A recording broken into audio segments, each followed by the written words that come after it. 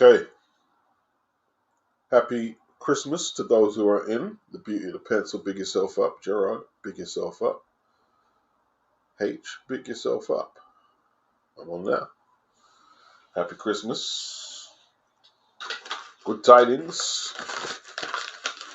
And all that good stuff. You know what I'm saying? Alright, so. One sec, people.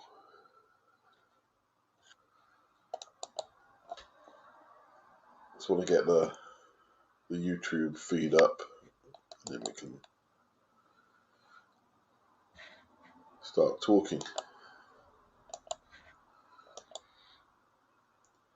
Start talking about it. Okay.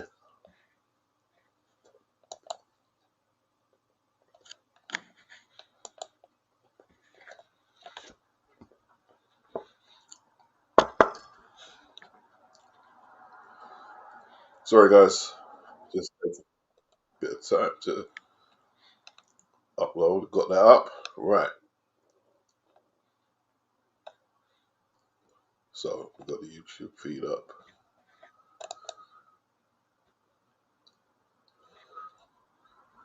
Okay, we've got that. One here. One here. And one here. And we have the STREAMYARD feed. Yo, what's up, Bass? What's good? Marks. What's good? The Hideout. Pick yourself up. Alright. Now, let me get myself together as well. I mean, acting like a total unorganized nut job, which I am. That's so good. Right.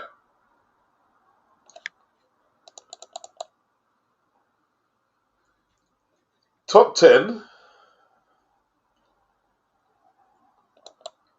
heavyweight boxers of the 21st century. Big up Rob, the old mongoose. Big up the Hideout. Big up Bass, big up Marks. Big up Gerard. Big up Beauty of the Pencil. Big yourselves up. Alright.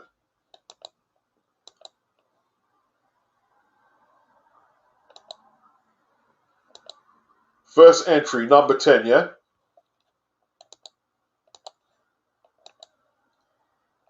Chris Bird.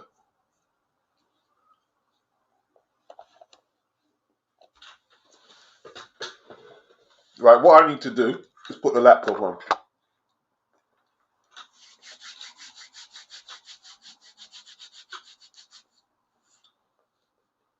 That would help. Chris Bird.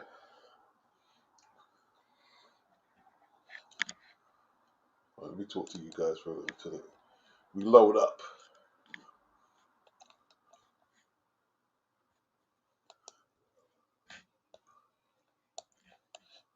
Until we load up.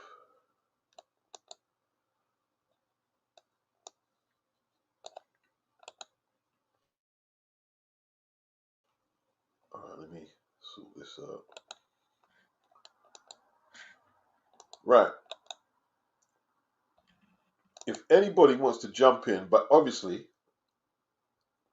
if I don't recognize who you are, I have to do what I gotta do because I'm not getting a stream taken down because somebody wants to show me stuff that there's got no belonging on a boxing hangout.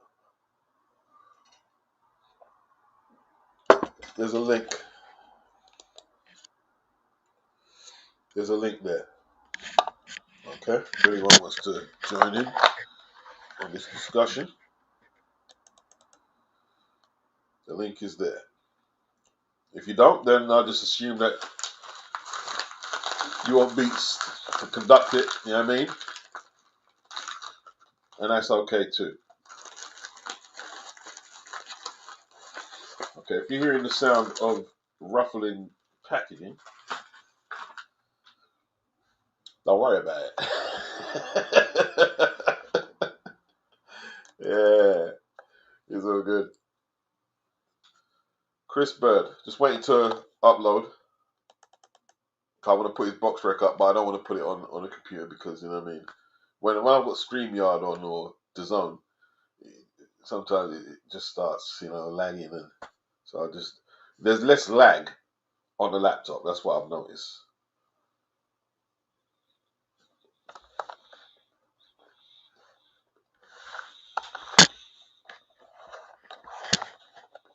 A lot less lagging.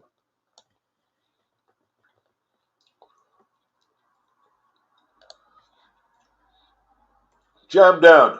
Manners and respect. Bless up, brother. The hideout. Let's run up the like button thingy, folks, and get more people into the live. Now, see that suggestion there? I can get with that. That I can get with. I think you should listen to it. The man, the hideout. I think you should listen. I think you should listen. Right. Let me just get Chris Bird's.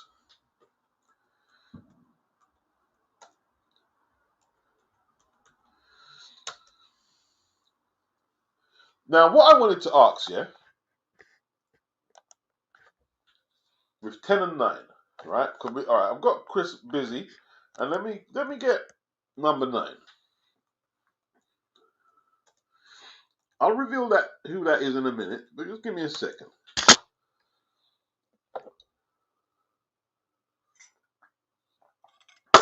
Yeah.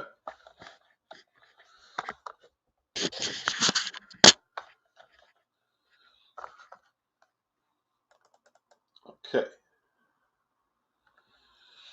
So we've got Chris Bird at number 10, yeah? And we've got Andy Ruiz at number 9.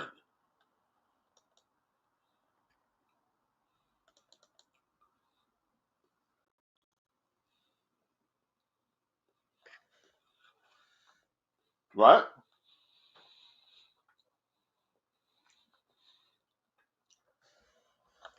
Now, Chris Bird has beat Vladimir Klitschko, not Vitaly Klitschko, right? He beat fairly decent Burt Cooper back in the day. Punches like, I guess, Jimmy Thunder, not bad. He beat the Cuban, Alessi Castillo, who was unbeaten. Ross Purity, who defeated Vladimir. First man to stop Vladimir was Ross Purity. Oh, yeah. The journeyman Ross Purity stopped him. But he was beaten up badly by Ike Ibiaborshi, who was never beaten. So he's got wins over Vitaly Klitschko,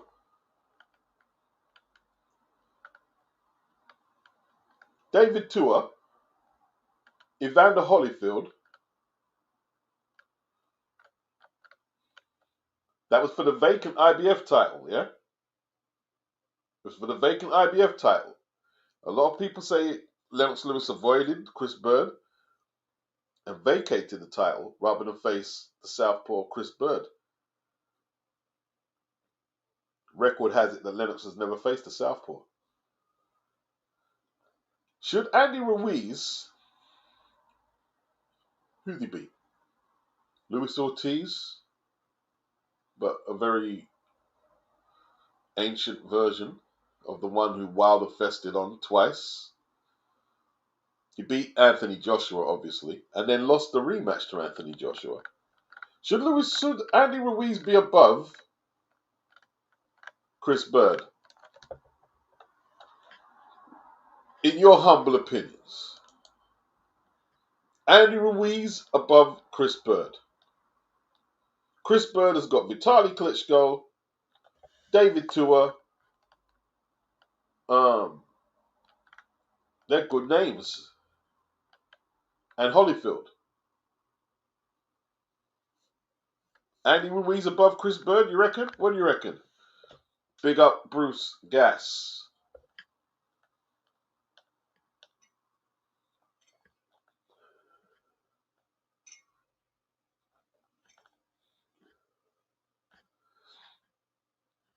Coppin 09, he says Chisora probably won less rounds over an individual fight with Usyk than Fury or AJ. Yet I feel he was his most uncomfortable at heavyweight versus Del Boy. He said Del Boy hit him the hardest. He said it was like a baseball bat. That's what he said. Yeah. Del Boy hit. Someone else said that Del Boy was the hardest puncher they faced.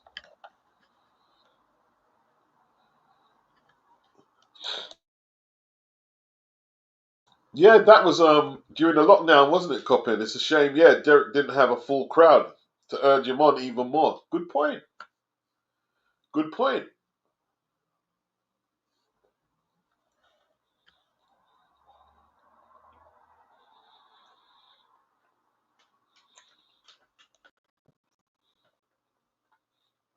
Bruce Gas says Ross the boss.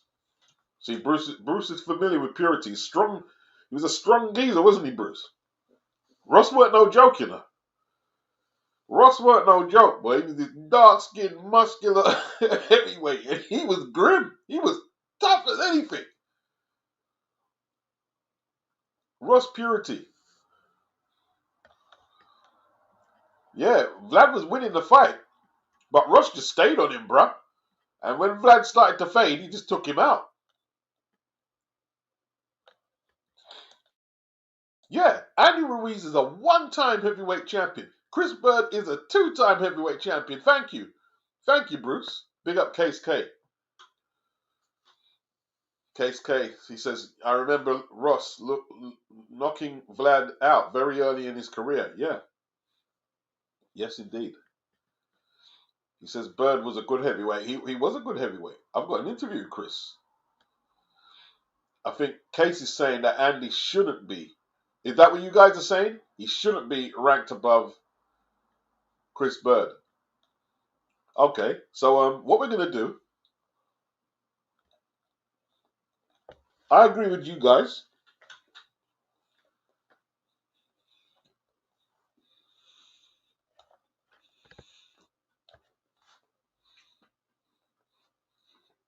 Okay, I can stop eating these cookies now.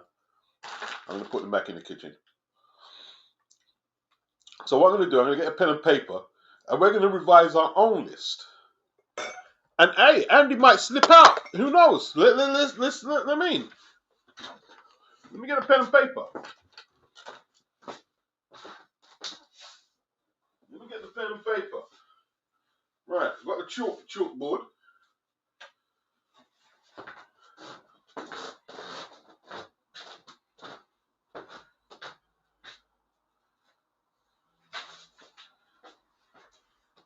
Right. And let's remember it's 21st century. So don't start talking about Mike Tyson should be in there and Larry Holmes. Alright? All that stuff there. Or Jack Johnson. Or Joe Louis. Right. So far, we went through 10 and 9. And hey, maybe we need to go through the whole lot. Let me not do that yet. Just have it in mind. We're going to put Andy at number 10 as opposed to number 9. But that could change. Let's keep going through the list first before we do that. Joseph Parker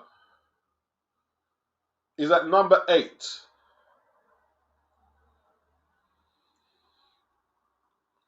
Do you think Joseph Parker deserves to be ahead of Andy and Chris? Are you okay with that at the moment?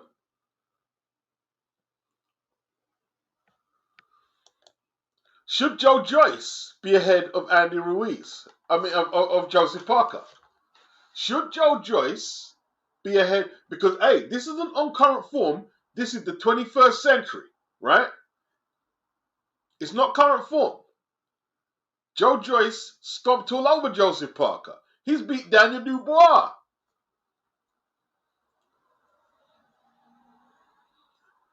Should Joe Joyce be ahead of Joseph Parker?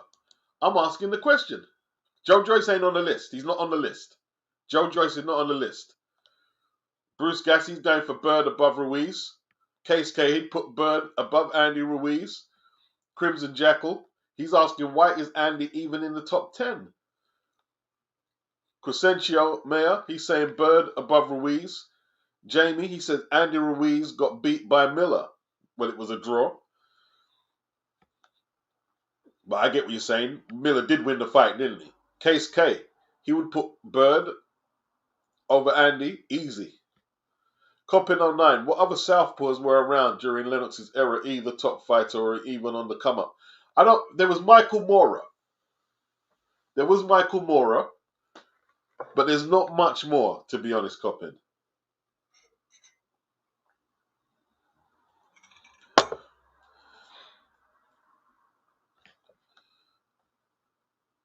Boxing Hotspur. I believe Dave Allen said Chisora hit him so hard in the gym he felt sick. Okay. Lisa. Big up Lisa Bells. Big up Beats. In the chat, happy holidays. You too, Lisa. Yep, big up Bruce. Happy holidays, Bruce. Case K. Andy Ruiz barely beat a journeyman in Chris Arreola. I should have lost to Fat Boy Miller. The beauty of the pencil.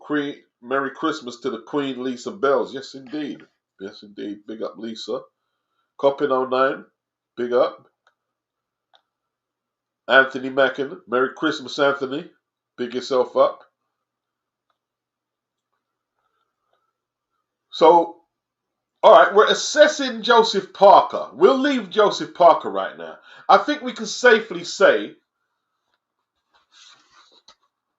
right, that Andy goes into 10th. And we'll have Chris Bird at 9 for now. Ruiz goes into 10th. We're going to have Chris Bird at 9. But then again, should Andy Ruiz be above Chris Bird?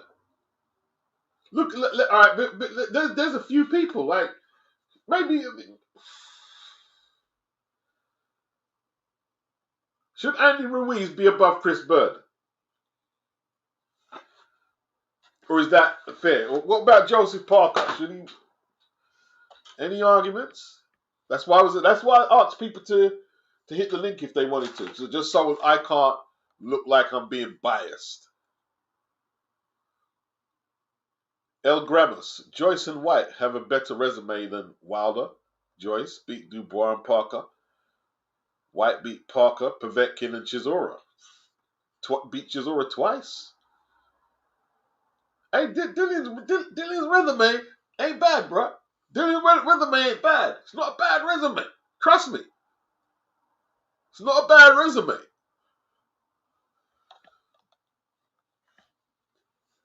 I know Anthony might disagree.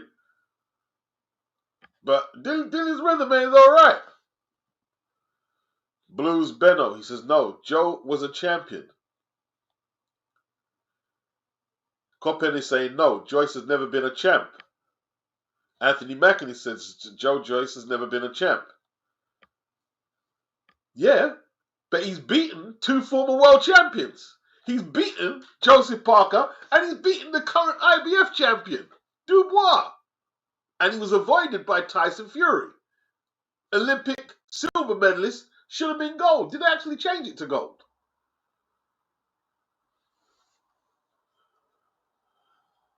Hey, you guys, need to put a bit of respect on Joe Joyce's name in the chat, bro. I'm just keeping it real. You guys need to put some respect on Joe Jizzle's name, bro. You know what I'm saying? Big up D.O. Benuli, big up Emmanuel. Rob the old mongoose says, Chisora is in the top 10 for me based on resume, win or lose. He's taken the fights and fought the names like how they used to. Hey, it's a good argument, Rob.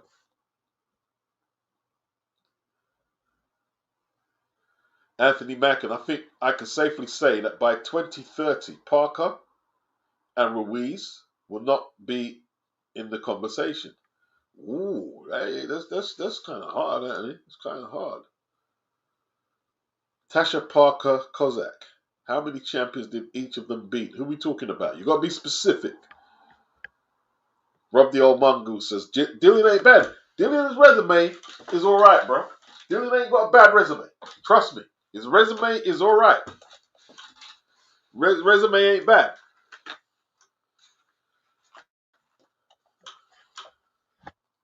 Who's he got? Povetkin, Parker. Who else did we say? Derek twice. Oh, he lost to Povetkin as well. But yo, great 2-fight series though. Was Lucas Brown undefeated when Dillian beat him?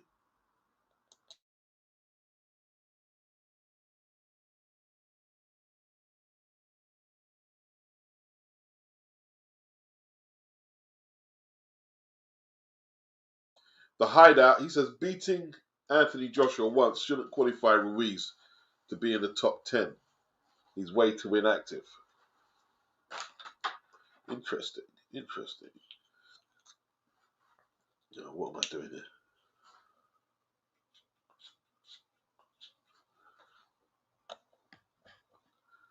Kay says, Weiss has a good resume, win or lose.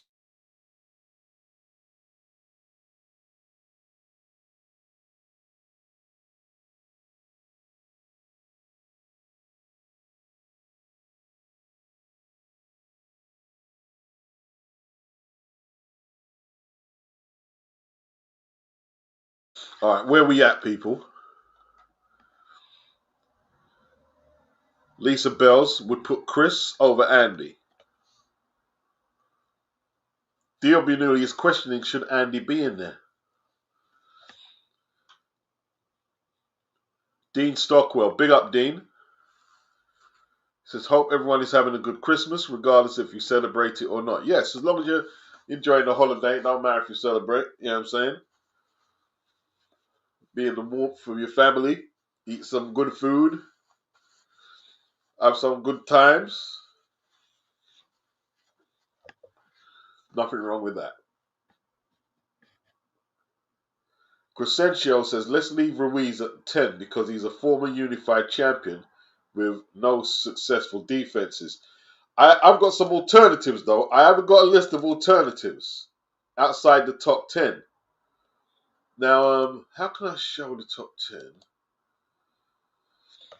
Instead of me doing that, right? What am I doing? I'm just antiquated. Hey, you gotta forgive me, you know. I'm an old geezer, you know. I do stupid crap, man. Seriously, I do.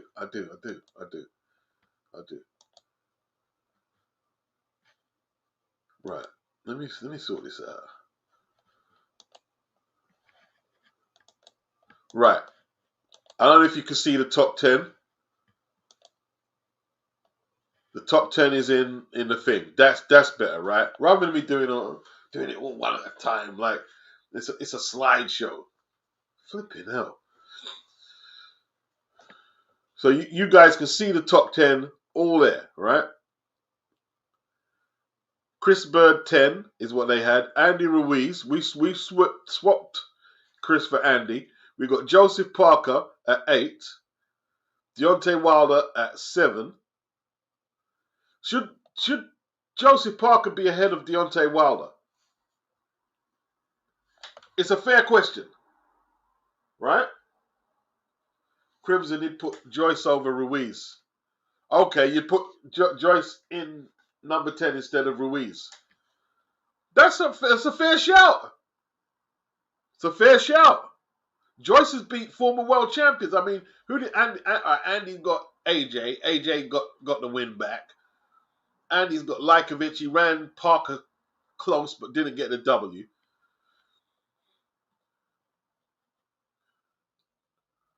Anthony Mack and Chris had 4 defenses of the IBF and Parker had just 2 of the WBO. Right. Okay. Yeah. That's fair. That's a fair assessment. In all truth, Anthony says Chris Bird deserves to be on the list ahead of Parker. In his opinion. In Anthony's opinion. El Gramos beats. I don't think Lennox should be on the list because his best years were in the 90s. I was thinking of taking Lennox off the list. Yeah? But in saying that, should Vitaly Klitschko be on the list?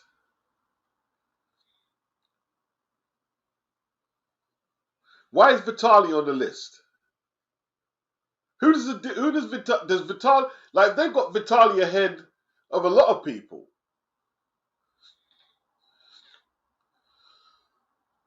What are Vitaly's best wins? But before we go to that, we'll get to that in a minute. Yeah? I don't want to jump all over the place. It's a fair point there, El Gramos. Rob the old mongoose. You don't get in the top 10 based on being a champion. It's based on body of work. He says Lucas Brown was a champ and wouldn't hold a candle to 30, 40 of heavyweights in this conversation.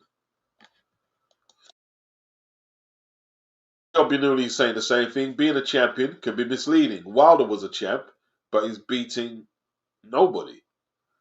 Yep.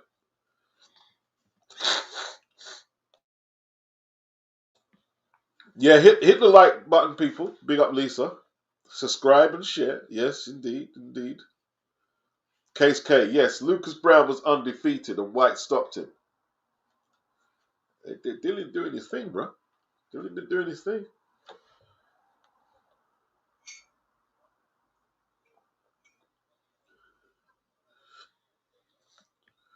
Okay.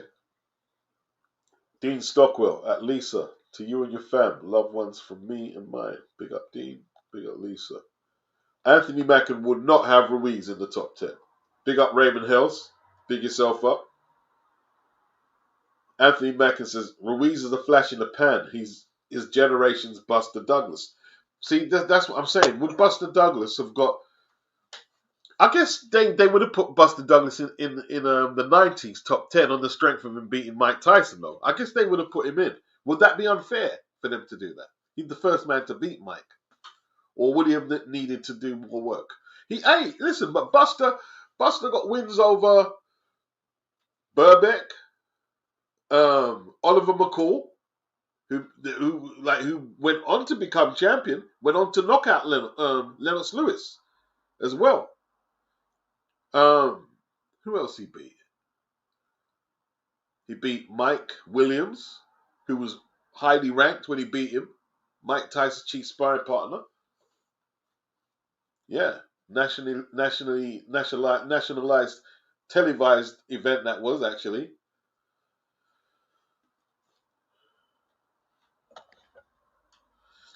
Peter Montgomery says Ruiz has some serious ability, and if you've got problems, if you fight his fight, if you don't,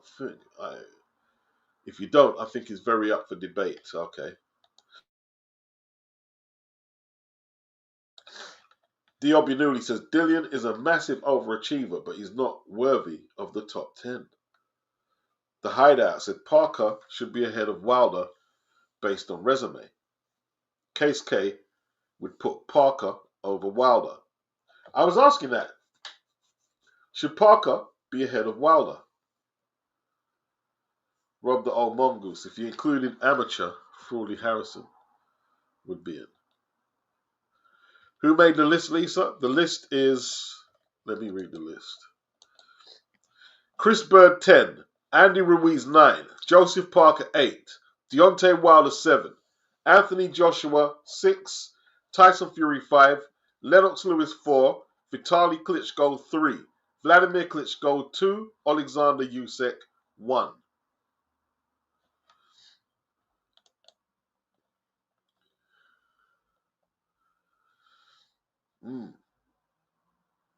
Copin09 says both Lennox and Vitali fought in the 21st century, so should be at least in the discussion.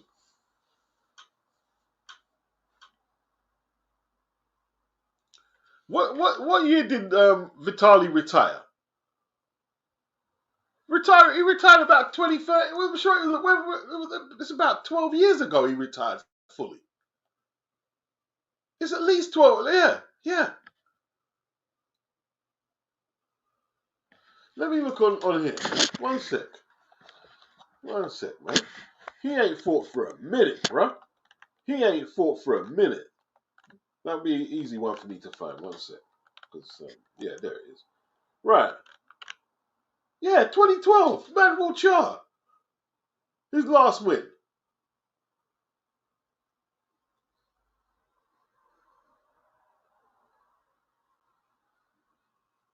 So, okay, he was active for 12 years. You got to remember, it's 24 years we're talking, like 21st century.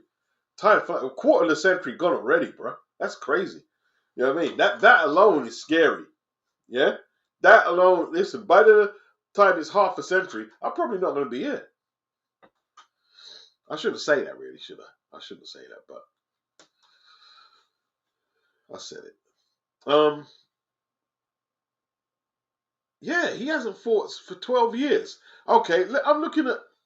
I'm not going to dig up on his resume so far.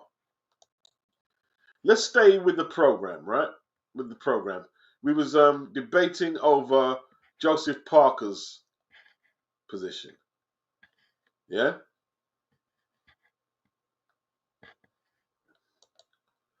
At number 8. Deontay Wilder at number 7. Some people are saying that Parker should be above Deontay Wilder.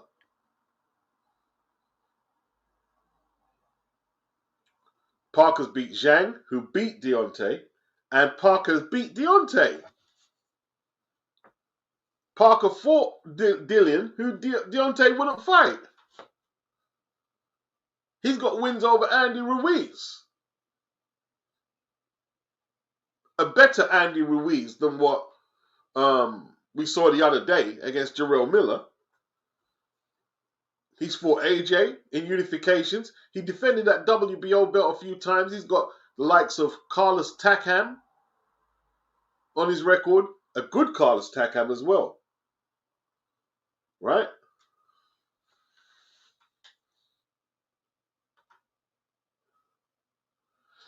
I'd have no problem putting Parker ahead of Deontay Wilder. I tell you what, let me see how much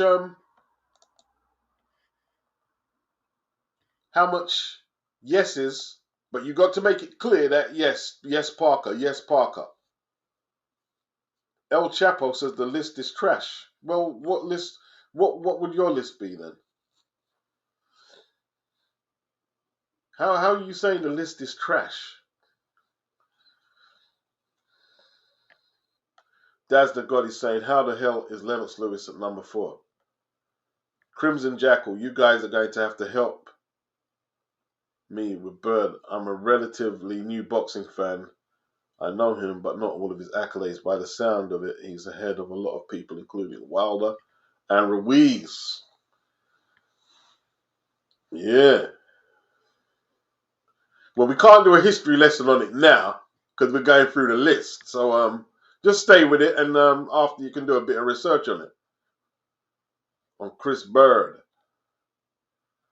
I've got an interview with him. Case would put Parker over Wilder, for instance. Copin09, he's got both Valuev and Shagayev above Joyce. And all them names are on the alternative list. He's got Valuev and Russell and Shagayev above Joe Joyce. All them names are on the alternative list. Case K, I put Lewis in at number 1. If I kept him on the list now, no way I would have either Klitschko's above him.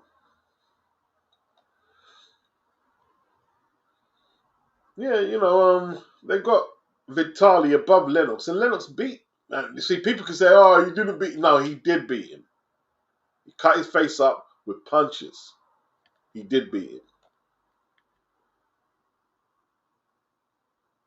Oh, who compiled the list? It was Boxing Scene. I can't remember the individual's name. It was Boxing Scene, Lisa. Boxing Scene.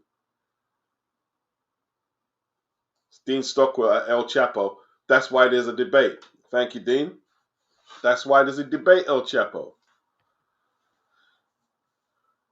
We've already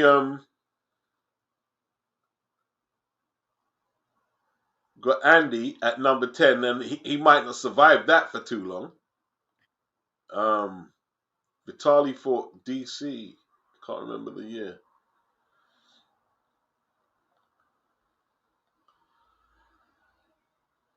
Yeah, he retired a long time ago, man. Daz the God has got Lewis number 1. What, for the 21st century, though? For the 21st century, is Lewis like? See, that's the thing. You guys are going. You're letting your. I mean, you're conflating two different things. You're conflating probably the 90s, 80s with the millennium.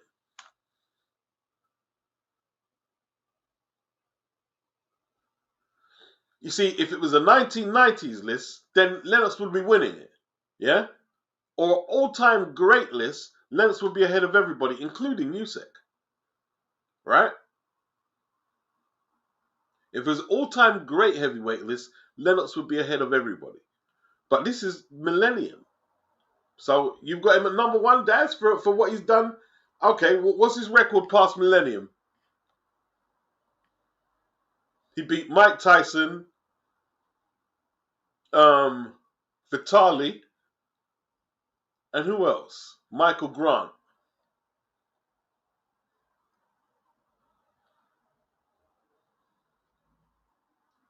Crimson Jackal. Even Ruiz should be over Wilder. Ruiz should be over Wilder?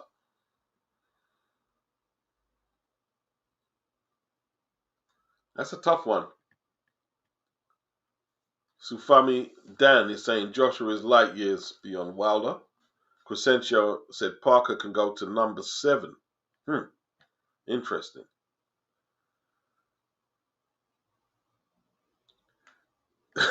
Dan is saying it's something of an insult having him on the list at all. Oh dear. So Dio Binuli. So from 2000 to 2024, only Bird, Lewis, and Klitschko's are considered good.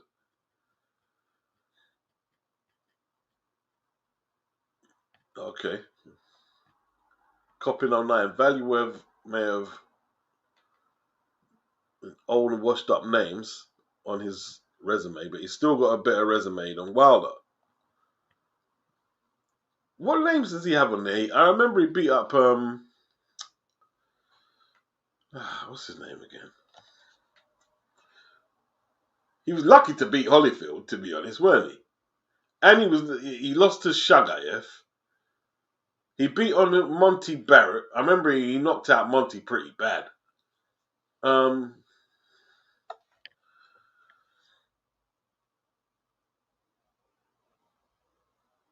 Case K. Parker beat a prime AJ? No, AJ beat a prime Parker, I think. Yeah. Yeah, fought a prime undefeated AJ. Yeah, he did.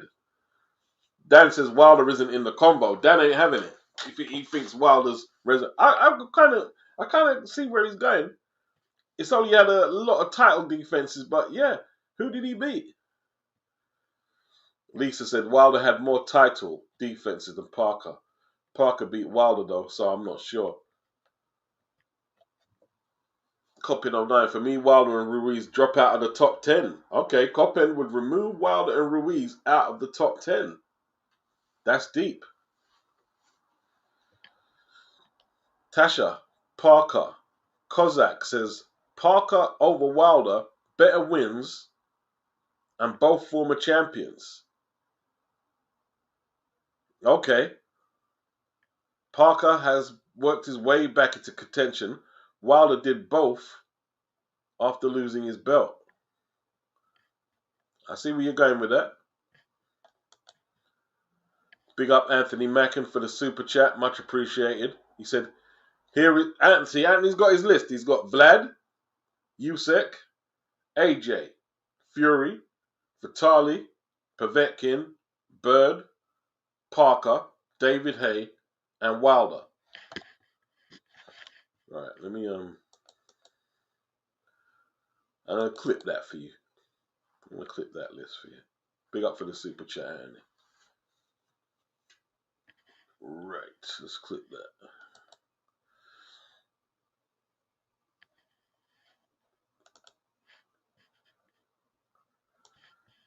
That's Anthony's list. Let's save that.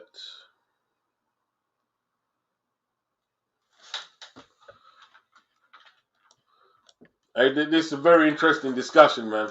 It's quite difficult, like, to kind of like fit it all in and who to omit and who to keep in.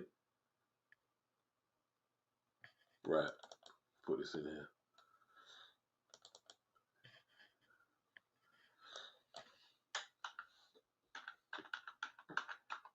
It's all good. It's all good. It's all good. Right. Janchua says, yes, Parker. Wilder has been in the WBC witness protection program too. His manager, Shelley Finkel, said he's just a baby. He can't unify it against Vlad. He did say that. See, people can say, oh, you're hating. No, this is public record. You know what I mean? It is what it is.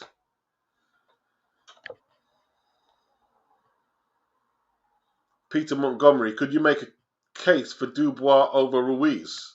Yes, you could, Peter. Yes, you could. But Dubois is in there. Isn't Dubois on the list? Hold on, is Daniel Dubois on the list? Okay, never put Daniel Dubois on the list. I just realized that.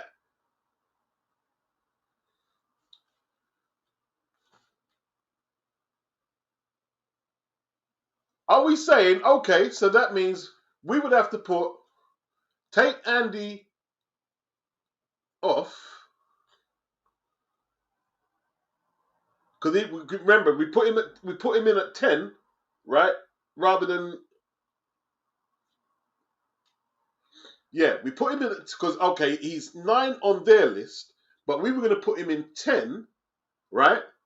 And Chris would move up to 9, and that means Dubois could move into 10th. Potentially, yeah, that could be a flex, bro.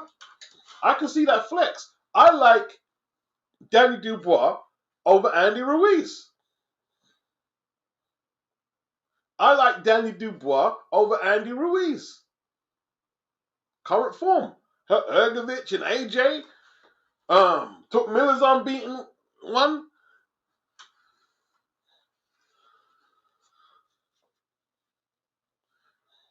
I would argue that it should be. Hey, it's difficult. Let me not get ahead of myself. Andy Ruiz could go. He could go.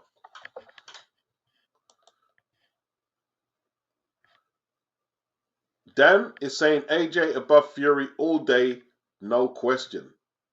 Okay. Big up, Lisa. Boxing Lounge. The only issue I have with Usyk is that body shot from Triple D. It was legal, in my opinion. Yeah, but he won the fight. Like, if we're going to start going and drawing back fights and say that was controversial, then we'd be here all day. You know what I'm saying? Copy 09, 21st century, Grabomir has to be above Lennox based on the number of fights in the 21st century. Yeah, I mean, see, the thing is, with Grabomir, I could go to the Povetkin fight, and the referee didn't. Did the referee even caution him for that excessive holding? I remember wanting to smash up the TV screen, bro, watching Vlad that night. It was flipping awful. Peter Montgomery says Dubois fought Miller, AJ, Hergovich, Usyk, Joyce. Wow. Yeah. Yeah. Anthony Mackin, he says that beats Wilder barely makes it into my list because his technique is trash and his defenses were padded. Whoa. Case K, he says, so this is an all-time heavyweight list. No, no, no, no, no, no, no, no. 21st century, yeah. 21st century. Lisa Bell's Boxing Lounge. Hopefully they'll run it back.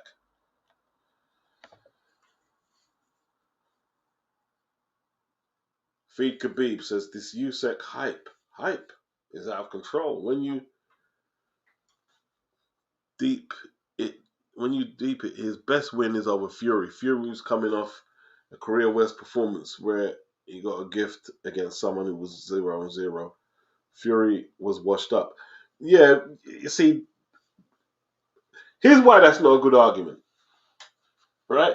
In your opinion, he's washed up, but he was the WBC champion. He was good enough to have the WBC belt. And to me, there's only so far you can go when you start critiquing the people who've got the belts. Unless there is a serious case of serious corruption that they shouldn't have had the belts. There's only so far you can go because all you can do is beat the champions in your area and put in front of you. You can't do no more than that. And Usyk did that. He did that.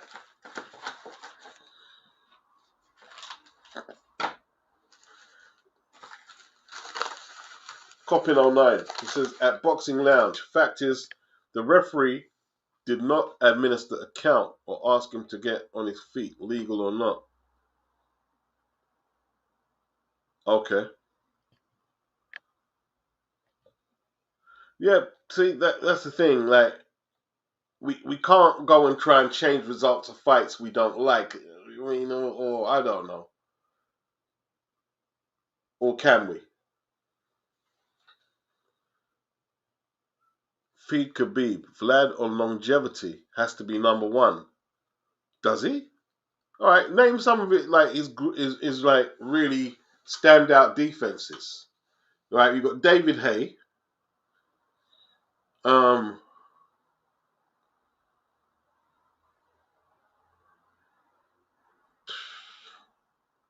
Made a lot of defenses. Yeah, he did make a lot of defenses.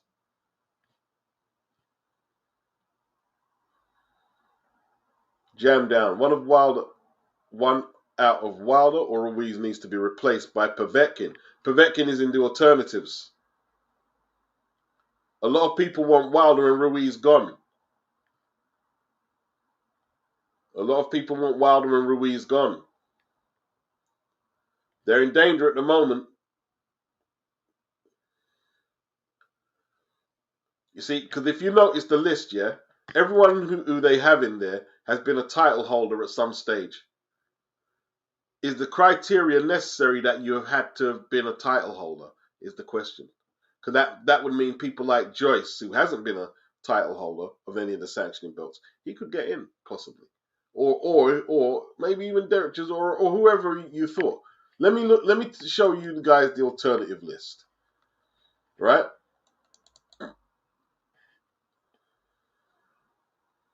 Here's my alternative list.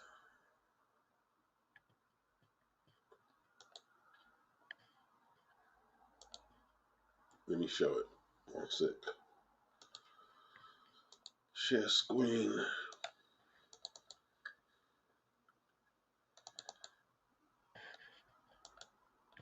Right. You got Povetkin. Alternatives. Evander Holyfield. Sultan Ibragimov. Shannon Briggs. Did I put James Toney in there? Lajkovic. I don't think I put Tony in there for some reason. There's Valuev. John Ruiz. Ruslan Shagayev. Lucas Brown. Dillian White. Derek Chisora. Joe Joyce. Kubrat Pulev.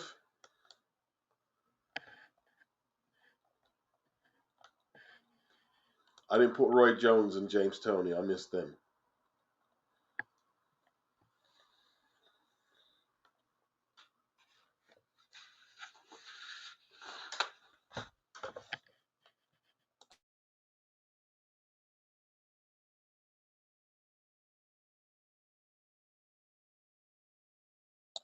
D. Obianuli says Lucas Brown wasn't good. He also got a robbery against a guy, Huey Fury. But can't remember his name. Okay. I can't remember that one. That wasn't Rudenko, was it? One of them guys. No, I can't remember. Yeah, the list they've got, Lisa, it's only got champions. Yeah. Emmanuel says if it's just based on resume and forgetting the belts, Wilder should not be in the top 10. Boy, it looks like what Wilder and Ruiz, could get replaced. Coppind 09 replies to Boxing Lounge, maybe so, but we can only deal with facts. He's talking about the low blow incident with Dubois and Usyk.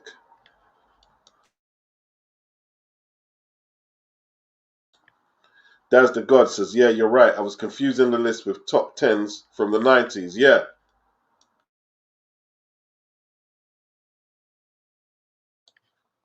Case K, he said he would take Wilder off the list. I mean, Lennox off the list. But I still have him at number 1 after 2000. He had wins over Klitschko, Grant, David Tuer, and Ruttman. That's still a pretty good pre-millennium resume, isn't it? It's not bad at all. It's actually very good.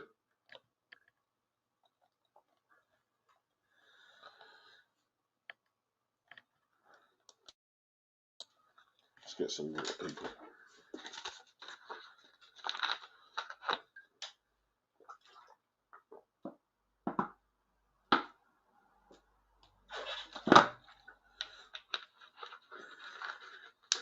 Boxing Lounge, he's telling Coppin there's nothing wrong with putting an asterisk on that window. We all have opinions on the ref's call. Yeah, that's true. That is true. Emmanuel says beating Big Bad Luis Ortiz doesn't cut it to make the top 10. Hey, Wilder might get taken off the list, bro. He might get taken. This route, I might have no option but to get rid of him. You know what I mean?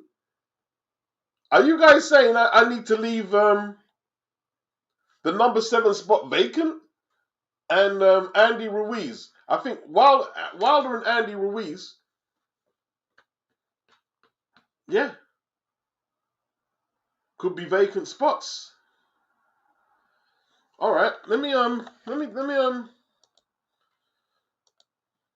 go to my edit page quickly. That's what you guys are saying. And hey, listen, you know what I mean? This ain't my list, it's our list. We're all doing it. You know what I'm saying? Anthony Mackin says at Beats. How on earth does Dubois make the list with a loss for a trinket belt against the unified champion? He didn't even win a vacant belt. It was handed to him. He's had one defense. Well, that's the thing. How much stock are we putting on the belts? Because it looks like Wilder held the belt. He's probably got more defenses than anyone apart from Lennox and Vlad. And at the moment, they don't want him there. People are saying he should be off. Big up Dean Stockwell. He said, smash the likes, people. Row B1. He's got Usyk, Joshua, Fury, Vlad, Wilder, Parker, Ruiz. I took the other 3 out of this era. Okay. So who's missing from your list? Mr. S says Merry Paganmus, Brother Beats. Yeah, one of them was, yeah. Big up. Anthony Mackin at Beats. How on earth? Okay, read that one from earlier. Case K. My list: Lewis, Usyk, Vladimir, Vitali, Fury, Joshua, Bird, Parker. After that, it's a toss-up with Wilder, Ruiz, and Dubois. Interesting. He's got Lewis at 1. He's got Usyk 2, Vladimir 3, Vitali 4, Fury 5, Joshua 6, Bird 7. Okay, interesting. Wow. Lisa says yes, but he beat the reigning champ Ruiz. I believe she's talking about Parker. Crimson says AJ definitely has a better resume than Fury. Case K, he said, actually, I put Dubois over Wilder and Ruiz. Lisa Bell says, Mr. S. Big up. Boxing Lounge. Vlad against Povetkin was disgusting. Yeah, it was. Yeah. Yeah, he did. And I remember there was the discrepancy. One of them, I believe, was using Rosada. That was probably Povetkin. And Vlad was being tested by someone else, by a different agency. And it was in Russia. And how did a Ukrainian get away with so much fouls in Russia? Weird.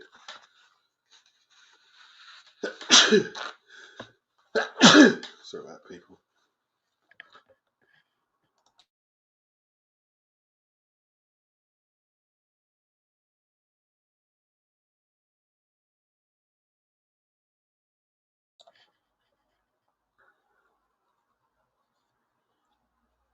Coppin says Dubois has not legitimized the vacant strap he's won yet. He's at least needs to make a successful belt title defense to legitimize the vacant strap he won. It wasn't a vacant strap. That he was champion already. That was his first defense against Joshua. But I see what you're saying. You're saying it was a vacant strap between him and AJ. I see what you're saying.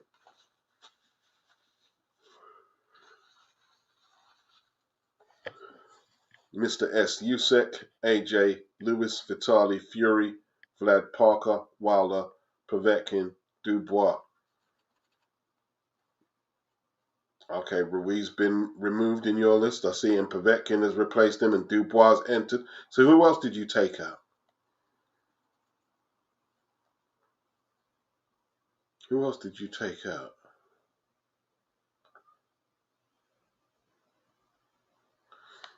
I'm just trying to work out who else you took out. You've got Usyk, AJ, Lewis, Vitali, Fury. You've got Vlad, Parker, Wilder, Povetkin, Dubois, who weren't in there. Who did you take out?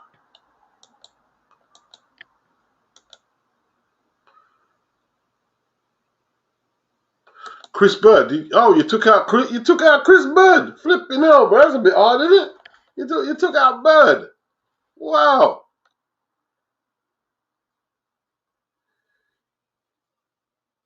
Povetkin did beat Bird, didn't it? But it was, yeah. Case K. Who did Wilder beat? Old man Ortiz with high blood pressure. Yeah, Wilder's resume not impressive. Case not impressive. Mr. S kept Wilder in though.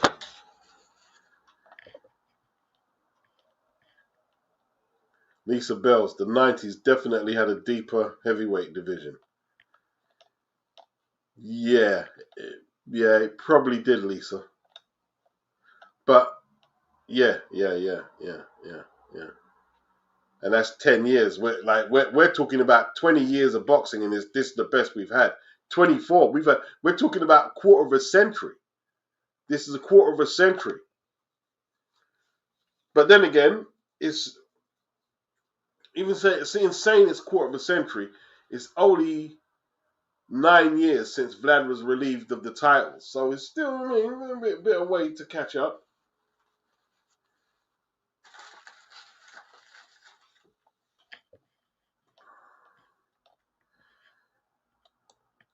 Big up, big up. Coppin09, he says, to me, Triple D is an email champ. If he beats Parker, then he's legitimized the strap. Boxing Lounge, didn't Lewis win a vacant strap, then defended it a whole load of times?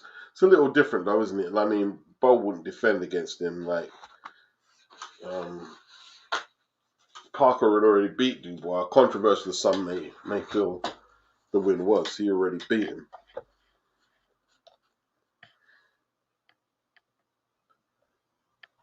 Roby won. Yes, you have to have been a title holder.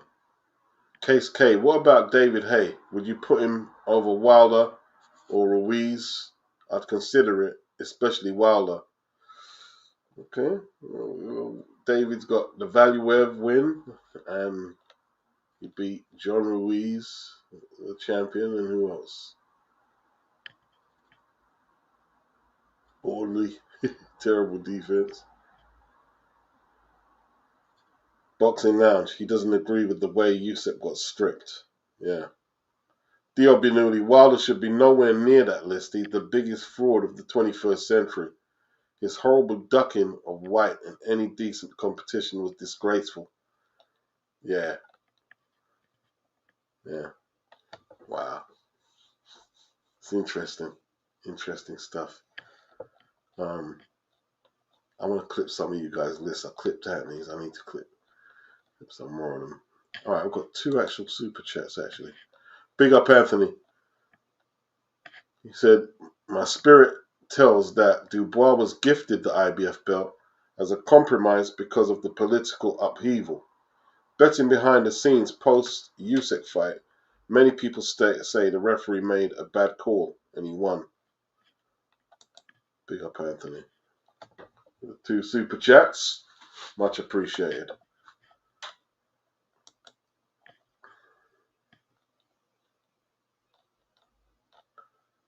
Okay.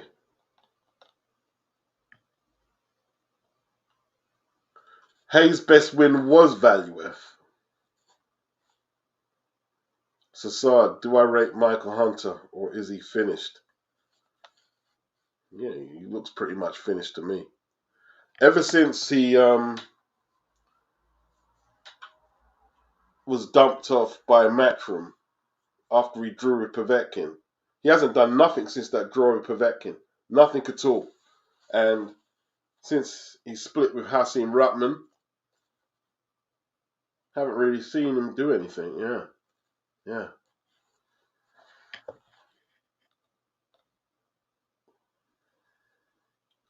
Lisa Bell, she says, Beats, I've been binge watching Floyd Patterson.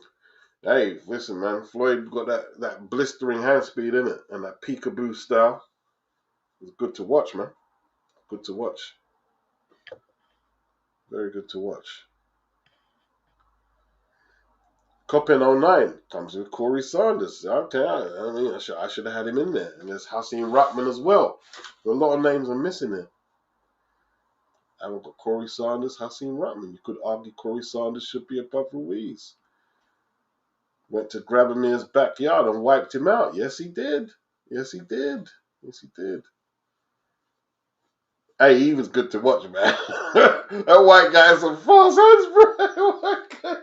And he didn't look like a boxer, but he had some fast hands, bro.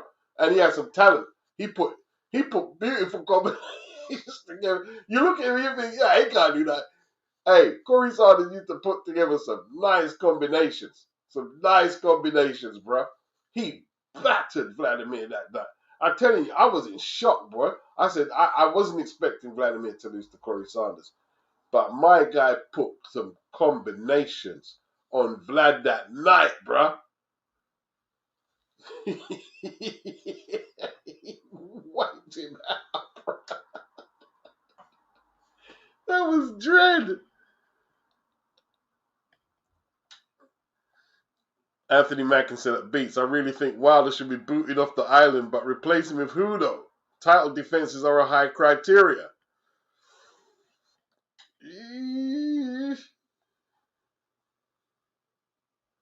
El Glamour says, Tua, Ruddock, Mercer, Shavers, and Lyle, all top 10 heavyweights of their era, but never won a title. Good point. Good point. That's a good point. Because if we're going to say that the belt is a criteria to be ranked, El Gramus is pointing out, like, let's say there's two heavyweights there, Shavers and Lyle. In the 70s, when they competed, there was more or less just one champion. Even though there was a WBC, WBA belt, it wasn't like today where they were allowed to split it and have one champion and one and another. Like they unified. If there was ever a situation like that, like in the 60s when they stripped Ali of the WBA belt after he beat Liston, and what's his name again? Ernie Terrell got the WBA belt. They unified nearly. Well, they didn't actually. Terrell made a few defenses, and then they unified. To be honest, but for the most part, it was one champion back then. So a lot of great fighters, you know what I mean, didn't get the opportunities they have today. Like, okay, if there's 4 vacant belts or 4 belts that haven't been unified, you've got 4 options to win titles. But back then, you couldn't do that. Couldn't really do that. Yeah, Vitali, really, yeah. I tell you what, man, they were some good fights. The Vitali and Corey fight, Diobinuni, was an excellent fight, bro. All I remember is Vitali's eyes, because Vitali was a bit wary of Corey at first. You see his eyes like wide. He's like, I think my man clocked him. That was a good fight, man. Yeah, Vitali did put hands on him, avenged his brother's loss. You know what I mean?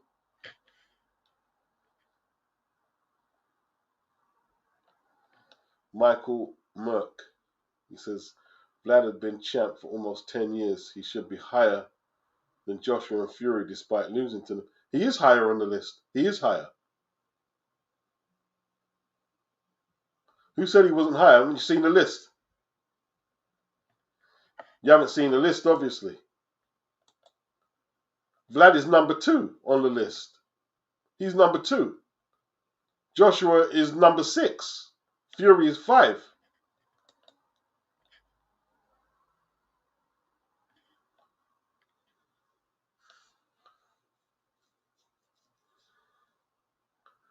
Case K, he'd replace Wilder and Ruiz with Povetkin and Hay.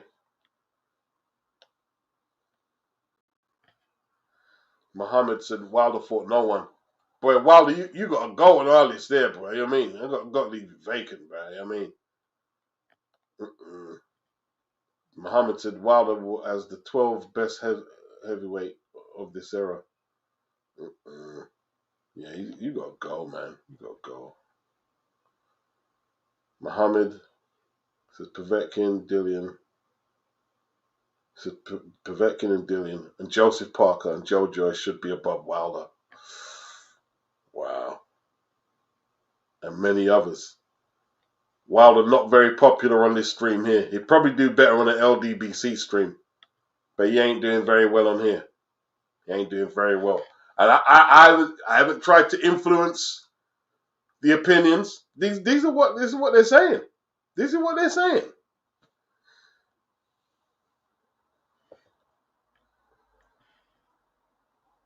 Muhammad Rehan says Vlad and Vitali were the best of their eras, so they should be above Joshua and Fury. They are ahead on the list. On the boxing scene list, they are ahead. They're 2 and 3.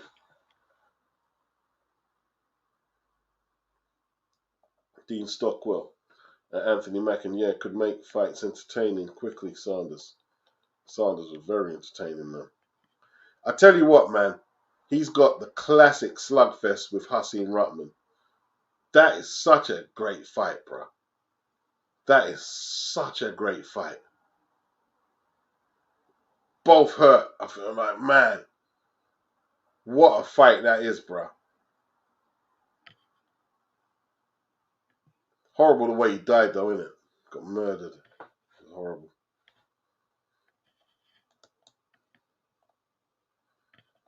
Corey Sanders, you know, was good. Wow. Wilder got blasted. You guys, I mean, Not feeling Deontay. No bronze bomber crap on this stream here, bro. You know, bomb squad gonna save you on this stream here, cuz. You know what I mean? They ain't feeling you. No matter what you do, no matter what you say. Yeah. They're not feeling you, bruh.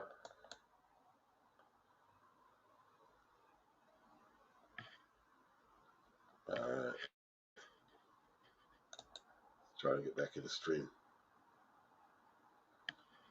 So, Saad, 2 questions. What was Tyson's best wins? Prime Tyson versus Lennox. Also, F. Wilder.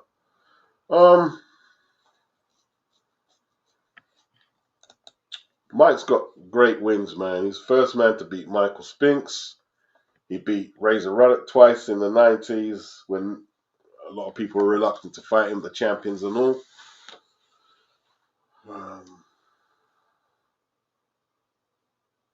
They're 3 good wins. Tyler pulled the straps. He beat Tony Tucker. What was his record when Mike fought him? Probably about 20 something and all with how many KOs?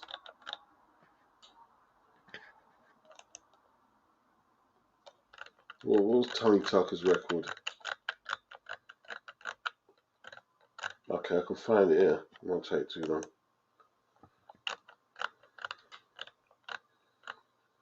Mike Tyson.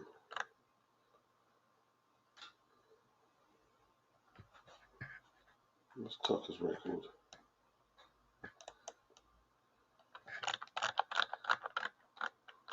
And that was for the IBF title. Right. He was 34-0, Tucker.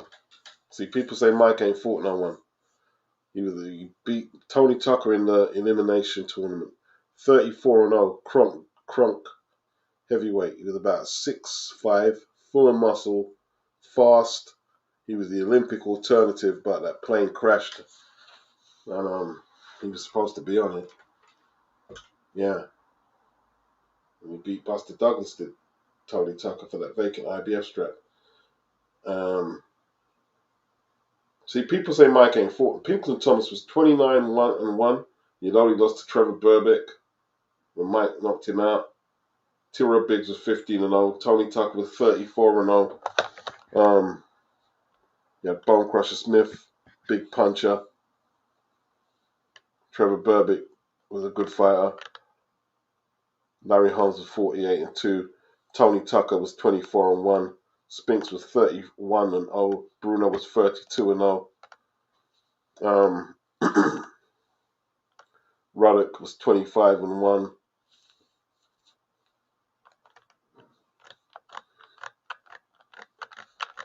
Mike was a great fighter, no matter what nobody says, and he's got very good names on his record. Mike was a great fighter. I don't know why people, he never fought. I don't know why they say it. That's the most annoying thing. Yeah, for me, one of the most annoying thing is when people just repeat what they hear. He didn't fight nobody. Every time he fought, he stepped up. He got battered. So what about Ruddock in the wars he had with Ruddock? What, he fell apart when he fought Ruddock? And when he fought Tucker? 34-0? And even in the loss to Douglas, did you see how much punches he took? Why do they say crap? Why do they keep saying crap like that about Mike? Why? I don't get it.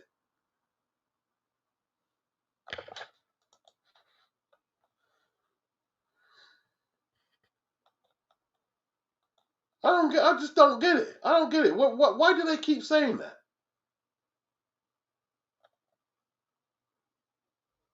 Sean Dale said, Beats, who had the better career? Wilder, Shannon the Cannon Briggs.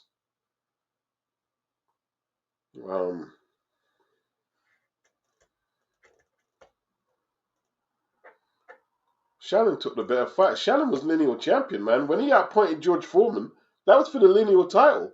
He was lineal champion. He had a great fight with Lennox. Lennox stopped him, but it was a great fight.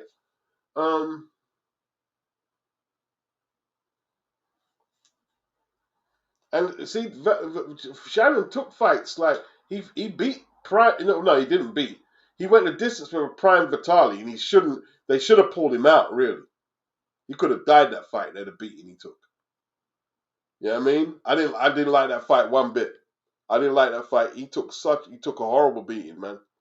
Took a horrible beating. He was hospitalized for ages, man. And like Shelly Finkel, I can't remember the story. He was prepared to leave him to die, and he was his manager. He flipping, I mean, mm-mm.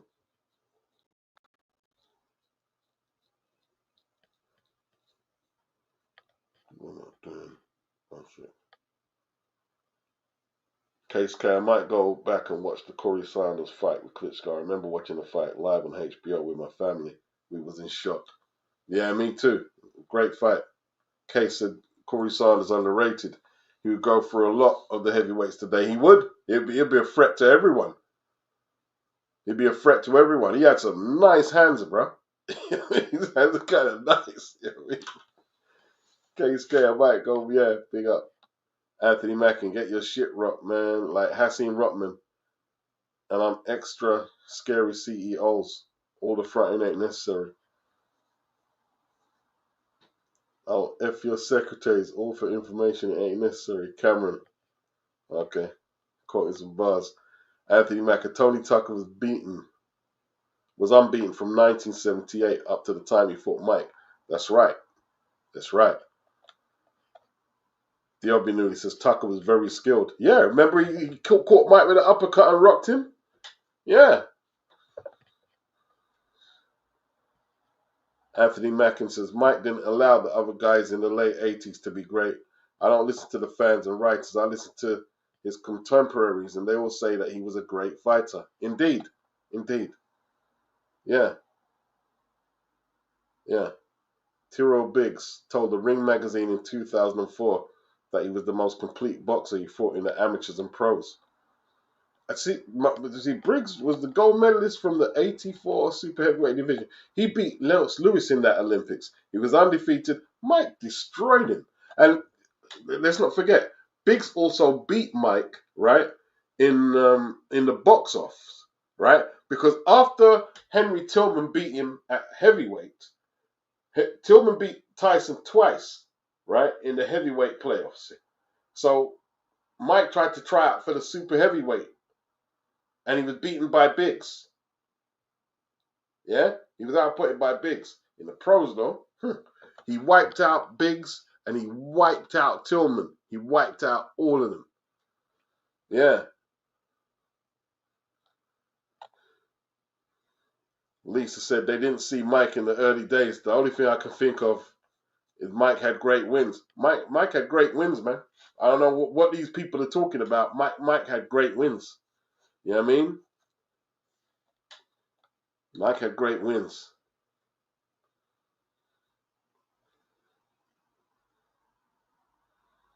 Case K, Mike has some good wins. Larry Holmes, Tony Tucker, Spinks, Terrell Biggs, Frank Bruno, Donovan Ruddock twice, Tony Tubbs. Yeah, Tony Tubbs. Yeah. Sassad, do I think Fisher beats Wilder? No, I don't. Come on, Sassad, man. That had to be the Christmas joke, yeah? That one there.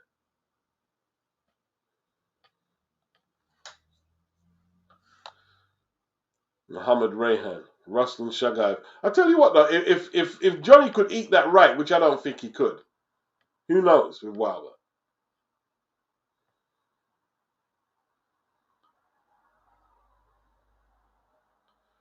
Muhammad says Ruslan Shagayev could be in this last and maybe Dillian White. Yeah. Dean says Mike was a conqueror, a very good fighter. Very good fighter, Mike Tyson.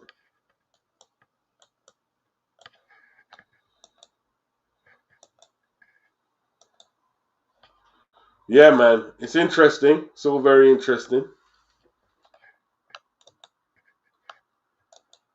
Wilder didn't fare very well. I think he's been one of the more unpopular talking points of people in the list is Deontay Wilder. Slevin E. Certain YouTubers compare AJ to Bruno. There are some people who say Wilder has no great wins, but consider Usyk wins over AJ great. They were great wins, though. They are great wins. Usyk's wins over AJ are great. Before that, AJ had only lost to one person who he got the victory back against. They were great wins. The gold medalist AJ, unified champion, was definitely great wins.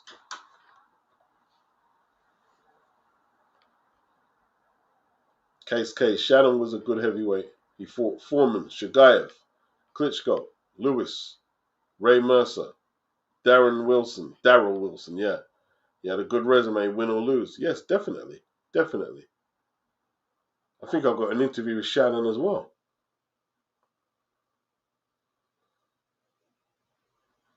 Slevin E, they are great, but people don't apply the same logic to Mike's win over Bruno. That was a good win there. People sleep on Bruno's power, bro. Bruno hurt Mike. Briefly, it was a good win. Bruno went on to win the world title, didn't he? And gave Lennox a damn good fight. So people say, oh, there's not a good win. What are they basing it on exactly? Like, listen, Bruno was giving Tim Witherspoon life and death until late on in that fight, that WBA title fight. Life and death. Bruno weren't easy to beat, bro.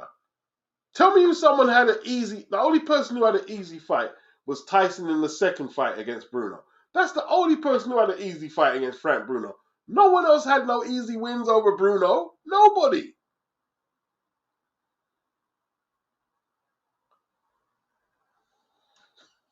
Ridiculous.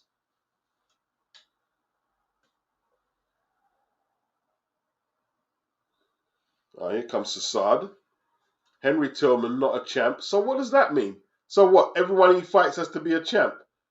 Razor Ruddock, not a champ, but was avoided by the champ. How old are you? How old are you?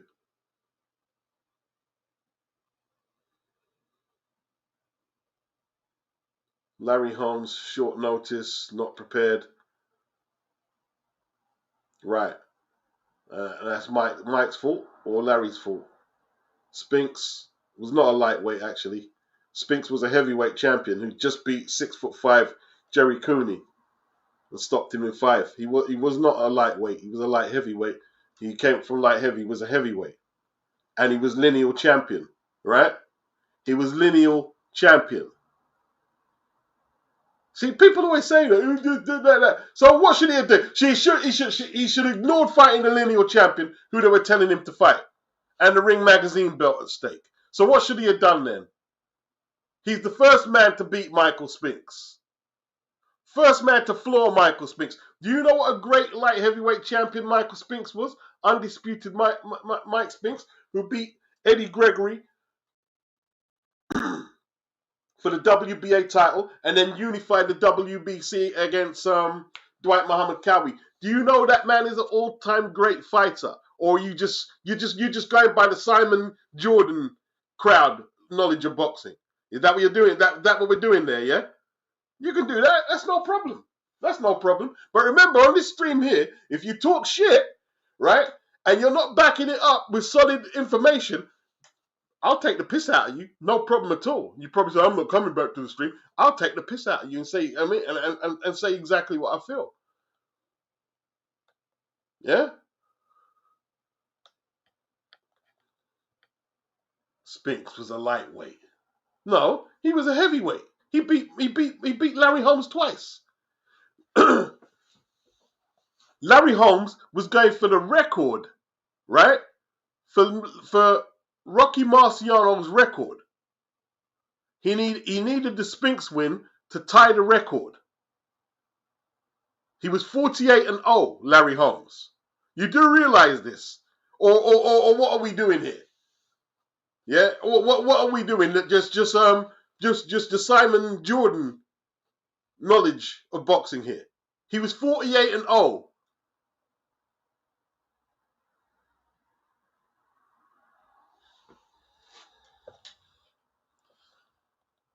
Them people who are saying that are idiots.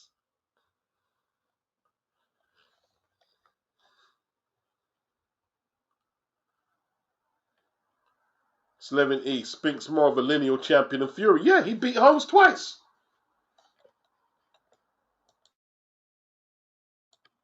He was the lineal champion. Yeah. Yeah.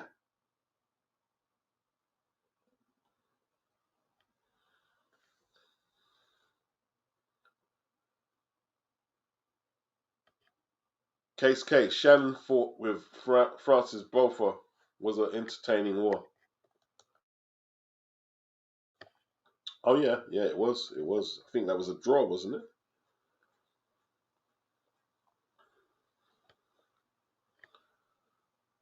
Yeah. Like, this shit was easy. This shit ain't easy, bro. You know, you brought all your names there. You didn't mention none of the names I mentioned, though. Like Tony Tucker, 34-0. You didn't mention none of that. Why are you ignoring what I say, though? But you're telling me what a bunch of nutters want to talk about.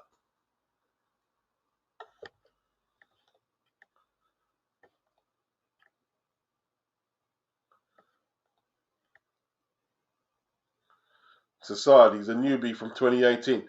Yo, you need to go. You need to go and do the research. You need to go and do the research, bro. Yeah, you need to go and do the research. Mike wiped out. Let me show. Where's the list? I think there's one name. I think maybe was it Buster Douglas. Let me see if I can find the list. Let me see if I can find it quickly.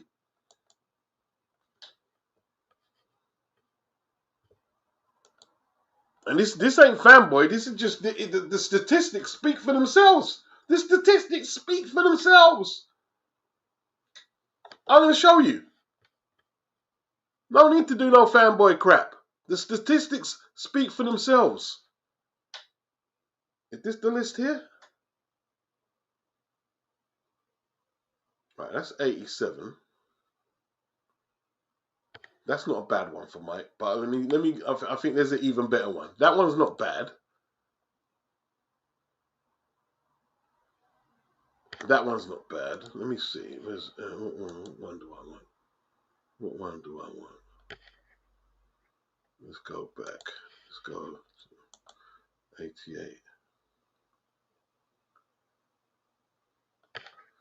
There was a better one. It might be 89 then.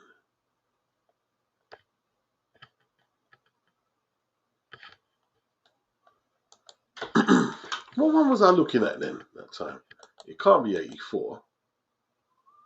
No, it's not 84.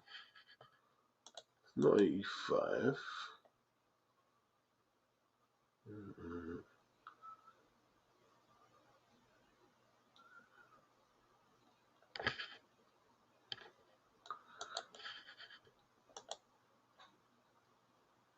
All right, let's just do this one. Let's just do this one. Let's just do this one. Yeah? Yeah. Let's do this one. Let's do this one. Let's do this one. Ring Magazine, yeah? We're going to go to the Ring Magazine. We're going to do this one. Hey, listen, man. Look at these stats. Look at these stats. Look at these stats, man. And tell me it's not impressive.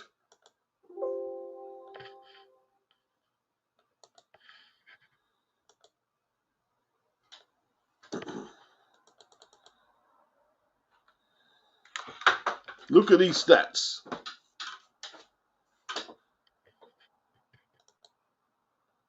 I'm just waiting for it to load. Taking its time a bit. Let me take the edit page down. I'm not going to use that for that. Right.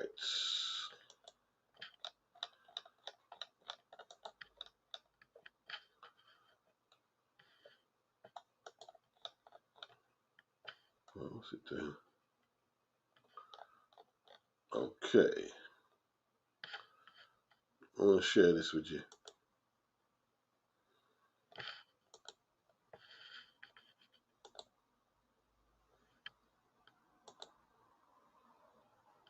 Right.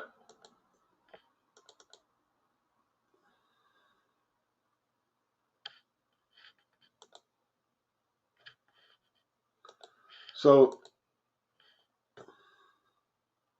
I believe this is the Ring Magazine heavyweight ratings from 1986. Right? So as you can see here, yeah, Michael Spinks is the champion, yeah? Michael Spinks is the Ring Magazine champion. Mike Tyson knocked out Mike Spinks in 1 round. He outpointed James Bone Crusher for the W-weight Smith, that's number 2, yeah? He outpointed him for his WBA belt. He knocked out Michael Pinkland Thomas in, what was it, 7 or 8? He never got to fight Tim with a Spoon, which is a shame. He knocked out former WBA champion Tony Tubbs in 2. He knocked out former WBC heavyweight champion Trevor Burbick in 2.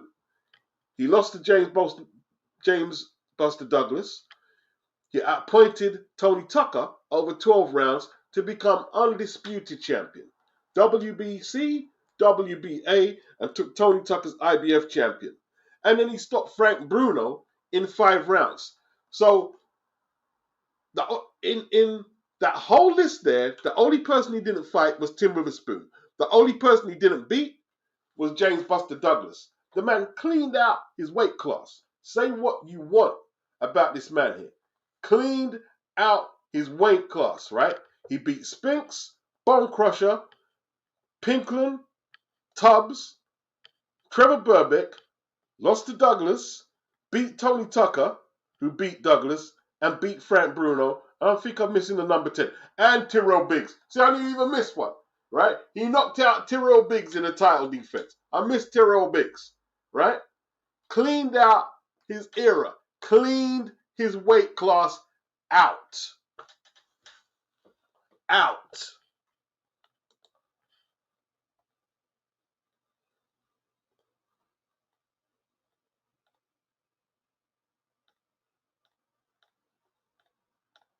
That's impressive. I don't care what nobody says.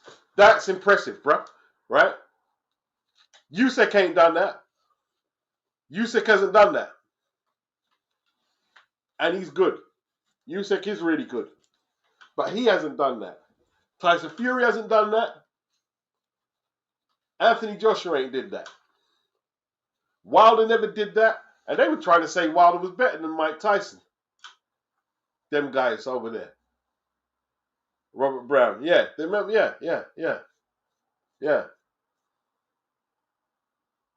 Cleaned it out. You see that, Sassad? He says, yeah, that is impressive.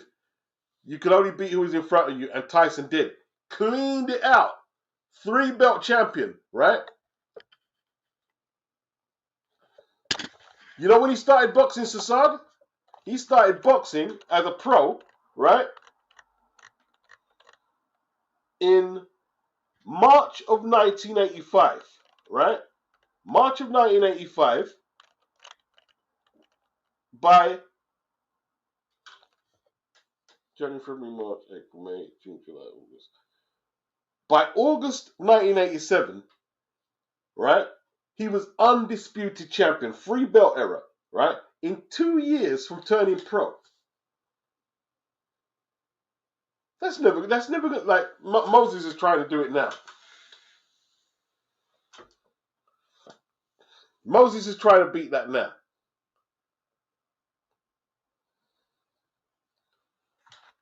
Anthony Mackie is yes, I agree with that. It is a case of what more he could have achieved. Yeah, I agree with that. I agree. I don't think Mike fulfilled his potential. I don't think he did fulfill his potential.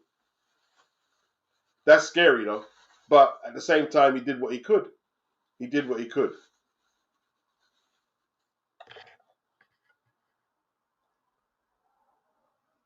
Coppin 09, he doesn't want to see Usyk versus Triple G 2. It's a brand new matchup. If Usyk was 28, then cool, fight again. But he ain't got time. What does Usyk do next, though?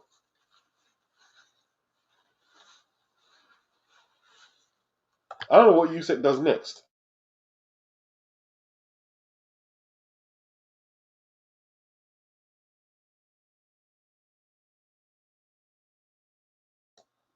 He doesn't need to fight Dubois. Robert Brown, the cocaine and nandrolone couldn't beat Usyk. Sean Dell, absolutely. Maybe AJ is obsessed with Fury in the same way. Well, eventually Frank Warren's going to get over the loss, and Eddie Hearn and Frank are going to try and cash in on that fight there. Yeah, it's going to go to White Hart Lane. It's going to sell out. I don't know if I'm going to turn up actually. If I'm going to go, I don't know. I'm considering it. I'm considering going to that fight.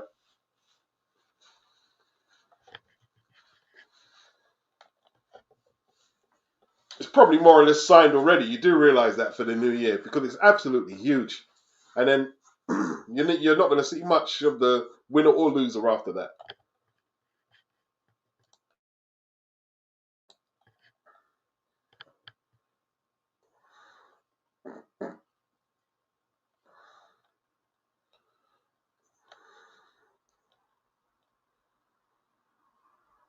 Dean says today that would be an incredible resume. It's a great run for such a young dude. Telling you, man, Mike was just like, I mean, Mike was that dude, man. Mike was that dude. He brought boxing back after Ali. He brought it back, not so much after Ali, but after Sugar Ray, Duran, Hearns, and Hagler had all their fights. It started, you know what I mean, dipping a little. Interest levels were dipping, and then Mike came along and it was just like, yes. Yes. Case as beats. People don't know who Donovan Razor Ruddock or Bone Crusher Smith is. Can't have a serious conversation. Yeah, people have got to do more study, Case. They got to do more study. They got to do more study. A bit more study. Sean Dale, imagine Fury and AJ fights become a bigger trilogy than the Fury Wilder fights.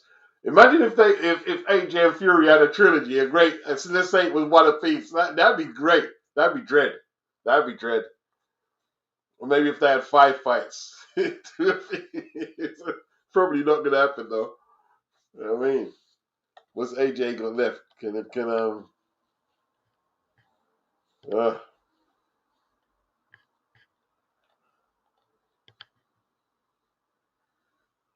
Sassad, I wonder why South Asians don't produce good fighters apart from Hamza Shiraz and Amir Khan. It's the curry, it's killing us. Someone made a joke about that. An Asian fighter, like the diet, and they changed their diet. I can't remember who it was. I think Amir Khan.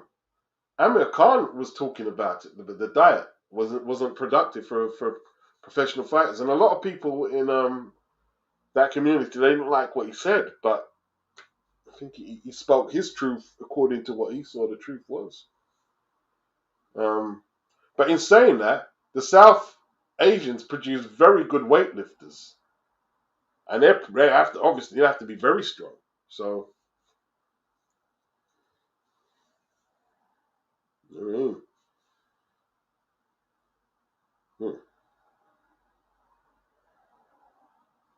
yeah, big up, man, big up, big up, big up. Anthony Mackin said Reg Guthrie said that Tyson was the only fighter he saw that you did not need to coddle him as a novice. You could have put him in there with anyone, and he would have held his own. Yes, indeed, indeed. Lennox says the lower weights have thrived in the 80s. The heavyweight division lost its luster, with Holmes being an unjustifiably popular champion and the belts constantly changing hands. Tyson changed that. Yes, he did. He did. He did. Because like you say, man, from that WA strap, that WBA strap was vacated. No, it wasn't vacated. It was when it went vacant after Ali retired. After Ali retired, it went to John Tate. John Tate lost to Weaver. Weaver, who did he lose against? He lost against Dokes. Then Dokes lost it in a couple of defenses to the South African Courtsia. Courtsia lost it to Greg Page. Greg Page, he lost it to Tubbs. Tubbs lost it to Witherspoon. It was just like a basketball. So, at the time, Holmes didn't get a chance to unify because the belt, no one could really hold the belt long enough.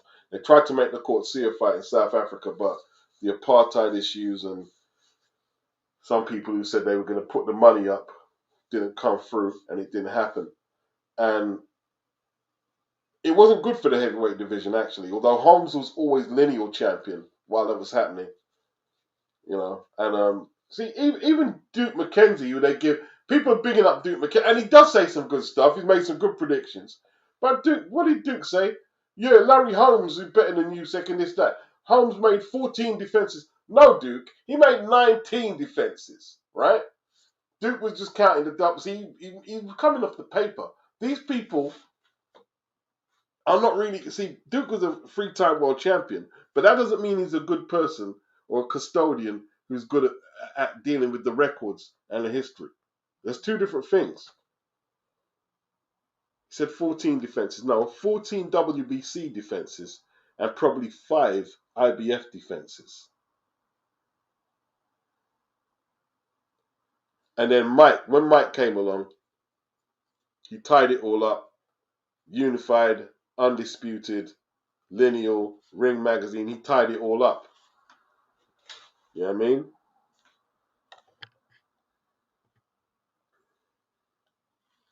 Sean Dale would have liked to see a pay-per-view of AJ battering Wilder. Shame we never got that. Shame we never got that. Shame we never got that fight. Robert Brown, the cruiserweight, embarrassed the top UK fighter. Sad. He's made a living of beating British. When's the last time he's fought someone out of the UK? I think it was probably, what's his name? Tim's nephew. What's his name? Tim Witherspoon's nephew. What's his name again? Witherspoon. He beat Tim's nephew, Witherspoon. That's the last time he's fought a non-Brit. Since then, it's Bellew, Derek, AJ twice, Daniel, and Fury twice. That's crazy, isn't it? All British, man. Nick Nash, Larry Holmes in his prime would have dealt with Mike Tyson. Maybe, maybe not. I mean, like Mike, how anyone predicts that anyone would just deal with a prime Mike Tyson? I don't get it, man. I don't get that because like Mike. I mean, Mike took him out in 4 when they did fight. That's all I know. He took him out in 4. You know what I mean? And if Larry weren't prepared, they rushed me into the ring. Well, are you all fought that? Yeah, big man now. Yeah, big man Larry. You know what I'm saying?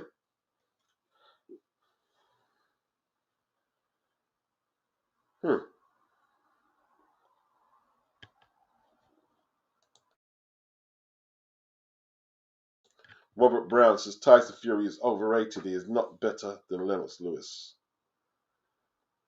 Slevin E. Tyson is going to become underrated as time passes. I see people diminishing his achievements and their favourites above him.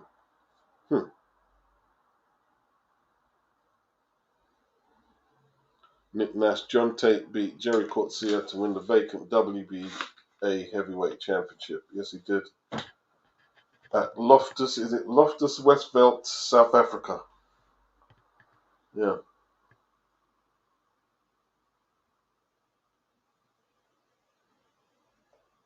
Muhammad said Holmes just wasn't it. Too much jabs, man.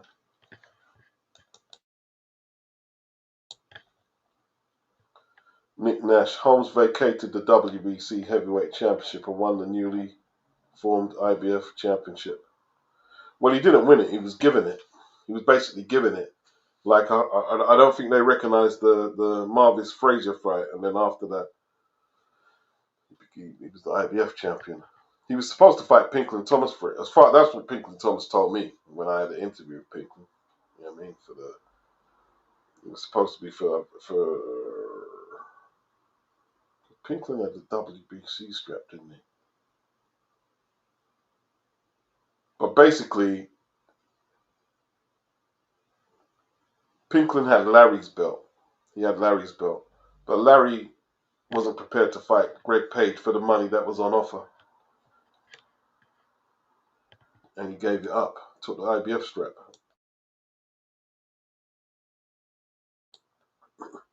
Shondell, AJ versus Fury. Miller Dubois 2. Zhang Dillian 2. Zhang Dillian 2? Wilder. F.A. Jack Blachowicz and AJ still have a lot of fights. So, yeah, definitely. Dean says, Lennox Lewis is miles above Luke Partridge. Not remotely close. Yeah. At the moment, it's not looking good for Tyson.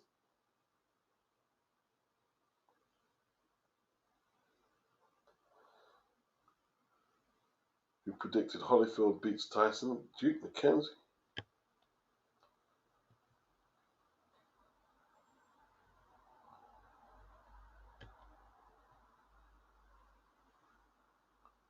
Oh. Slivin E. Okay. He dismissed Tyson's resume. Well, I don't think I saw that vid. Nick Nash as Wilder was dusted. Robert Brown. Frank Warren got his head up Fury's A-double-Z. Big up the chat. Chaz, that's it. Yeah, Chaz Witherspoon. That's the one. Chaz, yeah.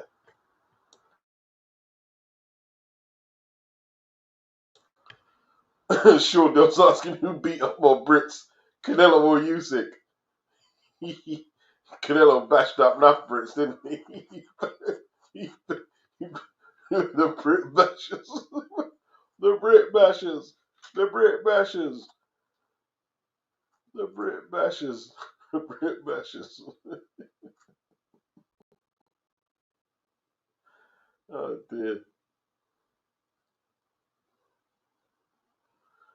Robert Brown, Usyk can go down to 205 and still beat him. Nick Nash, Holmes was 38 when he lost to Tyson. That Holmes that thought in his mid-20s was levels. Yeah, you're saying that, but that same 30-plus-year-old Larry went on to give Evander Holyfield all types of issues and outpointed Ray Mercer. But when Mike fights him, oh, he's old. Well, he was a lot older when he fought Holyfield.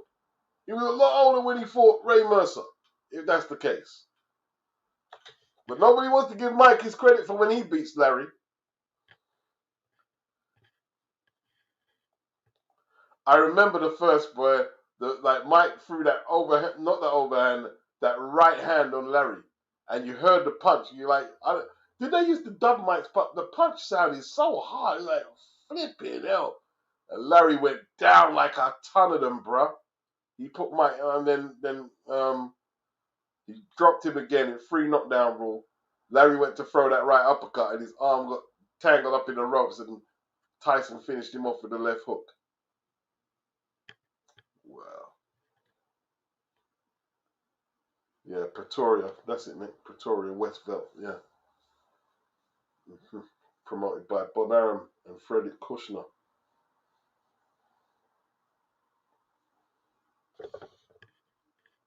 Shondell Bailey. What happens if... Didn't Jerry Coetzee die the other day?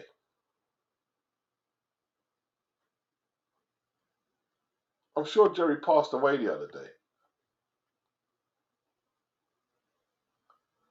Shondell, what happens if AJ flattens Fury? what they call Fury a hype job. Boxing is fickle. They'll turn on you in a second, even the Fury fanboys. I don't see, the thing is, it's a better fight for AJ right now. Because AJ will be able to redeem himself a little. With Fury, he's only lost to Usyk so far. But if it starts, like, AJ gets lost to AJ on the resume, he won't look so pretty. He'd hate to lose to AJ. He would hate it. He would hate it.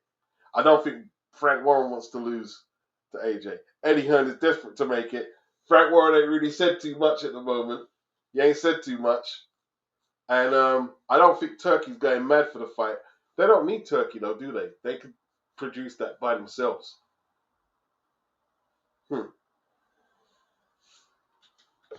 Wow. Cop in 09, Luke did too much messing around in his career. That's why people would diminish his career. It started with the David Price duck. Yeah, he just blatantly ducked David Price. You know what I mean? Blatantly ducked David Price for the British title. And see, that's when I started losing respect from him from back then, bro. From back then, I started losing respect for him. Big up, Tone. Much appreciated. Says Merry Crimbo. Vlad, the best heavyweight champion since 2000. Best heavyweight boxer. Maybe not. I was never too hot on him. Wilder was the epitome of a paper champ. Yeah. I mean, I tell you what, man. They've been trying to oust him off that list. You know what I mean? No one's been impressed with Wilder. No one. You know what I mean? If I do rewrite the list, I think I'm going to have to take Wilder off there. And Andy Ruiz. Yeah, man. Much appreciated, Tony.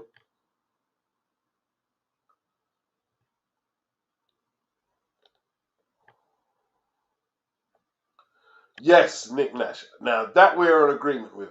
That was one fight I wanted to see. With Michael Spinks versus Evander Holyfield. Yeah? That would have been a great fight, man.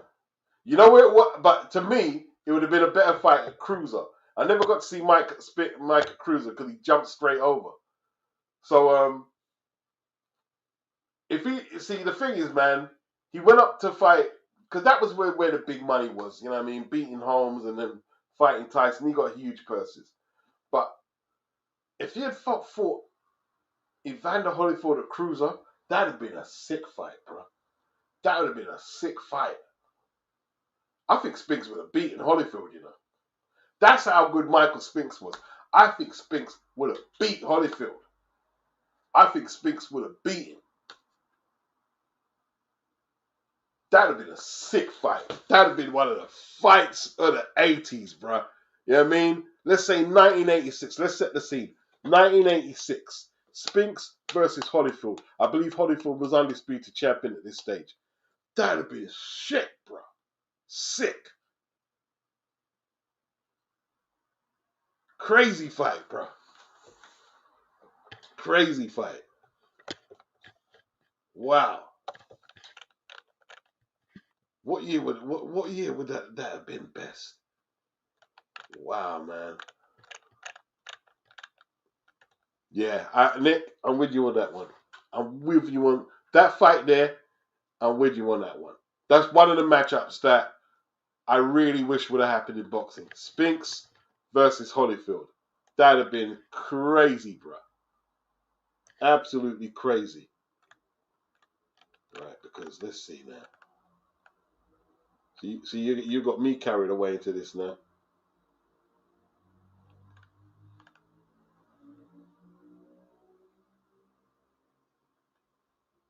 Yeah.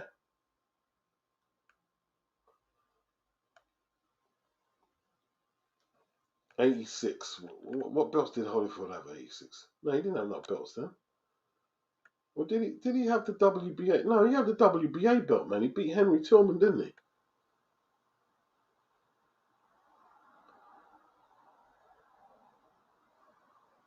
Look at that, boy. Holyfield fighting 15 rounders, you know.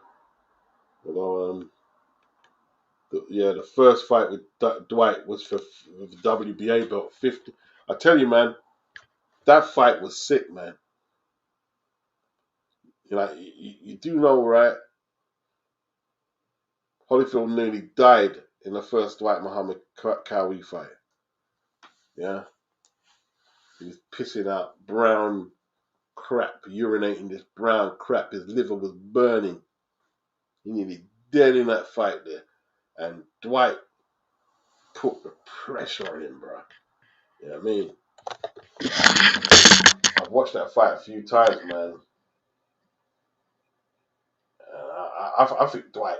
I think Dwight had a case, man. I think Dwight had a case, bro. I think he had a case. Fight was sick. Fight was sick, bro.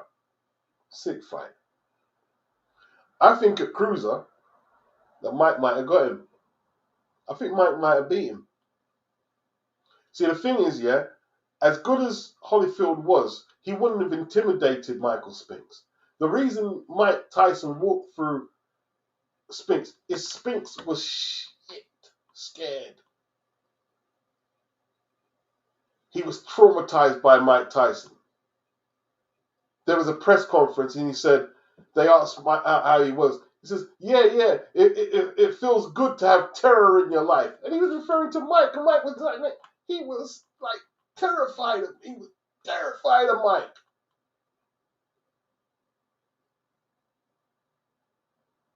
And there's nothing he could do about it. Nothing.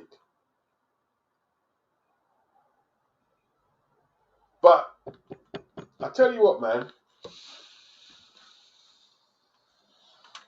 We'll never know, Nick. We'll never know. We'll never know because it's a fantasy matchup. Wish that fight had happened, though. Wish that fight had happened.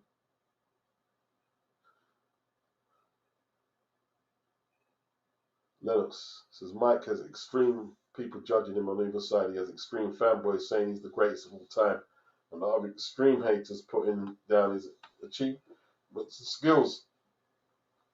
Well, I would say I'm a big Mike Tyson fan, but I try and just keep it to the fact. Like I said, I showed the list, man. I showed the 86 list, right? He fought everybody on the list except Tim Witherspoon, and that's because the only reason he didn't fight Tim was because of the issue that Tim had with Don King. Yeah, but he fought everyone he beat everybody on the list except Tim, who he didn't fight, and Buster Douglas. He beat everybody on the list. He cleaned out his era. He cleaned it out.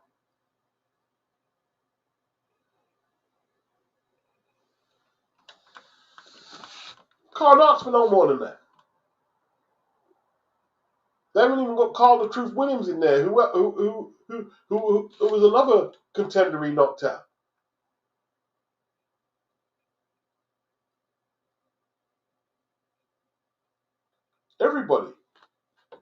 Everybody got it, bro.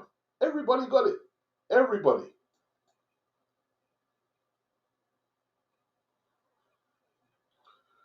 Tom says Fury is a tiresome cornball. Did you hear the crap he started saying? Like, you can't get a decision in these countries. Man, like, it always comes out with it. Hulk smash. What do I think of Eddie's new heavyweight? He looked all right. I mean, he threw his hands, but you know, see, the thing is, yeah, it's all right throwing your hands. I tell you, you know when you really judge fighters, not when they're throwing hands, but when someone else is throwing hands on them. Let's see how you deal with that. Because when you're throwing hands, you can look nice, bro. You can look nice. But somebody's gonna, like, you see with Moses, he said, yeah, he told Dempsey he doesn't want to have no wars, and he got his wish on Saturday. No war. Just walk through him. And them tremendous left hands he threw. Just walk through him.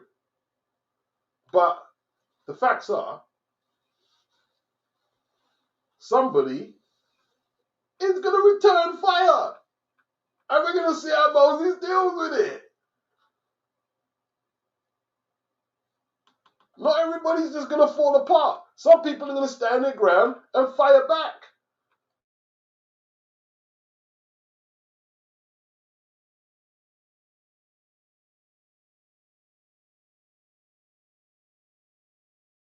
But my gosh, did he look impressive, man. He looked so impressive. He looked on another level. He really did. He really did. Yeah, that's it, Nick. He did. Jerry Coetzee did die. He did die a few years back, yeah. Anthony says the only fight to be made is Fury and AJ. It's a great fight, man. Simon Jordan tried to rubbish the fight. You know why he's trying to rubbish the fight? Because he's invested his money in Ben Shalom's company, and like they ain't getting them fights. They want to try and get Martin Bakoli that fights. If somebody suggested Martin Bakoli versus AJ, Simon will be, you know what I mean? Yeah. I can see why that would work. He's trying to tell people he can't see how AJ and Fury would work. I mean, like, come on, man. Stop trying to take people for idiots, man. You know what I mean? Fight sells out. It's just, listen, that fight is still as popular as if they had belts, right? Because, see, he's trying to say it's a meaningless fight. It's not a meaningless fight, bro. That's like saying Tottenham are 12th in the league and Arsenal are 10th or 14th in the league. It's a meaningless derby because none of them are going to win the league. No. It's a derby, Simon. People are going to turn up with their red and white scarves and their blue and white scarves, and they're going to be screaming out of the place. And they're going to go home upset. The losers are going to go home upset. The losing fans are going home upset. It's a derby.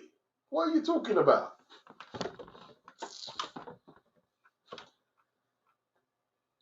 Anthony says Fury doesn't want the AJ smoke, especially after he saw he did to Ngannou and what he did to the Swede. Big up Guzzy. Nick Nash says Tyson Fury is extremely lucky he never fought David Haye. Well, but it was Haye who pulled out with the injuries, though.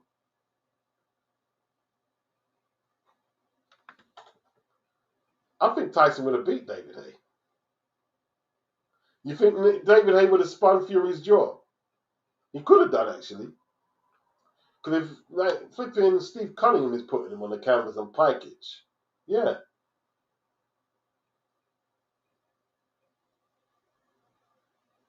Wow. Oh, Lewis and Bo in the 90s to settle the Olympic thing.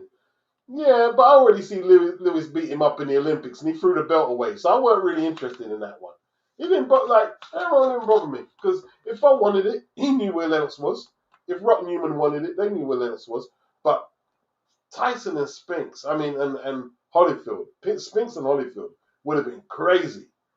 Would have been absolutely crazy.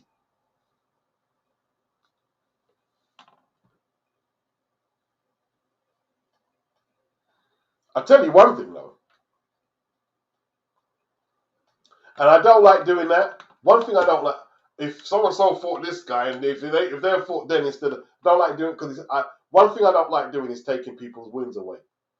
So I don't even want to mention it. But in my opinion, this is just my opinion. If the Larry Holmes who beat Jerry Cooney was in the opposite corner of Evander Holyfield, Holyfield would be lucky to win 3 rounds. He'd be lucky to win 3 rounds against Prime Holmes. I'm just being real. You know what I mean? He'd be lucky to win 3 against Holmes. Holmes was just a great boxer. It's a great boxer.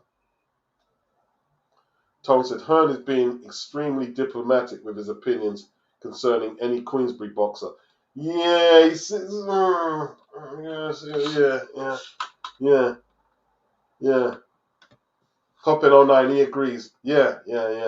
I thought he was a draw. Yeah, I thought he was a draw. Shut up, Eddie. You mean you tart. A draw. And he was cheerleading for Tyson Fury had to look round at him. You know what I mean? Get up there, Tyson, and all this. You know what I mean?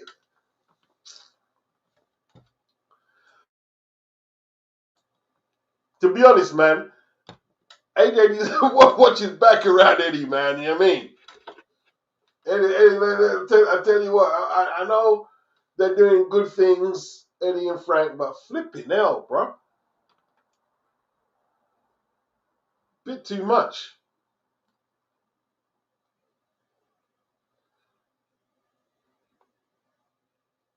Yeah, he said, yeah. That's what he said, Tony. He said, you can't get a result in these countries. Yeah,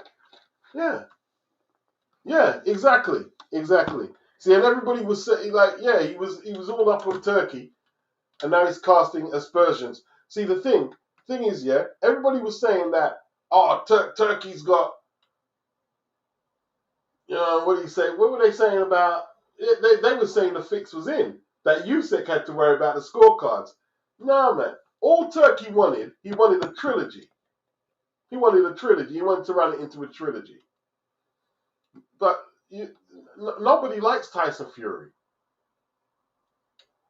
Nobody really likes him. I don't think they're pulling on strings for Tyson Fury. He's not likable. I think a lot of people, even Irish people, would prefer Usyk representing the belt than Tyson Fury. They don't like him. They don't like him, man. Stuff he comes out with. They don't like him.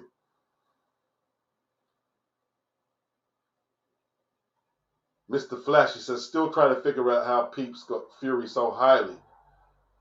Yet he didn't fight most of the top guys in the division. Jazz Funk says AJ versus Fury. Nick Nash says Cody versus Zhang. Well, we could have had that, but Zhang didn't really want it. We've got Zhang versus Caballero. And we've got Bacoli versus FA at Jagba. That's the one we've got. Yeah. Dean Stockwell says, I doubt it, Beats. You're always fair with your takes. I've always found, man, respect. So what I try and do, Dean, I try and use the receipts. Try and make sure if I'm making a case that I have receipts, so that way you don't like, oh, Beats is just trying to say this and that and that. Like I was debating somebody on Twitter, to a few people on Twitter, and they were saying Tyson Fury was lineal champion. He says, they were trying to make up new rules. That, what did it say again? When Vlad beat David Haye, Vlad become lineal champion. If number one beats number two, then lineage is restored. So I said, but this is an era where there's 4 belts. So if number one from the WBA beats number one in the WB beats number 2 in the WBA, what about the other sanctioning bodies? Because it wasn't for all the sanctioning bodies. And I was explaining to them previously, lineage was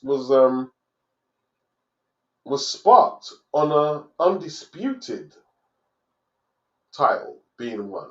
And I cited my examples from Jeffries versus Jack Johnson. When was that? 1910, right? Because this is how it went, yeah? Jeffries was, okay, you got Sullivan, Corbett, Fitzsimmons. Jeffries was the 4th Marquess of Queensberry Rules heavyweight champion, yeah? He knocked out Fitzsimmons. I think they might have had 2 fights. He flushed out Fitzsimmons. And he retired unbeaten heavyweight champion. So, somehow, Jeffries was in a position where he picked the next 2 set of contenders to fight for the vacant belt. And it was Marvin Hart versus Jack Root. Now, Martin Hart won a very boring, unconvincing decision and became champion. And let's not get it twisted. Like, thinking about it now, Marvin Hart did have a points win over Jack Johnson, but he wasn't seen as a legitimate champion, right? I believe Jeffries might have even refereed the match, but he beat Jack Root, and the public didn't see him as a legitimate champion. Jeffries came out I said, I know you guys don't see Marvin Hart as a legitimate champion, but perhaps in time he can prove himself. And these are the words they use. I don't know if it's verbatim or it's been embellished. He could prove himself, and we could use him as he could be an interim champion, so to speak. His own words, right? And what happened was Marvin Hart lost the belt to Tommy Burns, right? The Canadian. Jack Johnson chased Tommy all around the place, wherever he was, to try and get a title fight. Eventually, even though the color line was an issue for Burns, he didn't want to fight him, they put $30,000 up, which was a big, big purse. And Tommy went to Melbourne, Australia, December, I believe, 1909. I'm doing that because I want to do a Jack Johnson video, so I know quite a bit about his career off the top of the head. And he lost. The police stopped the fight. They switched the cameras off. First black heavyweight champion. Big rah, rah, rah, rah. They didn't want this black man to be champion. You know, then we had the journalist. I always forget his name. Was it Britain? Was it Jack Britain? I can't remember his name. But anyway, he invented the term white hope. They were looking for a white hope to beat Jack Johnson. So what they did, they couldn't, find anyone adequate in their opinion. They took Jeffries, who was retired. How long was Jeffries retired? He was retired for a little while, maybe 2 or 3 years. And he was on his farm. He was big. He was overweight.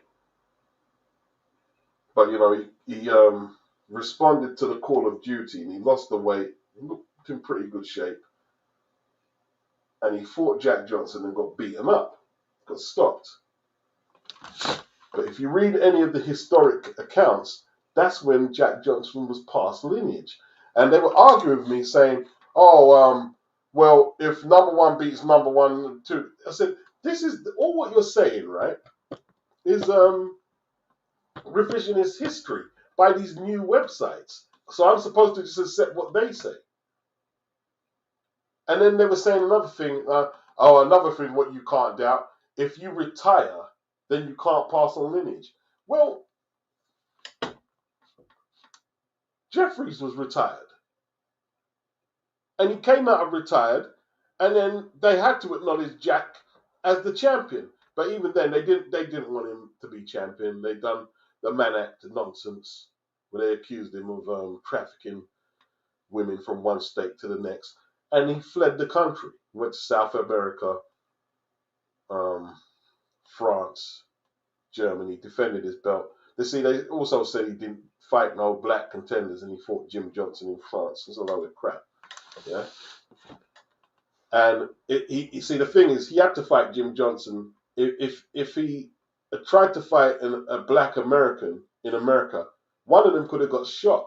That's how toxic. And people know America. Look, I'm not making it up. Race is so toxic in America. I don't live there, but I'm sure they'll back me up. It's so toxic. Race is a toxic issue in America, back then and even now. One of them, they would have probably got shot. So in France, he was able to fight Jim Johnson because the French were a little more, they weren't told, they actually loved black athletes. Some say it was actually a fetish they had for black athletes or something. So he fought Jim Johnson in France. And then the other example is Joe Louis. Joe Louis retired, I'd say 1948. I haven't got the box record though.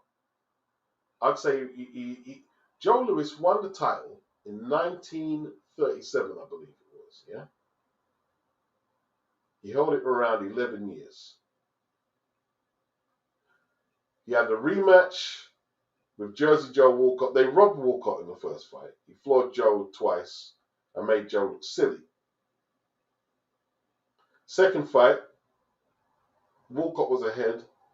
I think he actually floored Joe again. But this time, Joe found them finishing punch and he done him in. And I think that was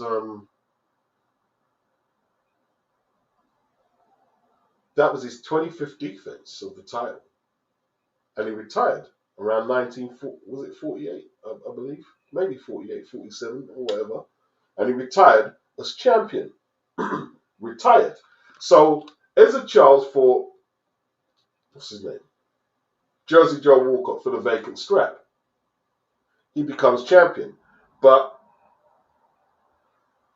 there's at least 2 or 3 states in America who don't acknowledge Ezra Charles as champion because they love Joe Louis, right? They don't acknowledge Ezra Charles as champion. His gates are low. They're not interested in Ezra Charles, right? There was one of the sanctioning bodies, I don't know if it was the NSAC or the NBA, which later became the WBA, they wouldn't recognize his title defenses.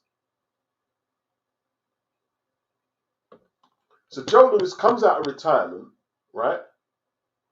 And Ezra outpoints him. And it's acknowledged by historians that that's when he got lineage. So all this, you got to retire. So I'm stating all this stuff here. And these are all from, like, Jeffries was an undisputed claim when he passed lineage to Jack Johnson. And so was Joe Louis's the thing. And I'm saying, and it wasn't, you know what really pissed me off today, right? I'm explaining all of this to this brother on Twitter. We're going back and forth, you know. I ain't really got time. I'm trying to roast up the chicken and stuff, but he's annoying me, right? So I'm going back and forth with him. And when this white, I think it was Jake Donovan, right? And he's respected. As soon as the white guy points out, yeah, he's right about that. Oh, thanks for the information. I said, hang on, I told you all that. Right? And you're going back and forth with me. Jake says one thing to you, and they're saying, oh, thanks for the information, man. I really appreciate it. You motherfucker. So when the white guy tells you, it's all good. You know what I mean? Flipping hell. Yeah.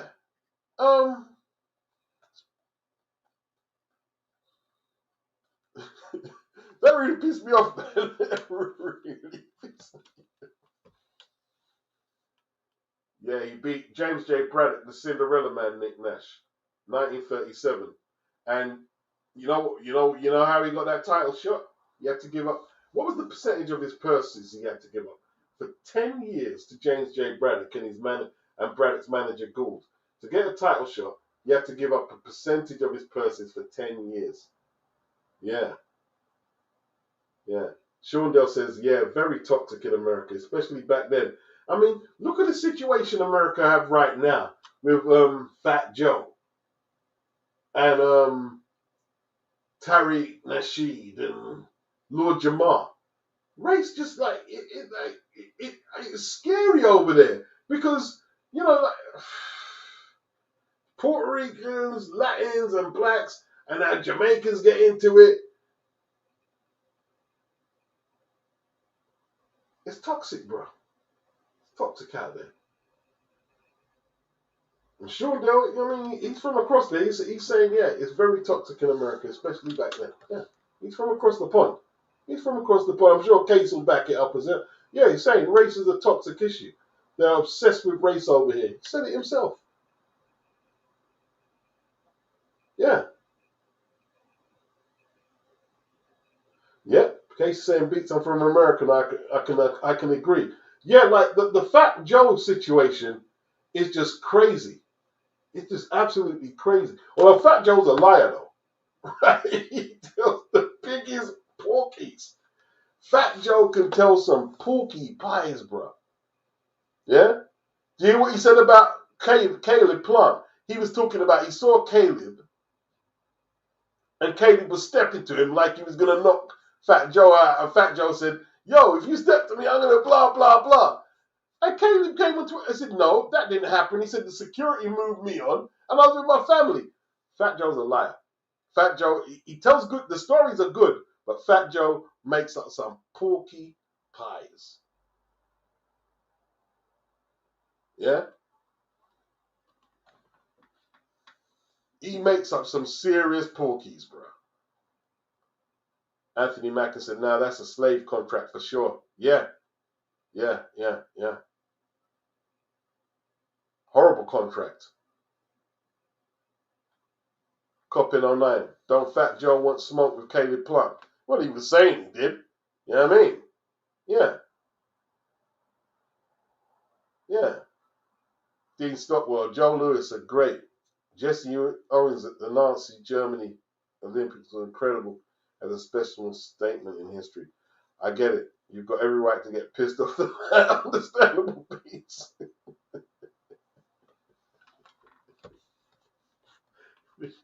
Big up Jake Donovan, though, because he's knowledgeable, but you know what I mean? What pissed me off, it took the white guy to give it this black guy that what I was saying was correct. Because if it was just up to me, then no, you don't know what you're talking about.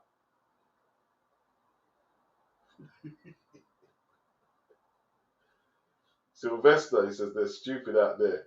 Oh, a bit harsh, Sylvester, across the pond, yeah, a bit stupid. It's the politics, isn't it? The politics of the politics, you know what I'm saying? It's what America's thrived on, man. You know what I mean? Like they're having a go, the FBA's are having a go at Jamaicans. But I'm sure Lord Jamal's wife was Jamaican, man.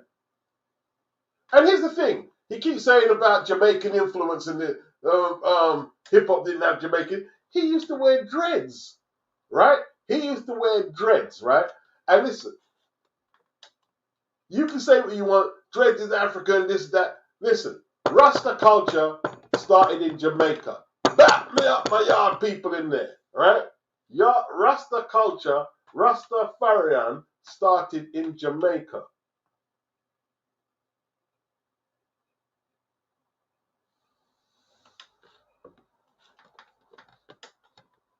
Or am I lying?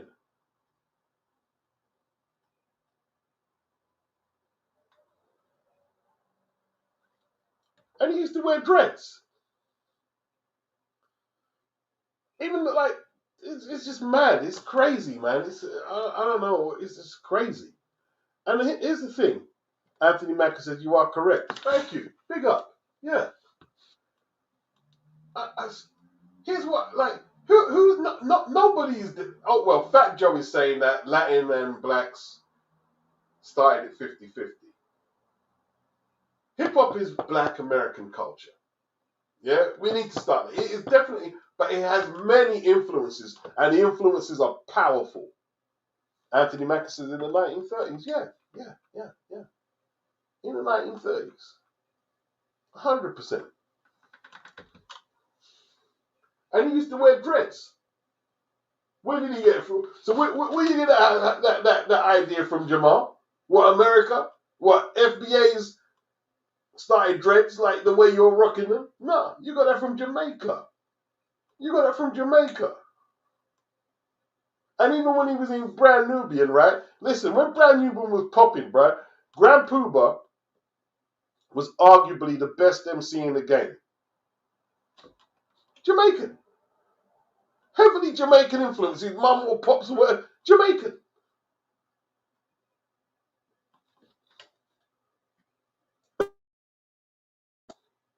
I remember that period, right? Nick Nash says Emperor Haile Selassie name at birth was Rasta. He was from Ethiopia. Yes, indeed, he was. But the culture started in Jamaica, though. Yeah, he was from Ethiopia. Yeah. And here's the thing, yeah. Around the time Grand Puba and Brand Nubian was rocking, Chub Rock was also another great, right? And they were Jamaican. They were all Jamaican MCs. And like, you go to Just Ice. Listen, Just Ice is the first recognized OG who picked up the mic. And I'm not going to say for what, but obviously this man was the real deal. Yeah, all the man saying, "Yeah, I'm G." No. You're soft. All of you are punks. Right? This guy was the real deal. his style was influenced, and KRS-One was influenced by Shinehead, who resides in Jamaica, but he was born in England. They can't say that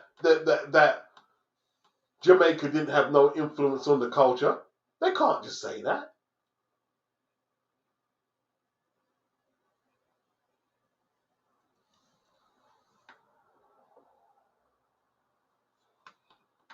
Yeah, they didn't start it, Case. The Latins didn't start it. They didn't start it. They definitely had an input. You know what I mean? I think especially with the graffiti art and the breakdancing, like, you know, Rocksteady Crew, Crazy Legs, and them guys there. Yeah. Cases, they want to cause division. Yeah, like, to say so much crap, man.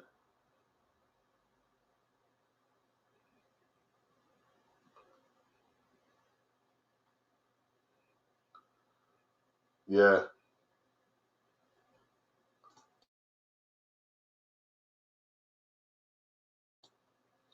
Dean Stockwell, appreciate how obsessed some are over with race in America from Americans.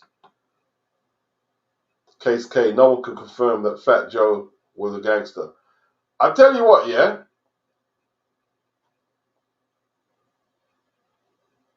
Anthony Mackie said, blacks and Puerto Ricans created hip hop 50-50. My ass. Yeah, I agree. I tell you what, though, right? I'm not saying I can confirm it, but I know sources from that area, that Bronx area, right? That when Fat Joe used to be walking the street, that people would cross the street, would cross the road not to confront him. I'm not sure if that's him himself or the people who was around him.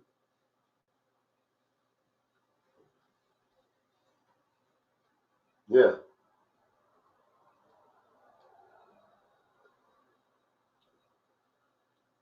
It's crazy, isn't it? Dean Stockwell, imagine the feeling Jesse had getting the gold medal. I loathe the divisiveness. Cultures, vultures aren't good when they try to change the facts. I genuinely don't get it. Give the credit to the originators. Yes, indeed. Case K beats. Americans can sit around a table and have a conversation about cheese, and it will turn into a race debate. Dean Stockwell at Case K, that's just crazy to me. It must be energy draining. It's not for them. They're used to it at a certain level. And I guess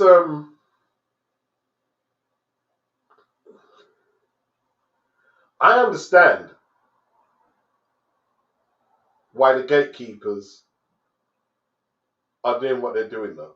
I do understand because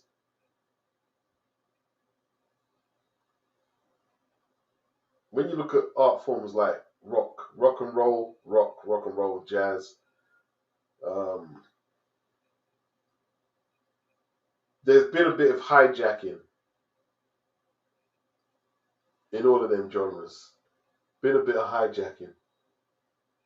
You know what I mean? Even with hip hop, Eminem's the greatest MC.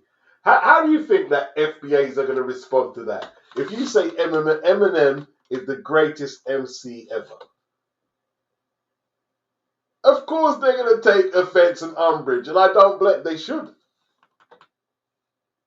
They should. He's not. And listen, Eminem. See the thing. See, you get two extremes with Eminem. Yeah, you get his fan base who will say, "Yeah, he's the greatest MC ever," which he's not. And then you get the other extreme where people say Eminem is total crap. No. He's in his prime. I don't think he's in his prime. I think his prime left the building a long time ago. But in his prime, he was very clever.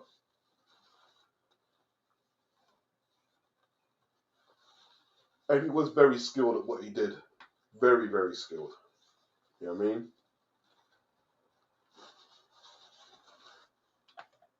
Yeah. Nick Nash, when he was younger, he used to listen to Papa Levi, Daddy Colonel, Daddy Sandy, Tipper Irie, Daddy Rusty. These youngers don't have a Scooby who I'm talking about. What's the purple label they all used to toast on? That's UK bubbling he's talking about, Saxon System. I know exactly where it's coming from, bro. What was the label again? Their records used to be on the purple. I know. Yes, listen, man. They were my heroes. All them people you're talking about there, man. Daddy Colonel was bad, bro. It's still bad. It's still bad. Papa Levi was bad. I'm telling you, man. I'll never forget. What was his name?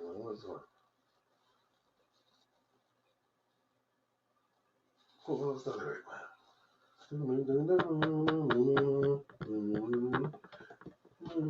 Jump up, be cool, and stuff like me when I walk on the street with a guava food and right to the top. They eat up with so far, my mic, you know, some room. Me live in a house, me live in a flat, me start from the bottom, me reach to the top. Cap on the buck and the buck and the chat, and the crib and the bass, the crib on the top.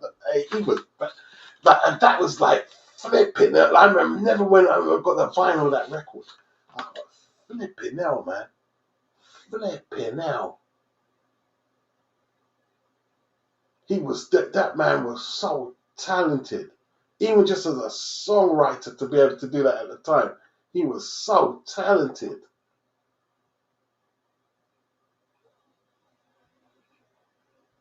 Papa Levi, Daddy Colonel was bad. Remember Tipper Irie and the Colonel? Tipper Irie and the Colonel, yes, I did. Big up Nick Nash. Yeah, he used to listen to the UK bubbling. All right, Nick. All right. What about and Dominic the white guy as well? Remember the UK bubblers, bro? All right, Nick. You all good, bro. Beats. There was a Puerto Rican rapper in the Whip a Whip, wasn't it? Fantastic Five with Grand Risen Field. Is it Whip a Whip, Lisa? Whip a Whip. I'm sure it's Whip a Whip. Is that what you're talking about?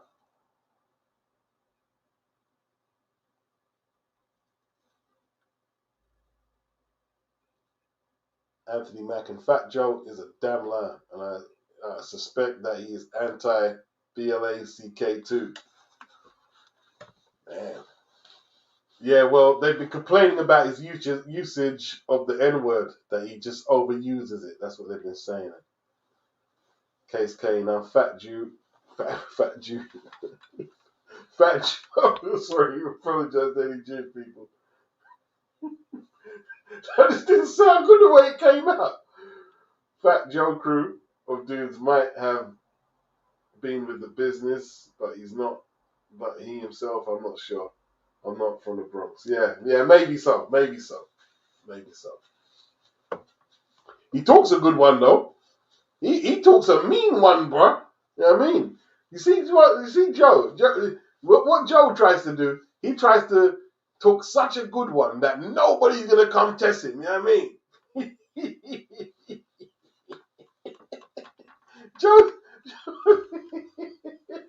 Joe was saying, you know what I heard him say the other day? He was fighting 20 guys a day. Joe said he was fighting 20 guys a day when he was coming up on road.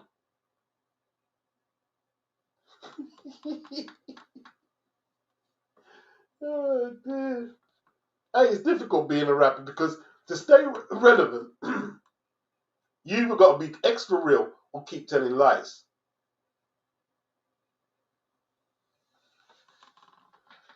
Madness. Anthony Mack, and I've always seen white Latin rappers as Big Pun, Fat Joe, etc. as a sub-genre within the rap genre. In other words, you have to be from that culture to truly appreciate it.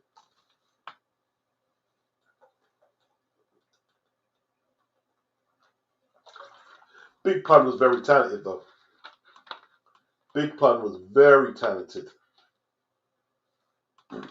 Very talented, man. Case K said he knows dudes from Queens who can confirm 50 was with the business. Yeah, 50 Cent, man. Remember him and Joe had beef, didn't they?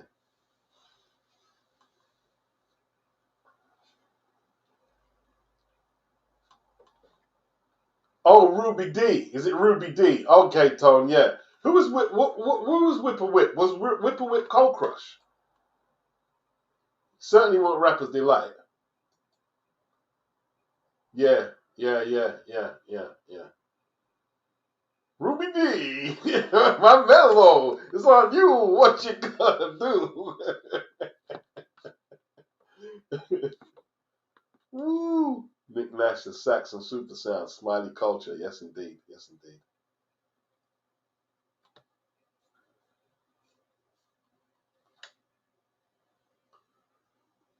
Tone says DJ Tony Tone was DJ for the Cold Crush Brothers. That's right. That's right. That's right. That's right.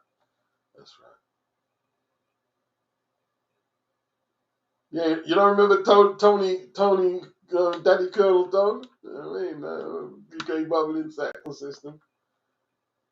Tipper Ariana Colonel just our age. Yeah, man. So what was Whipper Whip? I'm see, man, my brain's just going. Yeah, that's the one, Tone. Who said Dominic looked like Boy George?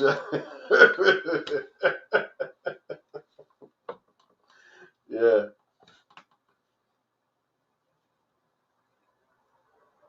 Yeah, that's the one. That's the one that feel my Boy George. Yeah. Case K, Fat Joe was 300 pounds of fat. Does anyone believe he fought 5 dudes a day? No, I don't believe that. Case says Big Pun is in his top 15 of rappers. Yeah, Pun was bad, man. Pun was bad, man. You know what I mean? Anthony Mack, and I forgot who said, you know who a rapper is? A rapper is a damn liar.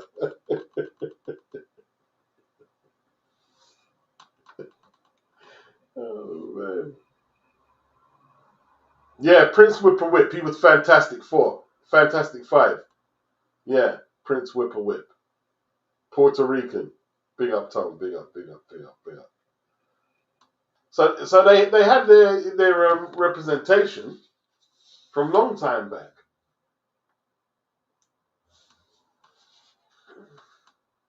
You know what I mean? Yeah. Whipper Whip. Fantastic Five. Case K. Now in the county jail, you might have to fight 5 dudes a day. Bloody hell. This is why, man, man, I'm not doing all that, man. Goddamn crap, man. I try and defend myself, but I don't get into the extracurricular crap, man. Because when you start saying, yeah, I fight 10-5 man a day, yeah, some people come check you, see if you're all about that, bro. That's madness, bro. But that's how they make their money, innit? They're telling fables, and you mean the fables actually become legend. He's a great storyteller, Fat Joe. He said he's got an album out with Biggie. No one's heard a track. Where are these tracks that you did with Biggie? Where's this album, bro? Oh, they're hiding it. They don't want. Why are they hiding it? Who's hiding it?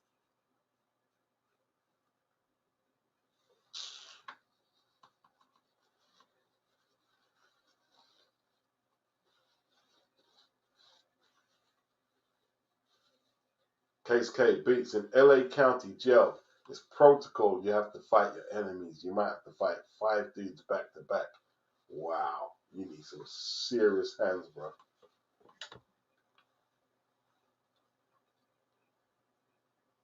Tom said Kid Frost was an early West Coast MC. See, everyone knows Kid Frost for La Raza Tone. You know what my song with Kid Frost was? Was Homicide. He made a song named Homicide. That song was flipping bad, bro. Homicide was sick, man. Sick song, bro. But La Raza was good. This is for La Raza. And Mellow Man Ace. I used to like. There was one particular song that my DJ used to have from Mellow Man Ace, and we used to play it in the clubs. It was a Latin rhythm. I can't find it nowhere. I looked for it everywhere and I can't find this song. And I haven't seen my boy from a long time. I haven't even got his number or nothing, wherever he is now. I can't find his song anywhere on the internet, man. Mellow Man Ace. Yeah. West Coast, bro. Latin flavor. And it was a shade of brown. They were whack, man. I'm sorry to say that. I didn't like a shade of brown. Wasn't keen on them.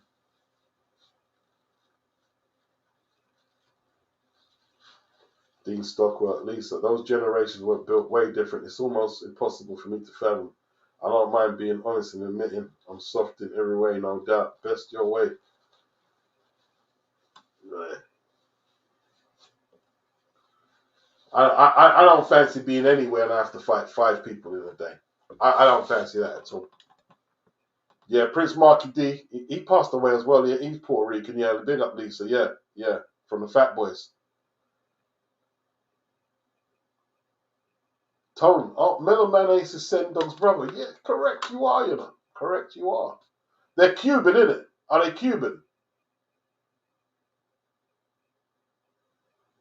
Mellow Man Ace, Sendog's brother, man, from Cypress Hill. That's deep. Cuban. See, Mellow Man Ace been going for a long time, bro. Yeah, that's it, Tom. Yeah, the Cubans. Yeah. Wow. Dr. Woo Doc, big up. Big yourself up, Doctor. Season's greetings indeed. The origins of hip hop.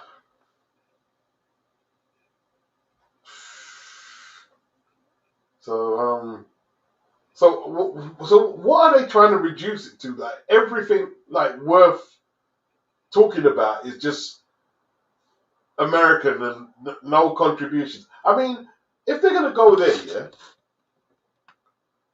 right? Mentarosa. What's that, Lisa? Mentarosa. If they're gonna go there, the 808 drum is where? Is what?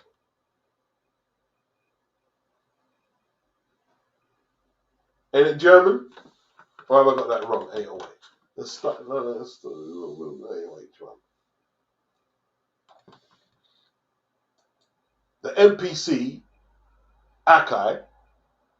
It's Japan, right? All the technology doesn't come from America.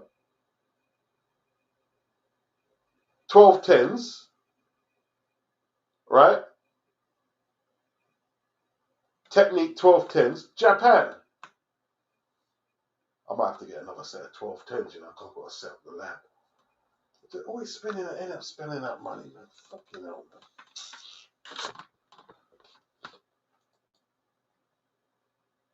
808 Japanese, okay, Tom. Yeah.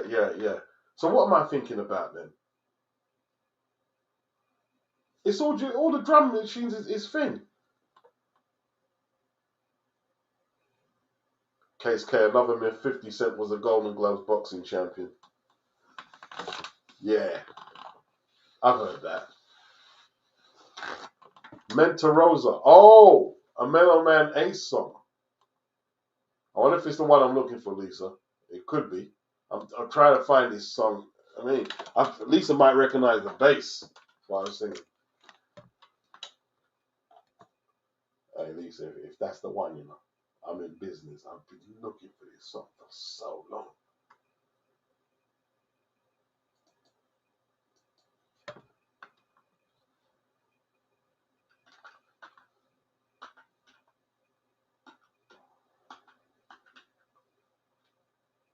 Mellow Man Ace.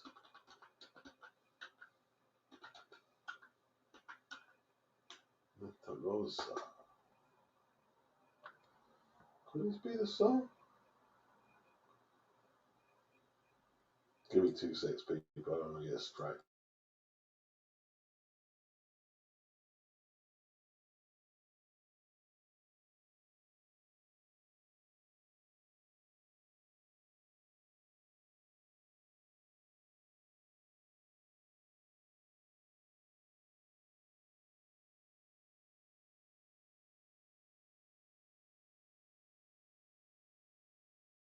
No, it's not that one, Lisa. I'm now finding it. Yeah, the Lindrum is American tone. Yeah. But see, but the Lindrum wasn't, well, it has been used in hip hop, but the more popular drums have been the 808 and the SP 1200, and the MPC.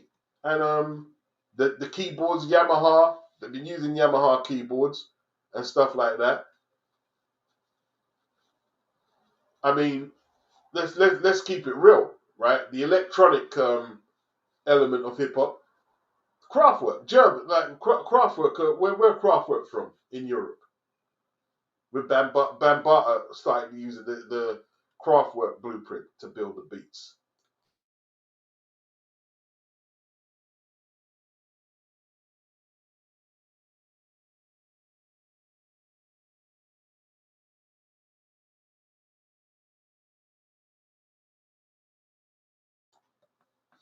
Yeah, that's right, Tom. It didn't have the dense sub sound like the 808, the Lindrum. It's a nice sound. They got very nice sounds. Yeah, Kraftwerk, German. Yeah, German. Yeah, right. And they started using the electric. I think that's where where was the 808 first used? I think Kraftwerk, probably Kraftwerk, Germany. Dean says Emu, yeah, emulator, Akai MPC, and the 1200 actually could sample. Yeah, yep. So the influences come from all different places. You know what I mean? Like somebody was saying, because hip hop adopted the two turntables and the mixer. Some people were saying Jimmy Savile was doing that long time before. I'm not sure. Like, so it's and he's not hip hop. He definitely ain't hip hop.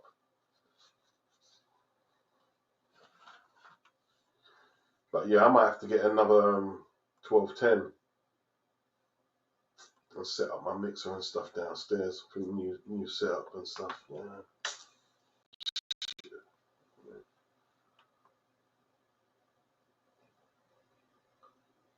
Lisa Bells, welcome to my groove. Let's see. It could be, it could be that. Let's have a look.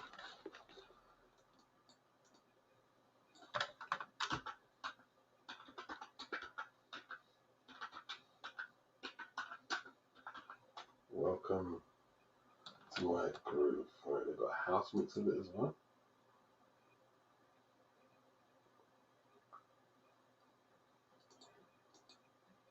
That's it.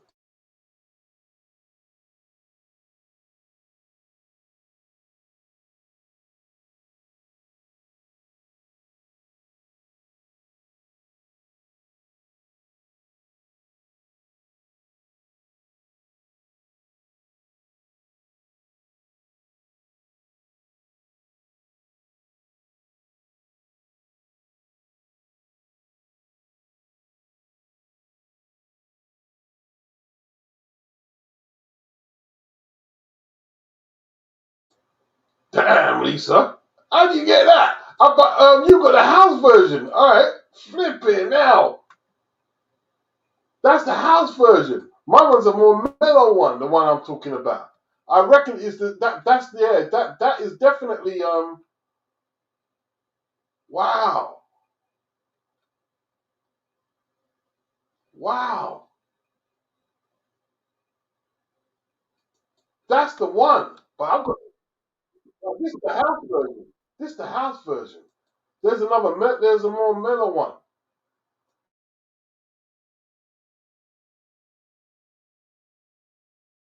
Did you get that?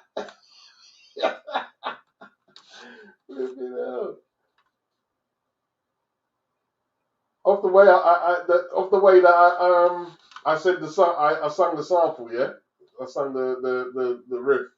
Wow, welcome to my groove. Is there a non-house version though? Let me see what versions they got. That's the house version. What's this? What's the video?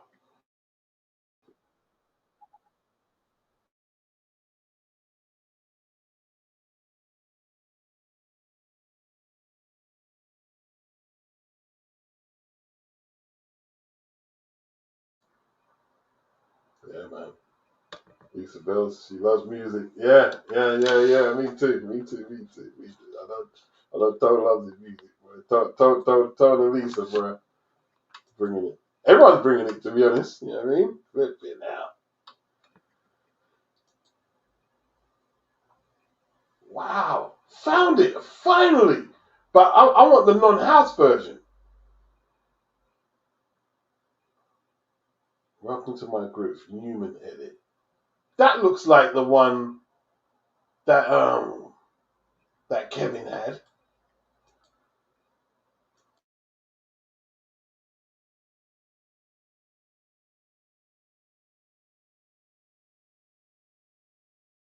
Well, right now, it's just all it's bringing. I'm just getting the house versions.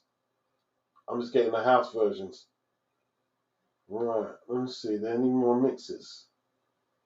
Right, that's that. Curly's Deep House Mix. Welcome to my groove. No man, Ace. Welcome to my groove.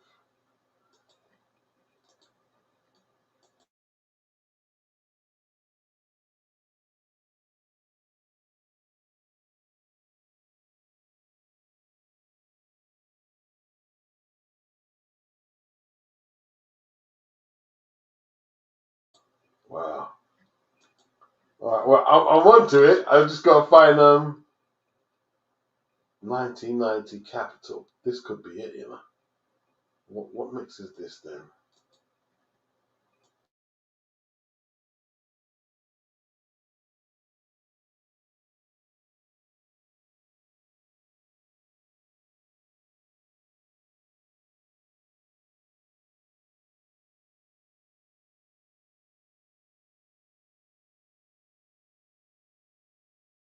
I don't remember it just being a house group. I remember there being a different. Tommy saying try the album version. Okay.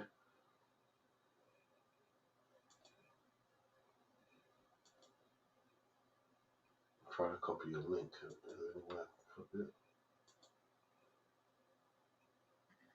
Album version. I can't. It won't let me copy your link, man, from there.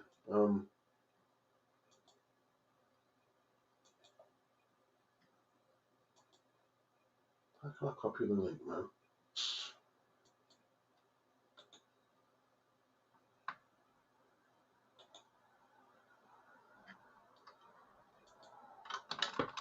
Oh man, I'm too close to it now, man.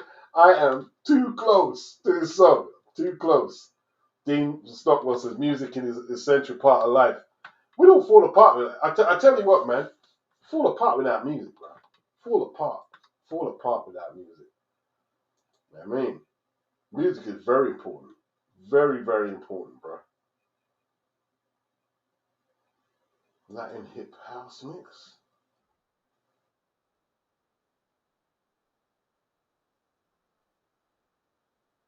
Maybe that's the. Maybe it's just like this, you know. What's the LP version, Tom? Is it? Can I? Let me see if I can go put LP version. Oh, I'm trying to copy your link. It won't let me copy it. Standard link.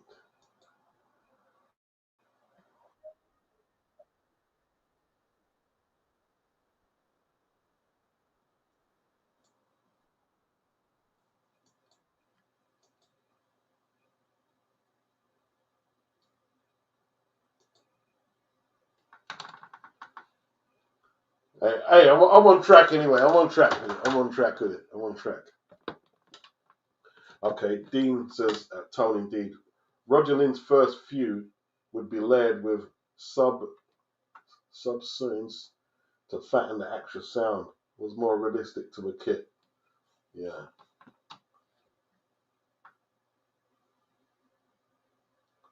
Big up, man. The Lynn drum is it's a module, isn't it? It's like oh,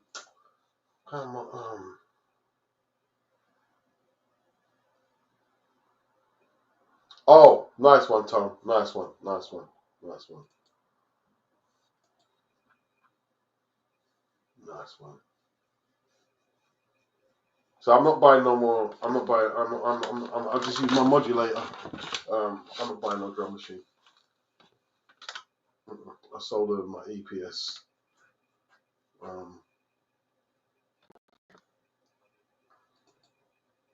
I just use my modulator for pads.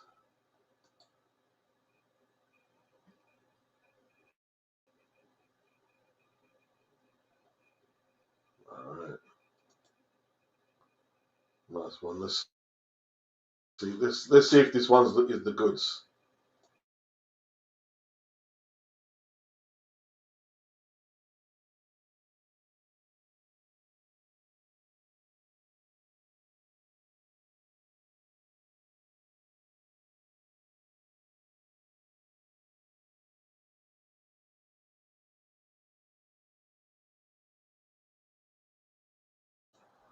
Nah. Tone said Behringer just released a new Lindrum clone. I'm tempted. Yeah. Behringer do nice mixes, man. They do nice mixes. You know what I mean? And they're cheap. They're solid. They're solid. They are quite solid. Their mixes. You know what I mean? Yeah, I'm kind of like contemplating of putting my setup downstairs. You know what I'm saying? Making a new setup downstairs. Contemplating it. Yeah. Oh, they've got a new Lindrum clone. That's interesting. That's interesting, Tom. That's interesting. That's interesting. Although you know these days, yeah, you can get all their modules on software now, isn't it? Really and truly, you can probably get that on software.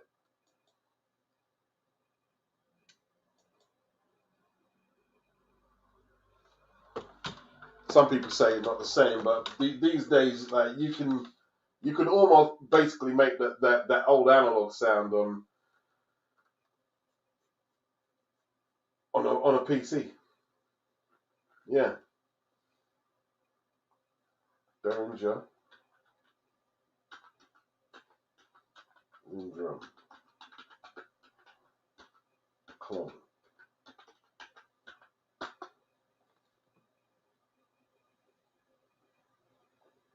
Okay.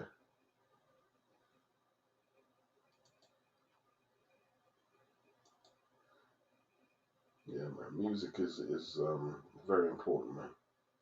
Very important.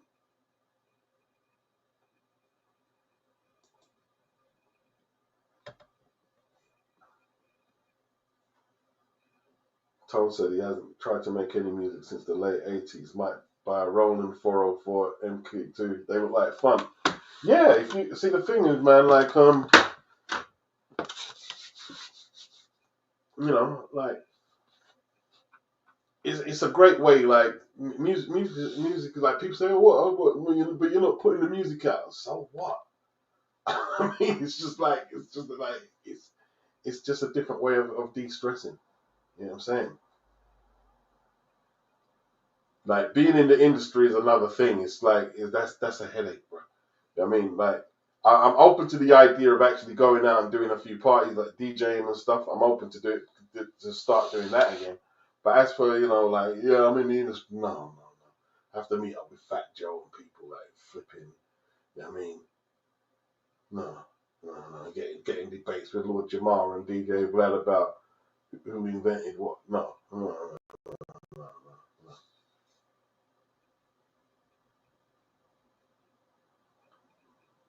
What happened to one of your cousins, Muhammad?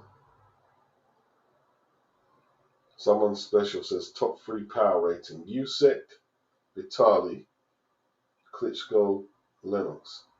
Top 3 power rating. What does that mean exactly? Usyk, what, up there in power? How is Usyk ahead of like the likes of Wilder and AJ for power? Because that's what you said there. You said power.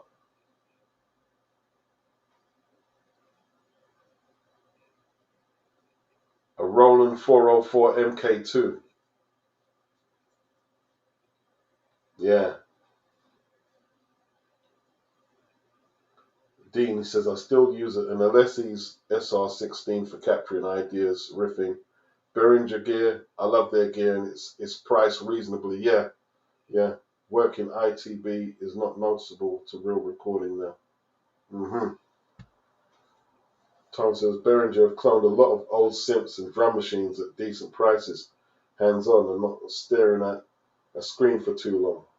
Yeah, which can get a bit too much, you know what I mean? Dean says, yes, if it's enjoyable, then you are better to avoid to have some fun. Yeah, 100%, 100%. Yeah. I'll tell you what, man, like, because, see, actually going out there and DJing, that could be fun, man. Because it's not like, because when I used to go out there, it was with vinyl, to go out there with vinyl. But now I can just, like, get my MP3s and I mean, take a few CDs, and I'm gone. I'm gone. Yeah, I'm gone. Don't even have to take equipment. Because if I'm in the venue, well, obviously I might have to bring depends if what am I gonna get, Serato or Tractor? You know what I mean? I could take my turntables and convert the Tractor with you get the disc in it.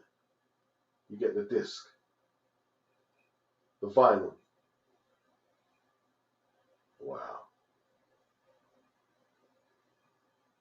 Mr. S, DJing is a headache. Promoters are more shady than fish eyes. Yeah, it is. It is. It can be, but I don't really find it. Wasn't too bad. I used to do it with the same guy who I was looking for the Bellow Man Ace tune. I mean, we used to do our DJing and stuff. It was all right. You know what I mean? You know what I mean? You make a few contacts here and there. Yo, can you come do this party? Go do that party. Go do the party. You know what I mean? Thomas says hip hop and digging for music to make hip hop expanded my musical taste. Yeah. See, the thing is, yeah, when I came online and I'd go on Facebook, a lot of people who didn't understand like the process of that, I'd like play I'd put some rock music up on the thing. What is this you're playing on this? And then when I told them, yo, this is where this song came from and that song, they're like, oh, how did that happen? So I'm not going to explain it all to you, man. Yeah. Mr. S, I use Tractor with Newmark plug-in decks. See, the Newmark, yeah, okay. The Newmark decks. That's interesting, Mr. S. That's very interesting. And you've got the. See, I have to work out how to use. I was using it like briefly, and my friend took it. He took it back. You know what I mean? Went on a bit funny, so I forgot how to hook it all up. But you know what I mean?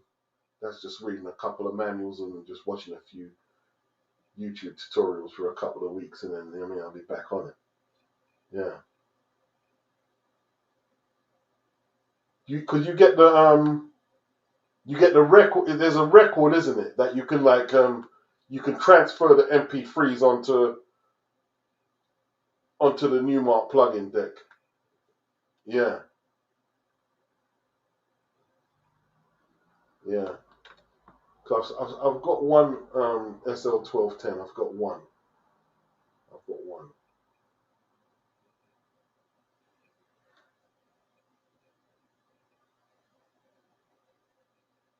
Fish Eyes went on a huge rant. Yeah, Fish Eyes is in tears, man. Fish Eyes is in tears.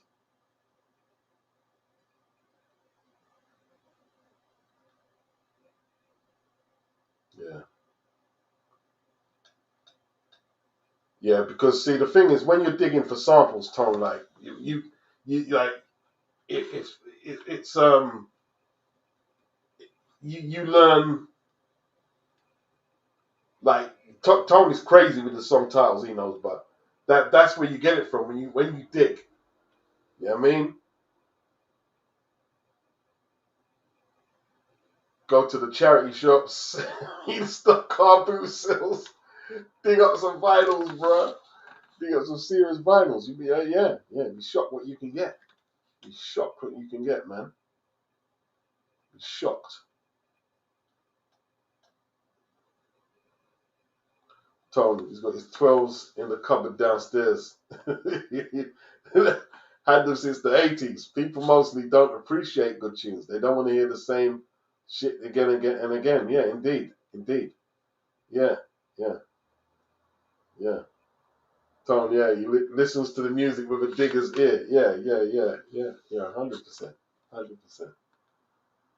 You know what I mean? I haven't used my own deck for ages, man. Mr. S. Best dancehall dub player I ever heard was Kenny Rogers, the gambler. That's interesting. Dean, they had to reissue the 1210s, didn't they? They attempted to discontinue them. Yeah, yeah.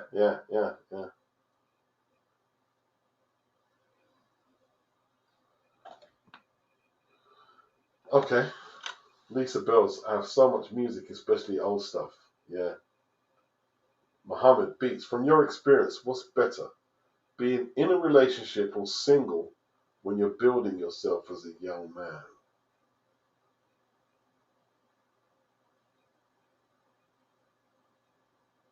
Neither. Like, depends what you want, man. Like, it depends. It depends.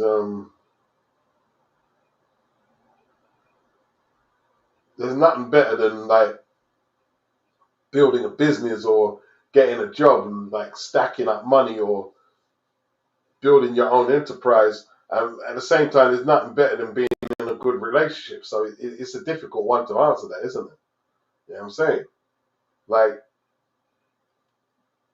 they're both very fulfilling, especially if you're a guy. Like, everybody wants to, you know, it's not just a matter of making money. It's like because long term you got to think about your mental health, physical health,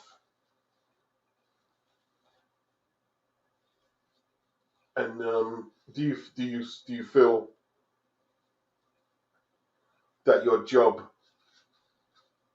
is is conducive for you to work it, let's say, over how many years, or do you need to change the job? It's hard to say. It's hard to say. It's hard to say. It's hard to say. You know what I mean? Because if you're in a long term relationship like I was, and you split, you know what I mean, and like you don't know if you're gonna get back together, it's difficult as well. It's difficult. It is difficult. It's difficult. It's all everything's flipping difficult, man. Everything is difficult. Everything's difficult, Muhammad. But all I can say is if you're in a good relationship, is try and preserve it, man. Try and preserve it. If you're young and you're building yourself up, continue, continue. Um, and sometimes, like depending what you're doing, like being in a relationship could be the worst thing to take you off track from your career, depending who you get with, and yeah. So it's a very it's very difficult to answer that one and have a right answer because one can't fit all, can it? One answer can't fit all.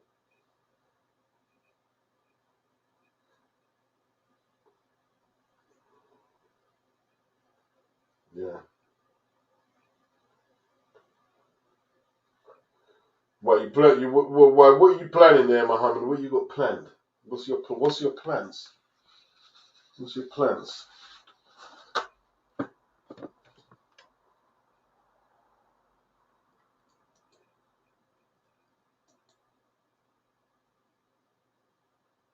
Yeah, like Frank Warren and Fury. It's predictable, isn't it? You can understand how they feel. Like imagine that, man. Fury going twice without winning now. Twice. He's gonna go into the new year not being a champ. Nothing he can do about it. Nothing he can do. That second one is really stunning. Really stunning.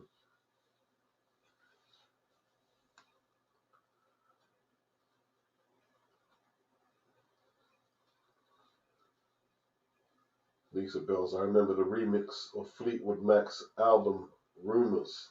Okay. Yeah, man. Fleetwood Mac. Them groups there. Mr. S on Farrell March. Get the fuck out. You mean get the F up, you mean? Du. Throw your hand in the sky. Looking in the bathroom. What's up? Girls, rub on your New York City Titty Committee pity the fool that act witty in the pencil called the committee. Where you at? Uptown, let me see him.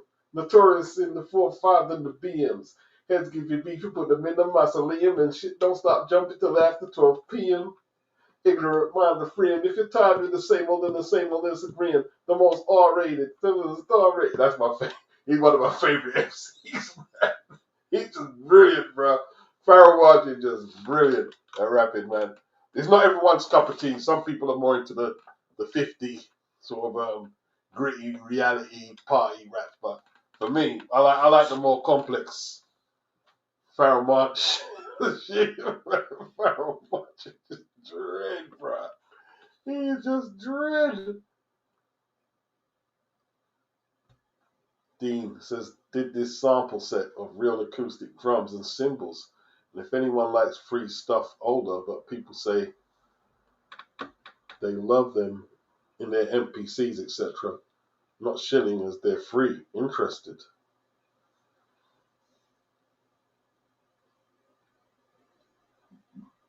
Oh, you got sounds?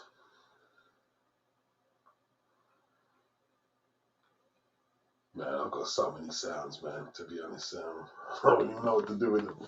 It's got so many sounds. Just I haven't really been into the production and the music that much, really. A lot of the beats you see me playing, they're old beats. They're all old beats. You know what I mean?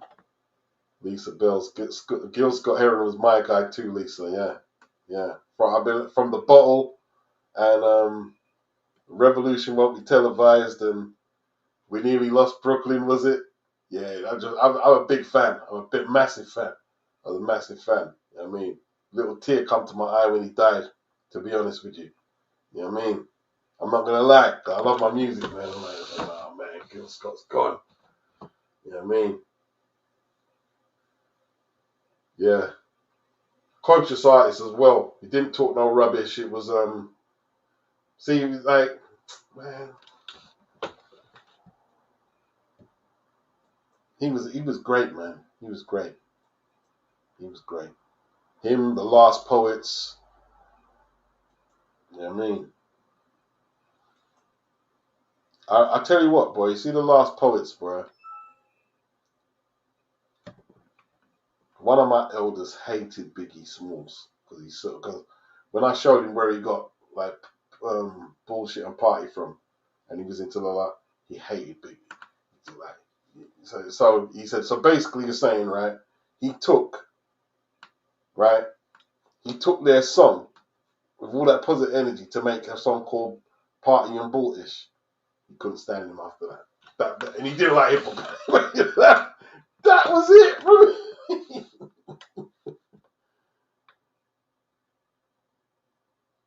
Woo. After listening to this song with Thomas saying, Gil Scott Heron made one of my favorite songs. Peace go with you, brother. All right, that sounds interesting, Tom. It sounds interesting. I mean, yeah.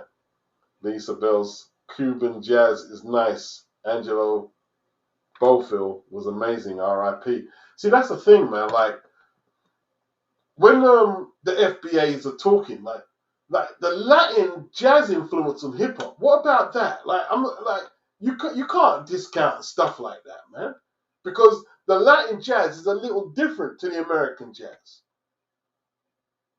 but still very important.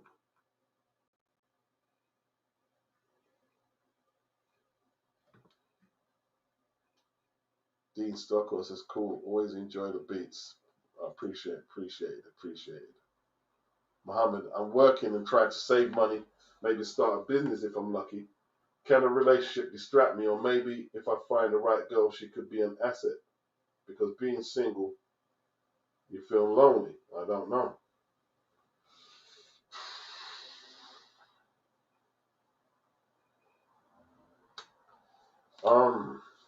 We're in the rest, man. You got to be very single-minded and develop your business, because you don't just want to be working 9 to 5 for some idiot, and then you know what I mean, like you become a big man, and it's the same thing. So your business is important, man. If I was to like tell you something off the riff right now, I mean, you want to get a woman who's going to fit in around what you're doing, because you need to get, you know what I mean, you need to get focused on saving your money, starting that business. You know what I mean? It takes a lot of focus. You know what I mean? See, the thing is, people talk about, you know, oh, I've got a business. What kind of business have you got? Because businesses are not the best way to make money.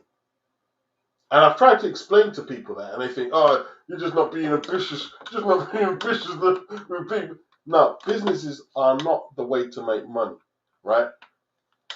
When you go into business, yeah,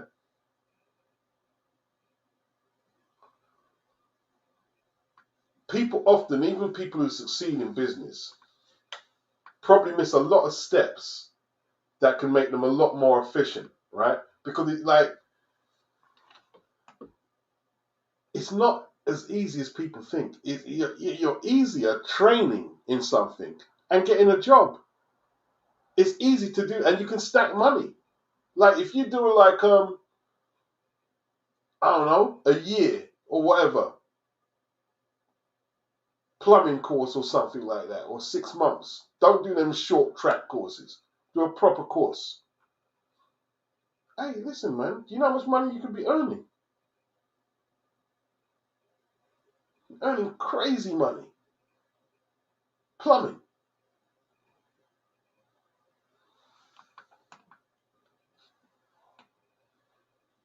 Yeah, the last profits. Yeah.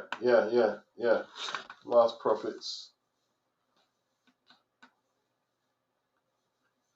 And you got the what's.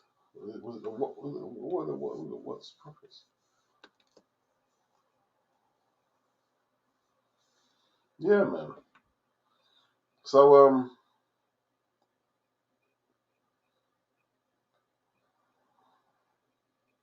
Tom, there was a time in the early to mid '80s when the Rocksteady crew were the coolest kids on the planet. Hey, you, the Rocksteady crew. Yeah, man. I mean, of course they were. Of course they. And that was very appealing to the kids in the UK. Like you couldn't go nowhere and see kids with with the lino breakdancing. Yeah, that was just a thing. Then they went up Covent Garden, Spats and stuff. Yeah, It was huge over here. Huge.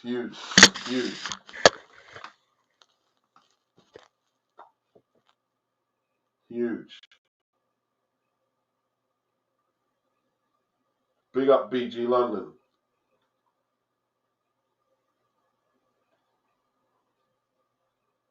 Yeah. My brethren, we weren't impressed with Biggie at all.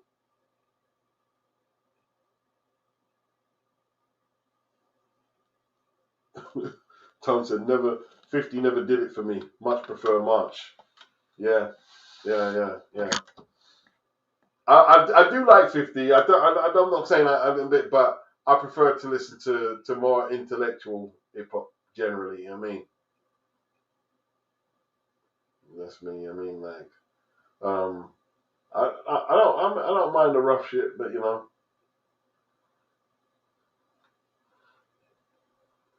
I rather the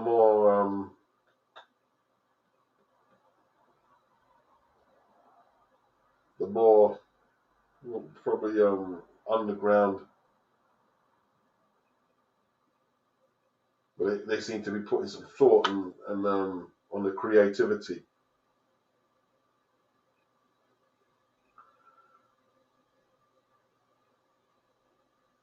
Muhammad said, "This is real beat. Safest way to make money is a job doing your own thing. It's 24 hours of work, and the risk is high."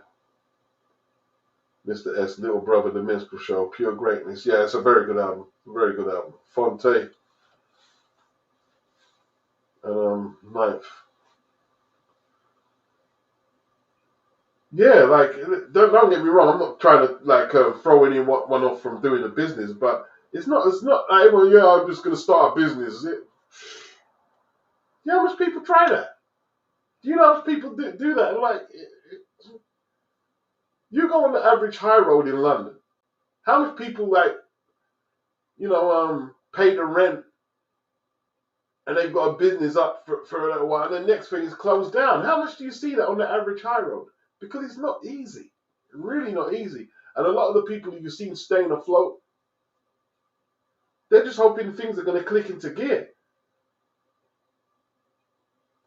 They're not staying afloat necessarily because they're making huge amounts of profits. Then you get all these nutters online, invest in this company and you can make this, that, and that, and that. You're thinking,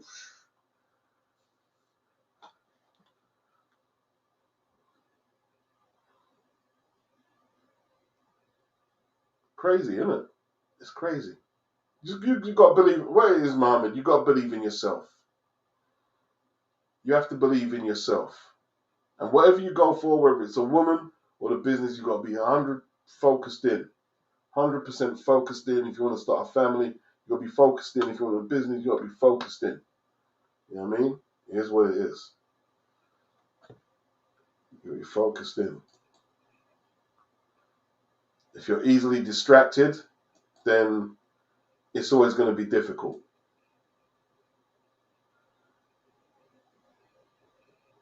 Got to be focused. Got to be disciplined as well.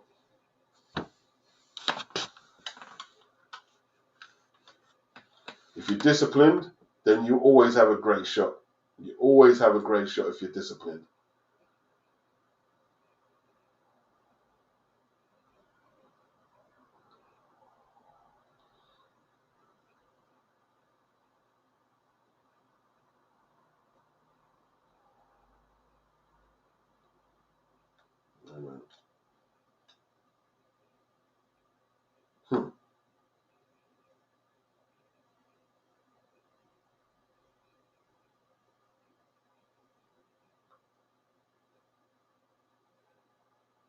They're talking about Ryan Garcia, not Ryan, about Devin Haney's girl now. Man, it's just crazy, isn't it? Like, is that the lady that he's having a child with? Talking to that young, whatever his name. I mean, what kind of name is that, man? See, this is what I'm saying, man, with a lot of them hip hop. Like, you know what I mean? There's no way I'm listening to anyone called Young Thug. No way I'm listening to your music. No way. I don't give a shit what nobody says. Who's ignorant, B? I'm not listening to his music, bro. If you call yourself Young Thug, I know what I'm going to expect. Yeah, up there, singing like a cat, saying absolute nonsense. I can just predict it.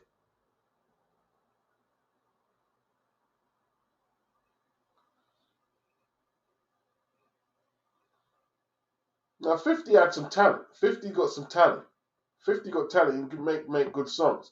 But there's no way, if your name is Young Thug, I'm just not listening, bro. You know what I mean? I'm not listening to anyone called Young Thug. I'm not listening to it, bro. I'm not listening to it. Just sound, the name sounds ignorant. Then I see him wearing dresses and stuff, or whatever he was wearing.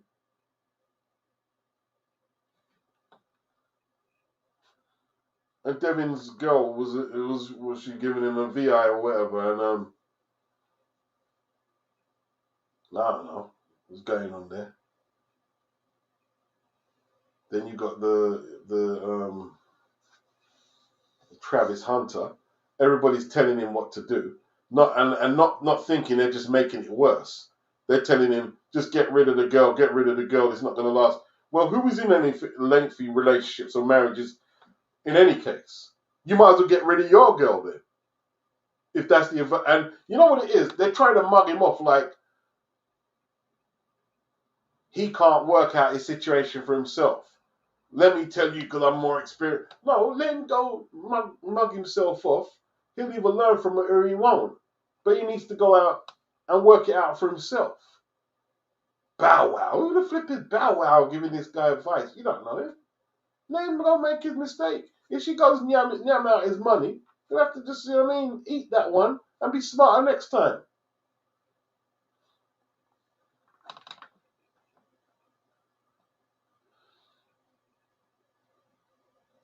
Tone says, young mug. Yeah.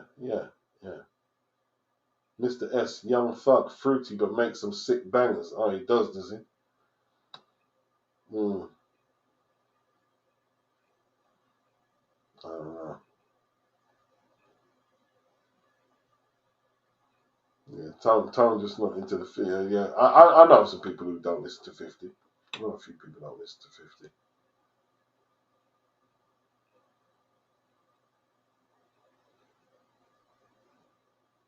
Good Times, what by Chic. LT50 made some good music. Yeah, he's made some good music in his time. Young Thug's tune, Wycliffe Jean. He's got a song named Wycliffe Jean. LT, the Travis Hunter stuff is weird. It is weird, man, because, you know, like these days, you can't even have a woman and, like, not everybody's in the relationship. Yeah.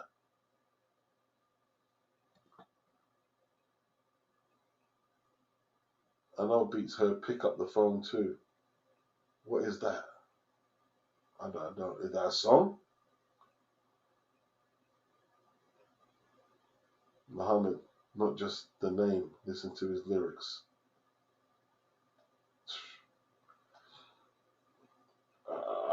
Certain people, I mean, I just no. I can even look at them and listen. And say, no, I'm not listening. I'm not listening. It just sounds like ignorance. You hear pure ignorance. Bizzle says, big up Lisa. LT, let Hunter do his own thing. People should mind their own business. Yeah, people should mind their business. Let him, you know what I mean, work it out. Good Times was by Styles, no. The original Good Times is Chic in it. That's what they used on Rapper's Delight, but they got their own band to play it. Maybe it's a different song you're talking about. BG says internet going crazy over that Hunter boy. Yeah, they're going mad. They're going mad. Okay, Mr. S said a younger girl introduced him to Young Thug and he wasn't feeling it for a minute. But once he listened, he was on it. Okay. Tone said, I rarely listen to hip hop now. Not sure if I've grown out of it. Gone back to more old school soul vibes. Yeah, I hear that.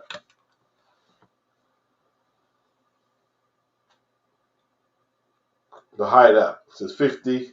is his rapper, and he's been his rapper since his first album dropped in 1999. Was that Power? Power of the Dollar?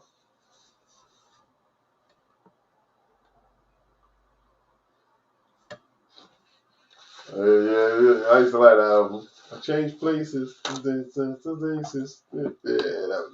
can't remember the song. That's a hit. That's a hit. 50 Cent. That's a hit. That was a bad song, man. That was the song was bad.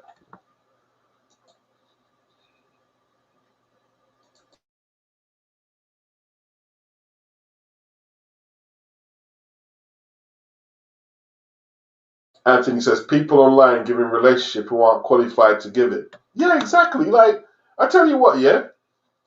If I see someone who's in a 10-year marriage, I tell you what, if Jay-Z tells you to split because how long has he been married to Beyonce? If Jay-Z tells you, then okay. The rest of them need to shut up. The rest of them need to shut up.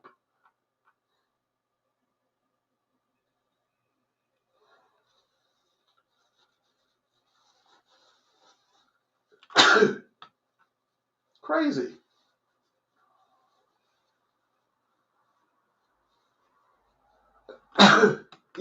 Jay-Z's been married for a long time. People can say what they want, man. He's been married for ages. So he must know a little something. Let him have 2 weeks happiness with a girl, and if it ends, it ends. It is what it is.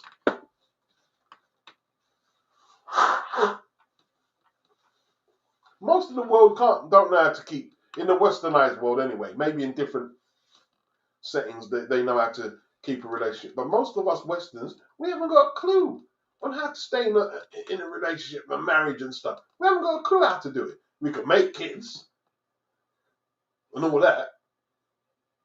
We know where all the parts fit and stuff. Yeah, we know all the nuts and bolts. But you try to lock in a relationship. Who's doing it? Who is in a position to tell this kid what to do? Bow Wow certainly isn't.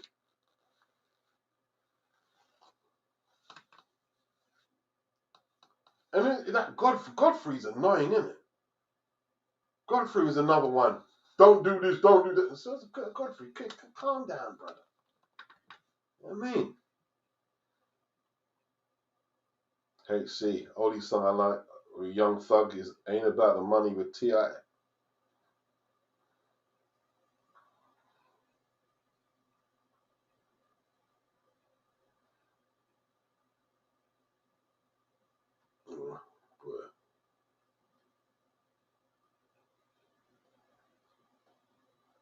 I like the Power of the Dollar album, I did.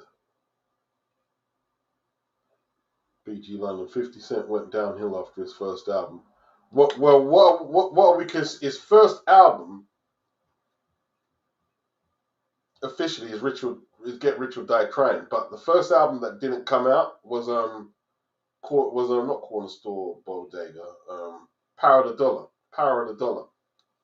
They got shelved by who was it? Who was he signed to at the time? They shelved it after he got shot, isn't it?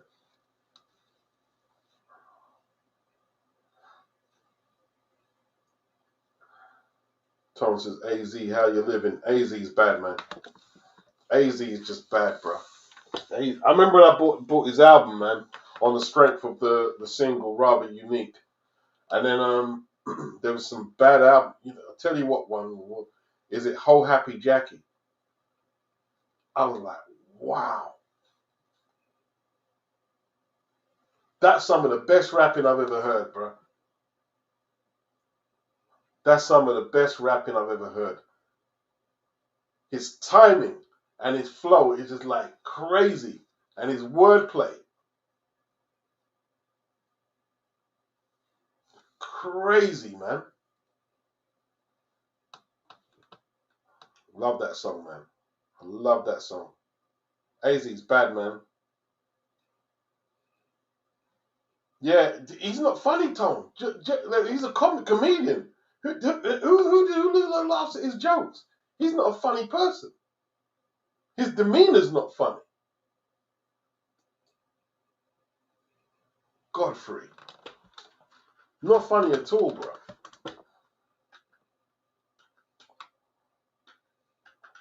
Not funny at all. Don't get it.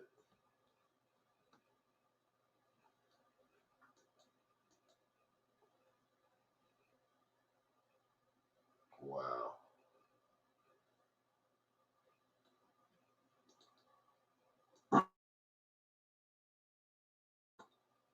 Yeah, and he's not funny at all.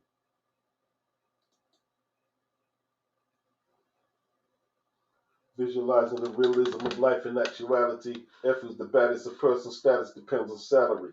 And my mentality is money orientated. I'm destined to live the dream for all my peeps who never made it. Because, yeah, we were beginners in the hoarders, 5%ers, but something must have gone in us because all of us turned to sinners.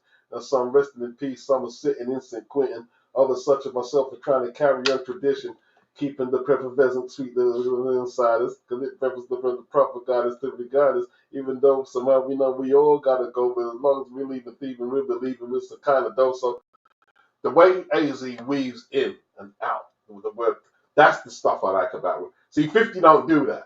50 doesn't do all that. It's more, it's very kind of flat. Like, yo, I'll shoot you, nigga. I'm gonna execute you, nigga. He just, and he's cool, right? But AZ stuff takes more, it takes longer to write than what 50 does. It takes longer to write.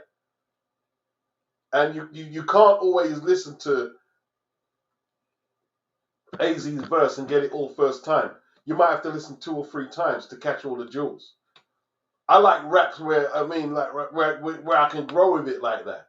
I don't want to necessarily get it first time. I want to listen, and Pun used to do that as well. Pun used to give you that as well with his rhymes. Even Biggie like Biggie had some nice flows as well, and sometimes it'd give you a few what would be the way to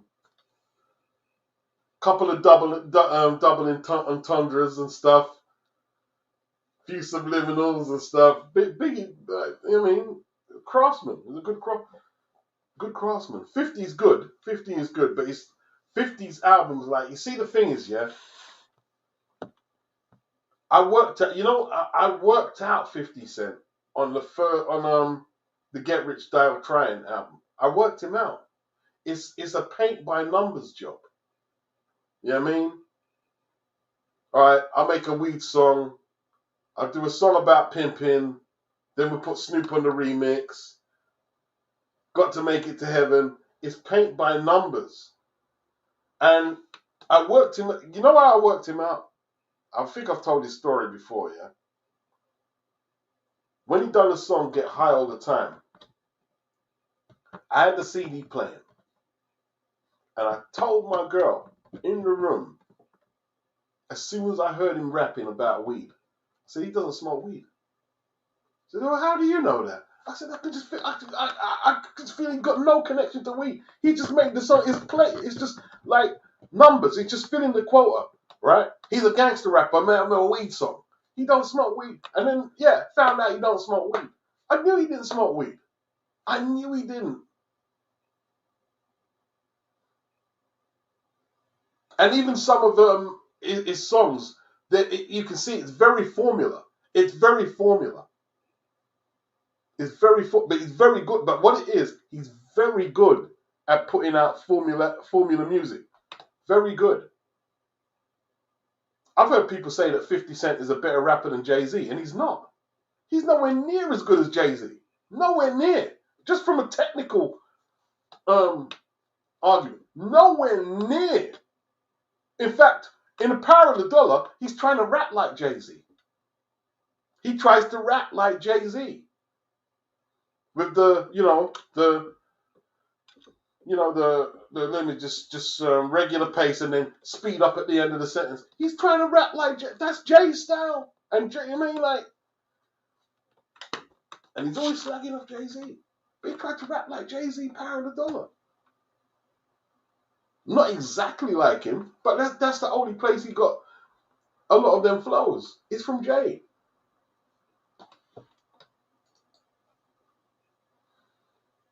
Case says everyone is in his business. Yeah, it's annoying. Anthony says, yeah, let him get his heart broken and get through the family court battle. Why should he be absolved from the bull-ish that the majority of us have to go through just because he's a prized athlete? There you go. There you go. There you go. Let him get his stuff messed up like the rest of us. Yeah, exactly. Exactly. Exactly.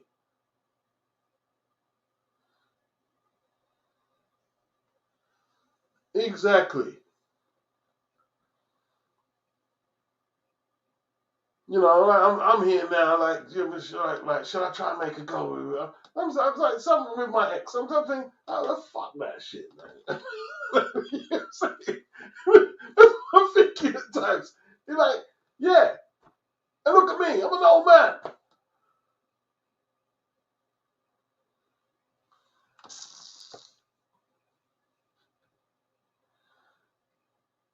Telling you, bro. He doesn't need this now. He's a young dude. He should be allowed to make his own mistakes. Yeah? Listen. What he needs to do, yeah, is like hold it like, yeah, right? Do what you gotta do, you know what I mean? Like, listen, maybe it's just a physical thing he needs to think. Let him do what he's gotta do. You know what I mean? And if it don't work out, you move on like everyone else.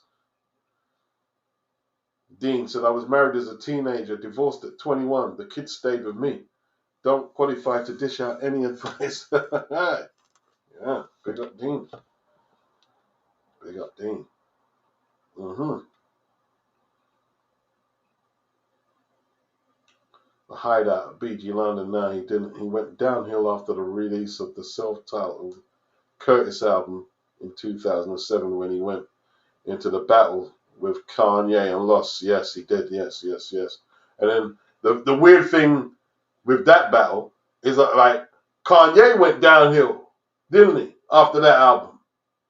Was Kanye released of any consequences? He had the Throne album with Jay-Z, which I wasn't too keen on. There was a couple of tracks I liked on it. There was a couple of tracks.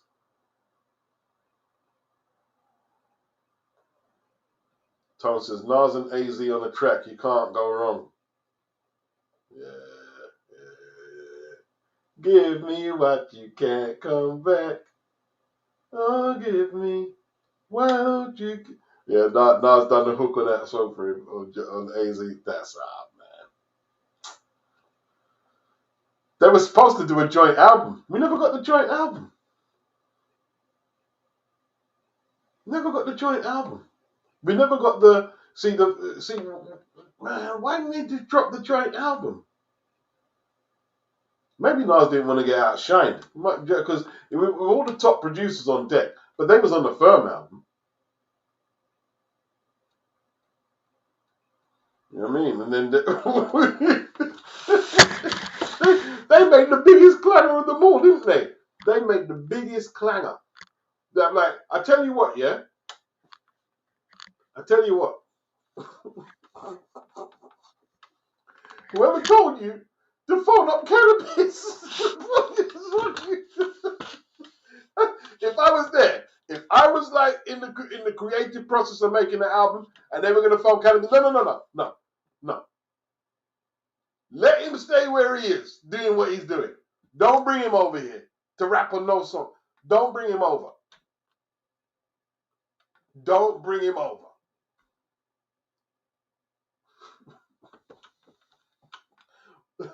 He destroyed them. He destroyed the Desperado track. He destroyed them. He destroyed all of them. I'm sure Nas took his verse of the original one. His verse one. He destroyed them.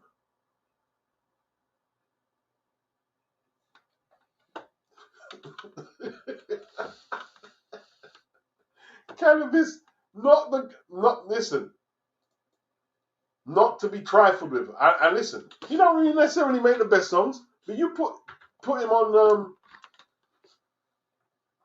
a song like that, you're risking your project getting smashed up.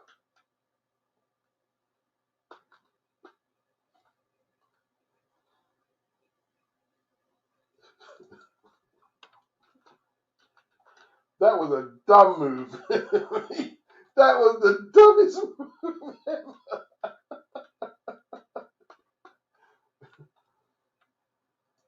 Was that the one where he said, forget the record label, I represent on the courtesy of myself?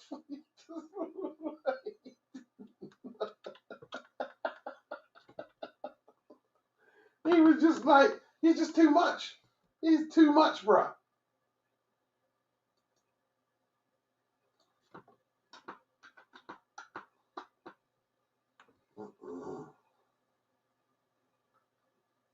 Wow, man. Cannabis was great, man.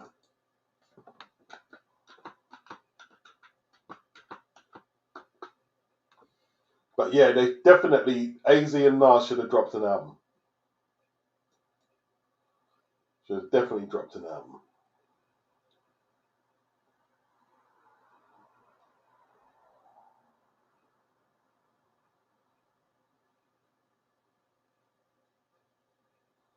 Yeah, see, they've got a version without him.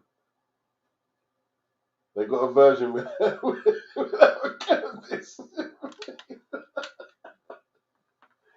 Oh, man. BG London's got a bootleg version of The Power of the Dollar. He bought it from a Chinaman. Wow. Wow.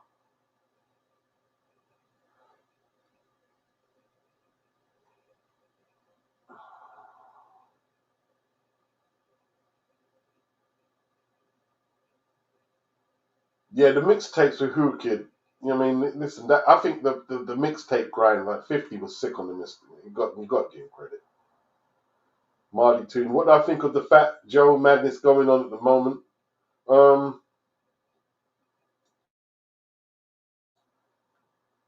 I don't understand it. I don't like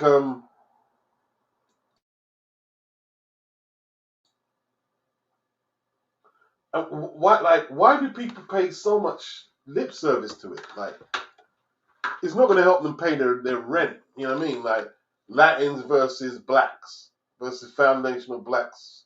What good is that going to do, really?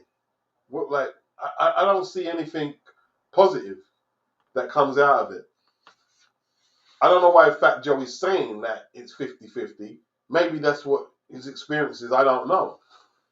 But wasn't KRS-One and Busta Rhymes saying the same thing? I think Busta Rhymes might have been talking about the Jamaican contribution. I don't know. It seems very counterproductive, though. Anthony Mackie said 50 had the machine behind him. Yeah.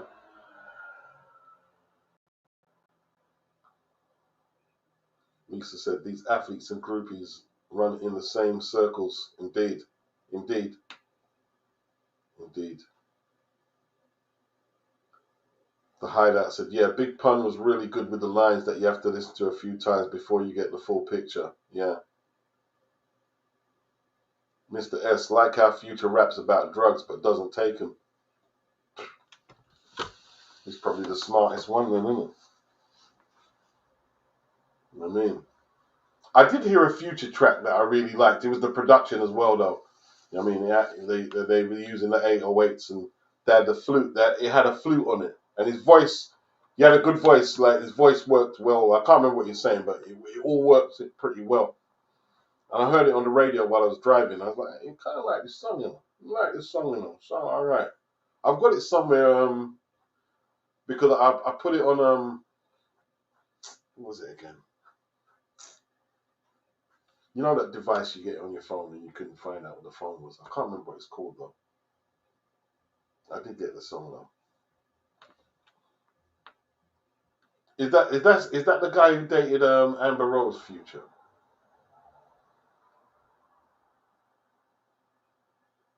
Yeah, he raps about drugs but doesn't take them. He's not an idiot. He knows that's what people want to hear, knucklehead stuff. Yeah. Yeah, before, hey, listen, it wasn't a flex for rappers to talk about, yeah, they talk about, you know, smoking a blunt and drinking some champagne, but it wasn't a flex before to say he was a drug addict on Class A's. You know what I'm saying? That used to be a flex, but now,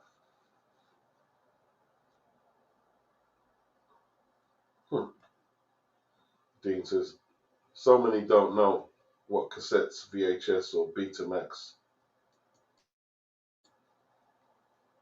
hex CDs, even as everything is download releases, making mixtapes is a dead art. Splicing tape is dying. So tape ain't cheap or easy to store. You see what I mean? Dean mentioned the Betamax, you know.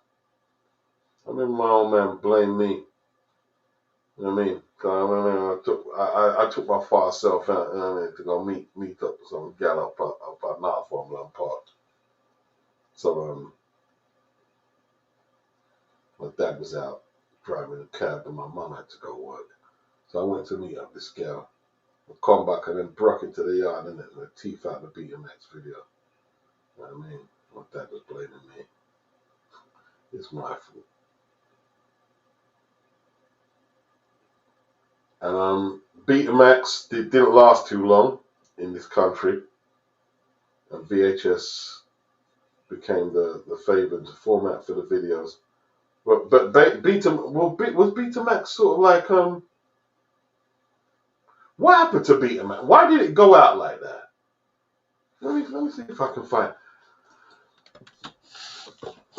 Because the Betamax video was actually better than the VHS. The one we had, it was a really good one, the Betamax. But so yeah, broke into the yard. Teeth out the Betamax video. We didn't have much there to teeth at the time, though. You know what I mean? They specifically came in.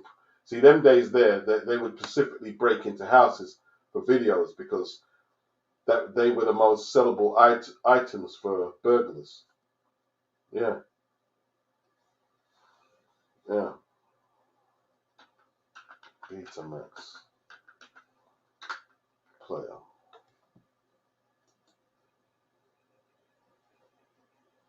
It was a consumer level video recording format that used magnetic tape cassettes. Magnetic tape cassettes?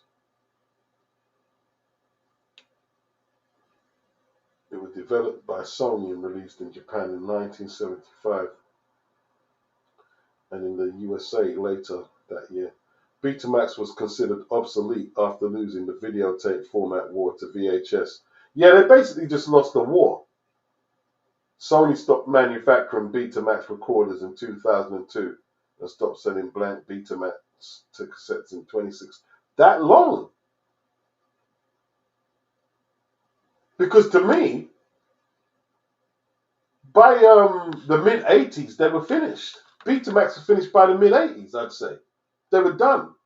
Nobody was buying Betamax.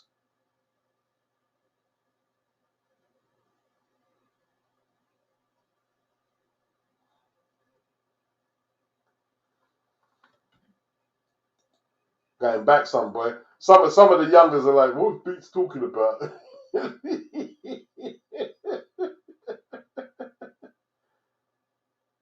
BG London, Fat Joe ain't racist, people are reaching. I don't know. I don't know.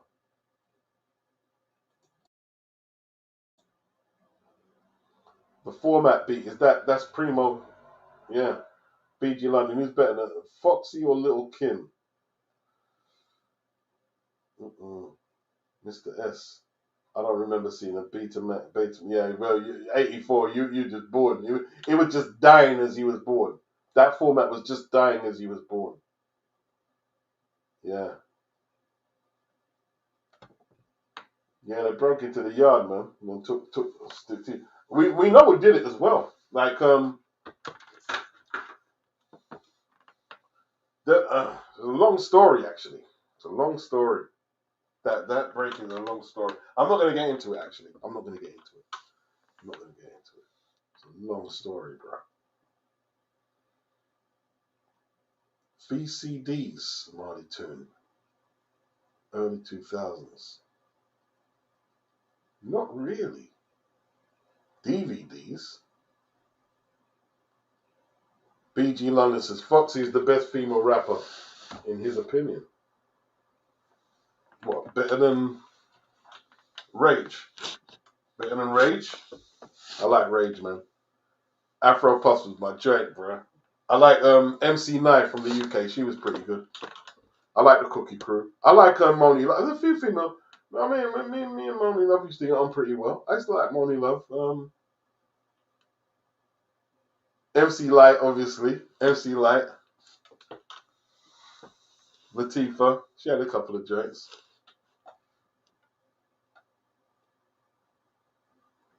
Dean said Sony, Philips, or someone like that sort of tanked them like mini disc.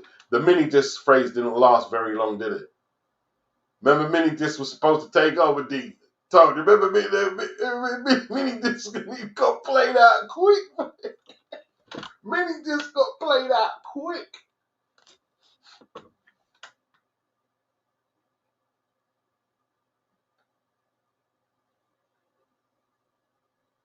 Mr. S, VCDs, just about remember them. Was that the predecessor to DVD? Yeah, Mr. S, mini disc. Yeah. Wow. Dean, born in 85, just come across things, hand-me-downs. Best way. Don't remember Laserdisc, another failed format. Laserdisc? Antoinette, yeah. I've got an attitude, Toad. Yeah, that's my joke, you know. And then what did Light respond? Did Light respond with 5%? Was that for Antoinette? I forgot the sequence there. Okay, the Hideout says Beats. I think the main issue with Betamax was that they were more expensive than VHS tapes. Like comparing. Right, okay, I think you got a point here, the Hideout. Blu-ray to DVD, Betamax could hold higher vid quality. Yeah, but just too expensive. Yeah, the video quality was better though. Yeah, the video quality. Cause I remember, man. I used to have a couple of all my films. Like that's why Beverly Hills Cop 1 is one of my favorite films. I used to have that on Betamax and a few more films.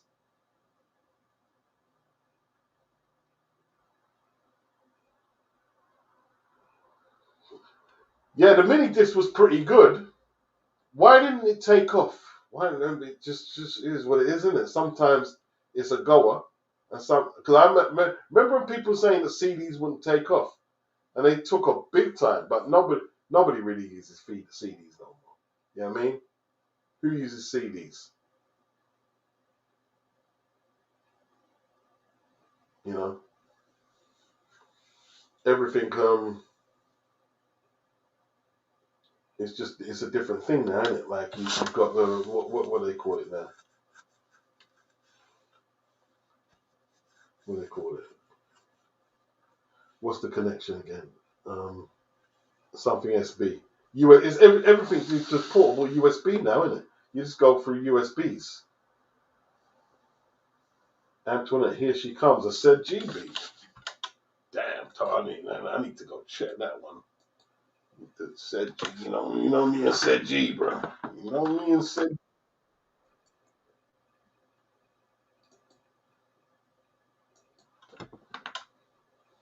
Said G's bad, man. Said G is flipping bad. Underrated producer. Said G's is bad.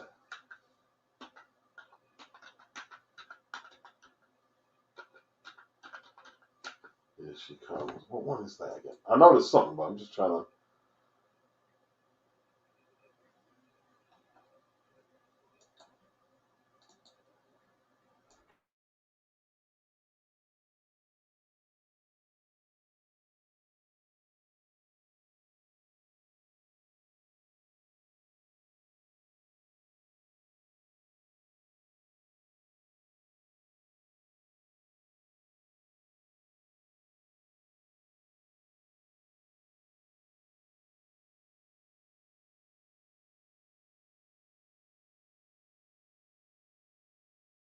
Oh my god. That shit is dope, bro. That's just shit is dope. Wow. Dope. It's dope. It's dope. It's dope. It's dope. Dope. I'm going to record that, man. I've got to record that for the MP3 player. I have to record that. I have to record that one. Wow. That said G. You can hear it said G. Like, you can hear by the bounce and the snares. Yeah. Yeah. It's dope, man. Dope. I like it. I like that one, man. I like that one. Got to record that one for the MP3. Bad. That's why it took so long to get back. Like, yeah, that's dope. Marley said mini disc apparently was too expensive to produce. I was hearing in comparison to even CD and vinyls. Yeah. But it was good quality though. It was good quality. It was very good quality. But it just didn't take off. It just didn't take off. Yeah. Dean says to BG, once cutting edge, now deceased. Sounds a bit sketchy, to be fair. Can happen, man.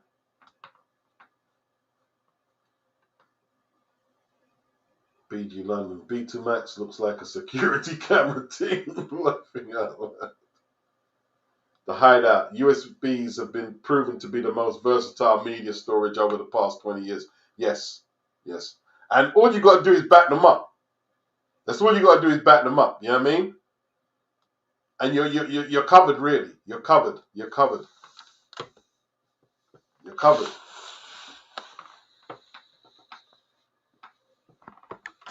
USBs are the new thing. See, that's the thing, yeah. If I was to do some DJing and stuff, it can basically be done all on the USB. Just you got all like all right, like I said, all you do when you go out. If you've got your set, your music, you just bring a couple backups in case your one, you know what I mean, malfunctions. You bring your backups, and you don't have to bring the whole load of vinyl no more. You don't have to bring a whole load of CDs.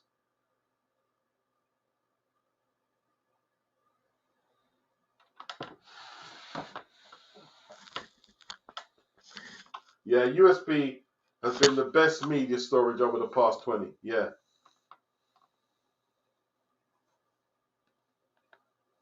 Yeah, no issues with data quality or loss. MP3, WAV, WMV, AVI, you can just store everything on it. Everything. PDF, everything stored. Everything stored.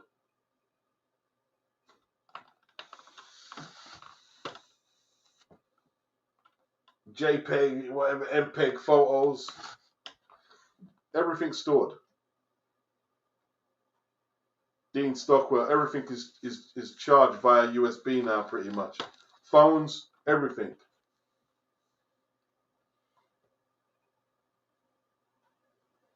Yeah.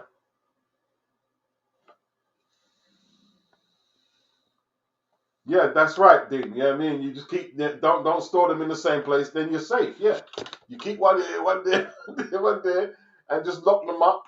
Yeah, I mean, encrypt them, and you're gone clear. The Hideout USB takes everything. Yeah.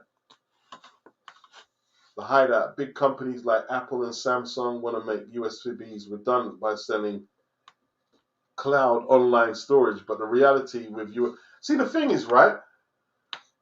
If you go take out online storage and stuff, right?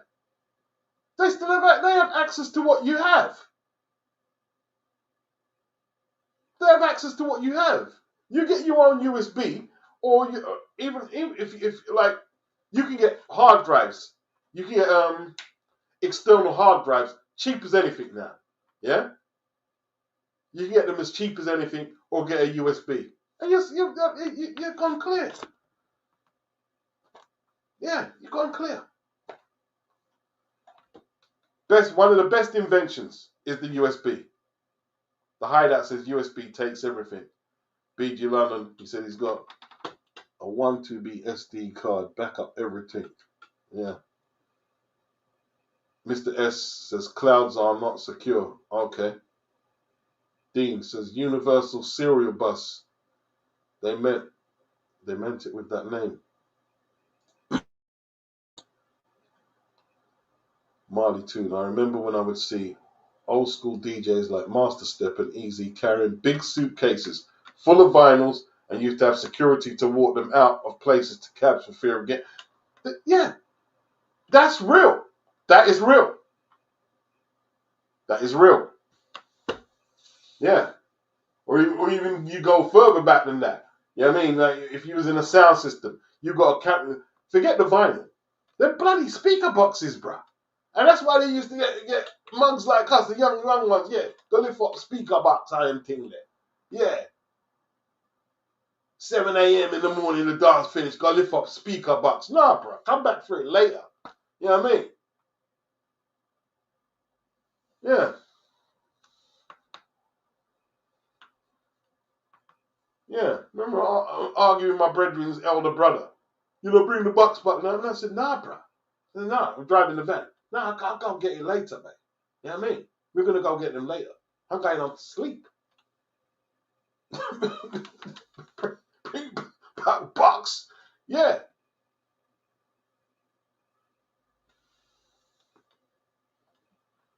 Going on to sleep, mate. It's not like anyone stayed around. It was just me and his little brother.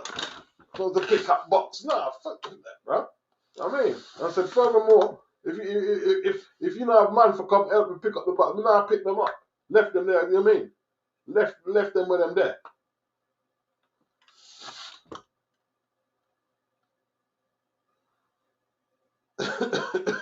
Thompson's carry the box. I never joined the set.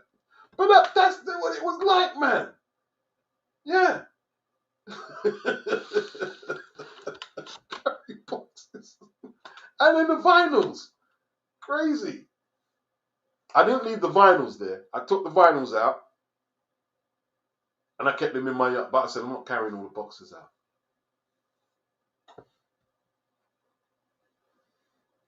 I'm not carrying the boxes.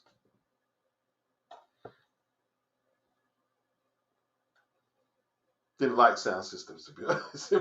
It was like, I tell you what, yeah. When I used to do the parties with my brethren, Greek dude, that was all right because I mean we would go places where they I mean like clubs where they have a setup there already. So we might have to bring decks and a mixer and our vinyl. But I mean but you know, here's what it is. But we didn't have to carry bucks. I didn't think that. No, anywhere I carry bucks. No. Mm-mm.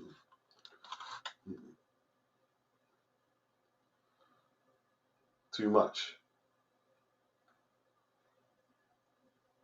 Clouds definitely ain't secure. Who remembers when those actresses had all their nudes and personal pictures and videos released on the net? Just got backups of USBs and hard drives, I say. Yeah. Mm.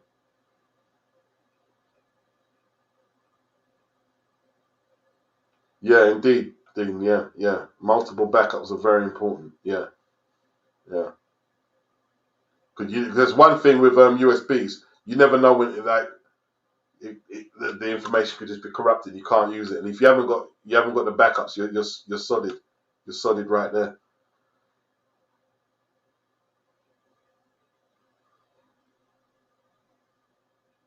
Mr. S said he's not a box boy. Doesn't carry the box. He must be looking at box.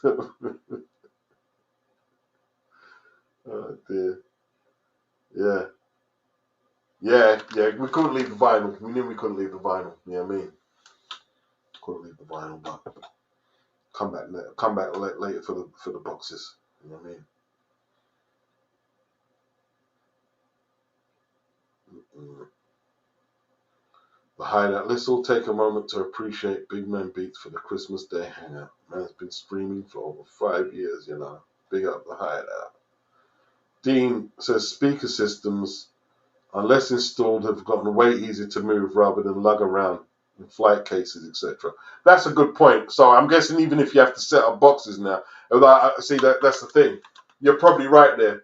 Yeah, the flight case speakers is probably a little different now. Yeah, because even in the room I'm in now, I haven't got sound system side, but I've got, what is it? Let's say, how big are my speakers? My 2 speakers. There must be probably at least 3 foot. 3 foot length. You know what I mean? They're quite big boxes, you know what I mean? Quite big.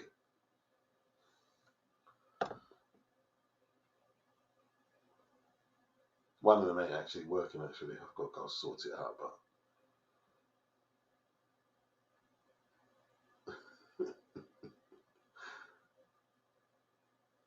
See, you've got a point, actually. You know what I mean? Because sometimes there's not much places who ask you to play where they haven't got speakers set up, though. You know what I mean? So. And people don't do house parties like that no more. I don't really get no house parties.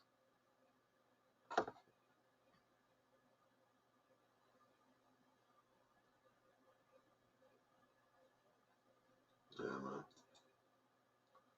Beta Max, you know. Flip it out.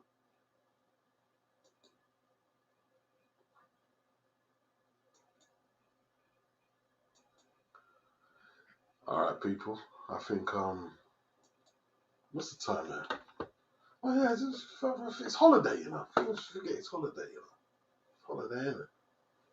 Holiday. Boxing Day. Is anything open tomorrow? Well, like supermarkets? I ain't been out for the day, bro. I haven't been out once for the day. Not once. Not once to even stretch my legs out, bro. I haven't been out once for the day. Let's see. Tomorrow, today, 26. Let me see. Is Sainsbury's open tomorrow? Let's have a look. Open Boxing Day. Sainsbury's.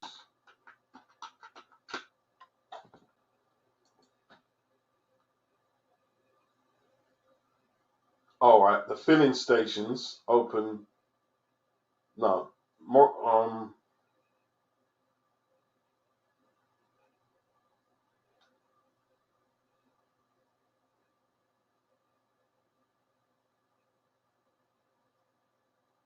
Okay. All right. This one is for Tesco, Aldi, Sainsbury's, etc. Scottish Daily. Well, how am I going to know what's why are you giving me this what shops are opening in Scotland? No use to me. They're saying 9 till 6. Morrison's. Morrison's is far from where I am right now, though. That's right. I could ride the bike up there now, I guess. I could ride the bike. Good little exercise there.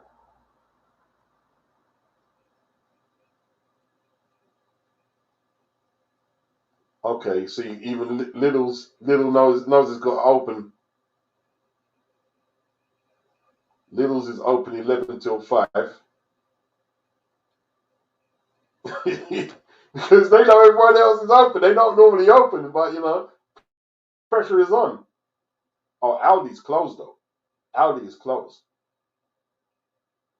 They want to give the staff an extended break. So the Aldi workers, I mean, they're not getting up for a couple of days and getting some much needed rest. Yeah.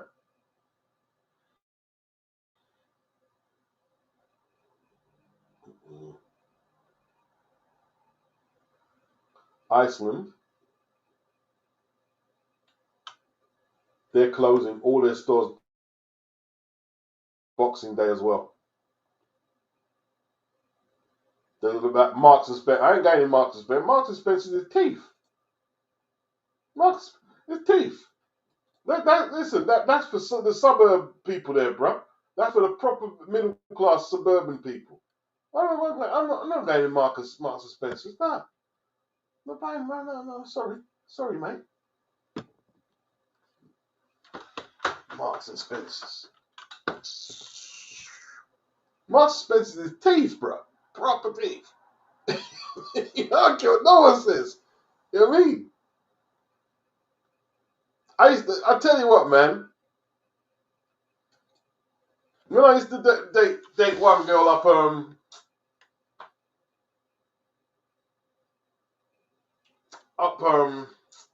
up the road anyway. I'm not gonna say the exact. Okay, that was the only shop open.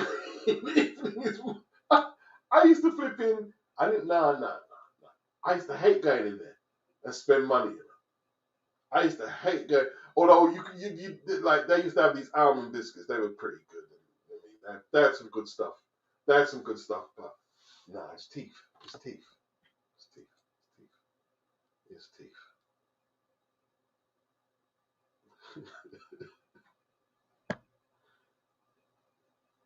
Oh man, BG. My friends would STEAL anything. They'd take the stylus off your decks if possible. Dean, he says, I still buy CDs. The imports are nearly double the price. I can't imagine a DJ having their vinyl stolen. Yeah, that's every DJ's nightmare, isn't it? Marty says, Marks and Spencer's Waitrose. That's the yeah. Waitrose, teeth. Marks and Spencer's, teeth. Yeah. Oh, you're saying Tesco's is teeth? I don't think Tesco's not. Is Tesco's as bad as Waitrose and Marks? Waitrose is. Tell you what, Waitrose is teeth, bro. Waitrose is pretty teeth. Rich people shop. Yeah.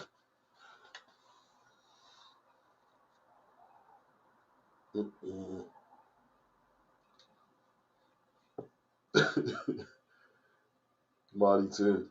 Yeah, well,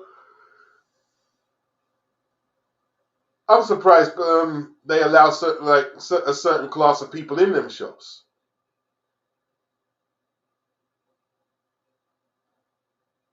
Yeah, man. If it's not tied down, Tony, it's fair game, yeah. Thief. Like I saw somebody talk on Twitter talking about what are they talking about? They went somewhere and had to pay £75 for their Christmas dinner. And they had a little dry, and when I say little, a little dry piece of turkey. The carrots looked dehydrated, everything looked dehydrated. 75 quid. The only thing that looked decent on it was the Yorkshire pudding. They didn't even have gravy on the plate, bro. And they said they had to wait 2 hours for that. £75 a plate. What was you thinking? What was you thinking, bro? What was you thinking? That's teeth.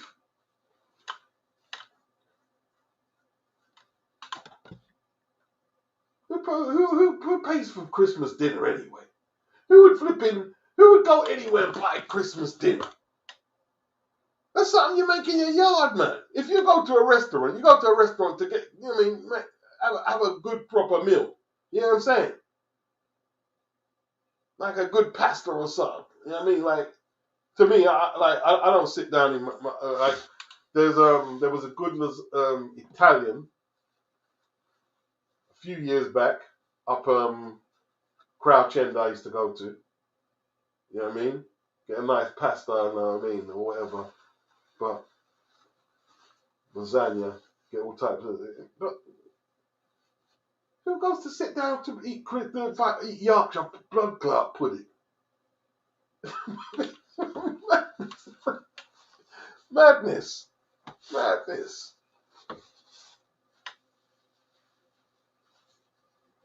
Only 3 places I would sit down and buy a meal, like a dinner. And obviously you got McDonald's. I'm not talking about McDonald's in Kentucky.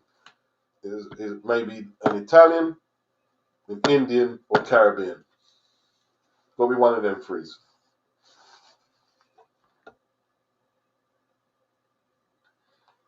Oh, most shops are open. Is there football on tomorrow?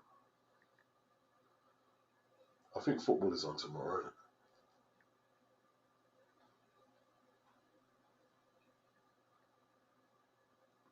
Mr. S says, Waitrose and Whole Foods say a lot about your bank balance. Yeah, it doesn't it?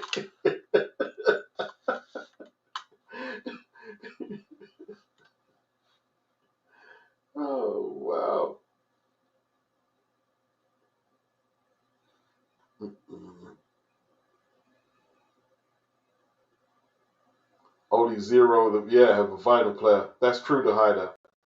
That is true.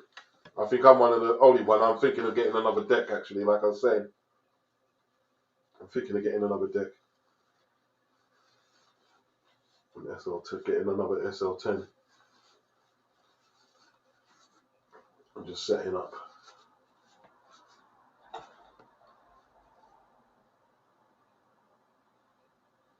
Tom said we went to a jam in Tottenham way back. There was supposed to be groups performing. But someone nicked all the mic straight away. I looked at my friends. Yeah, Gilly, look at his face. Oh dear. That's just gully.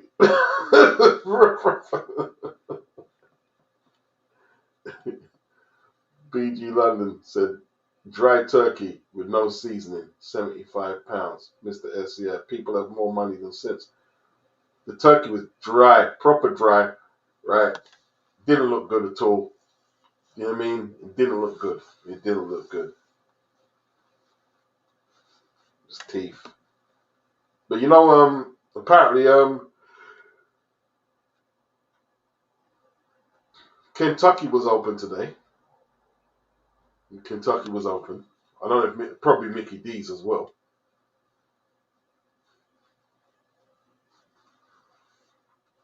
Mr. S, I used to get paid double time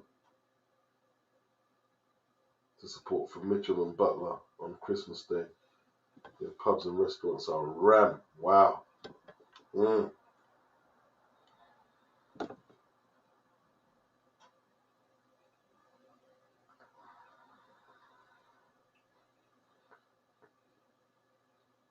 Okay. Yes, that's not good. When you got people just like in the same building as your teeth in, man. Not good at all, Tom.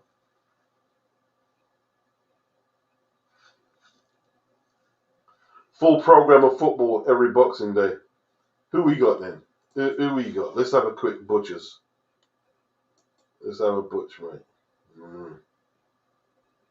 Who we got? We got battered Liverpool. Beat us up the other day. It was horrible, man. It was horrible. Our defending was just diabolical. Absolutely. Absolutely. You know what I mean? Absolutely. Sort it out, Ange, my old son. Sort it out. You know what I mean? We're getting smashed up over here. We got some. I tell you what, we got a few decent players, man. The team ain't bad, but it just does. I don't know what it is, man. Team's not done. It's not too bad.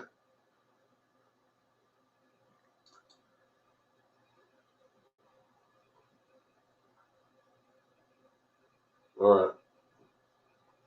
So we're at the City Ground, 3 p.m. We're at the City Ground. Fulham and Chelsea. There's a bit of a derby, isn't it? Bit of derby there. Manchester City versus Everton. 12:30 kickoff at City's ground. Bournemouth versus Palace at Bournemouth ground. Newcastle versus Villa. Southampton, West Ham. Liverpool versus Leicester. Man United versus Wolverhampton Wanderers. Yeah, not United at the Caribou anyway. Knock them out, you know. Out. Knock them out, mate. It's all good.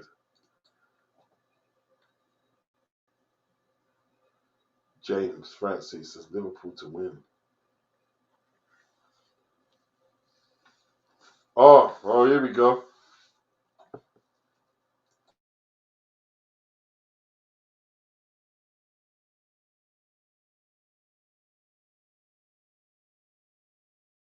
I think Tone should take this question here.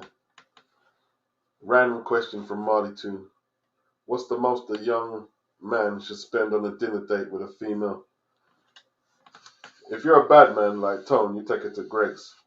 You know what I mean, I don't think I thought Tone was joking, but I think Tone was deadly serious.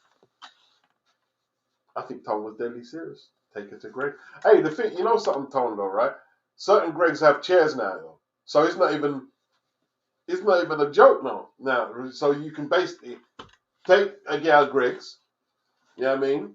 Feed her up for £3 and a drink and have a chair as well. Yeah. Yeah. Get her a nice pizza slice and a carton of Ribena, and we're right in it. Well, they got these rolls, you know, in the cardboard container, not rolled, yeah, chicken, like, is it kind of like a chicken roll? They're nice, man. They are nice. Them rolls are nice, man. You have to heat them up in the kind of the breadcrumb and the chicken. No, them rolls are nice, bro. Yeah. How much should you spend on a date? Well, you see, look, you got to assess it like this. What are your objectives from the date, right? Because let's keep it a buck. If there's any young ladies listening, yeah, right? If you're dating a guy who's not a geek, I guess, or a lame, he's got a little bit of swag or whatever, he's dating to, you know what I mean, get your kit off, basically, and, you know what I mean, and have relations. That's what he's dating for. So if you're a dude and you like, you know, you've assessed it, you know what your date looks like, you know what she's like, and you fancy your chances, you've got to assess it from there how much you pay. You know what I mean? You got to assess it from there. You know what I'm saying? Like, is she perhaps high maintenance that if you did try to take her to Greg's, that's it? Or, you know, is she the type that wants you to take her to some high skill place just so she can brag to her friends and still not give you no trim, man? So you've got to assess it. I'd say it depends. What, first date? I don't know. I don't know. Like, some people think coffee dates are okay. Yeah, because it's the first date.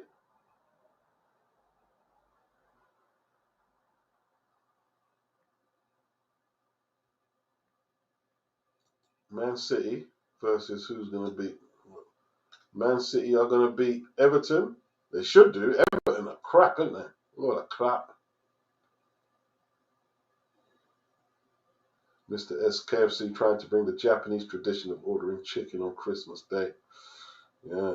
See, that's the thing. A lot of them, I've got to take that into consideration. A lot of people are not going to go to Kentucky. They're just going to get it ordered in, isn't it? What is it? Uber Eats. I've never had Uber Eats. You know what I mean? The last time I ordered any food was a pizza, and that's years back. Years back.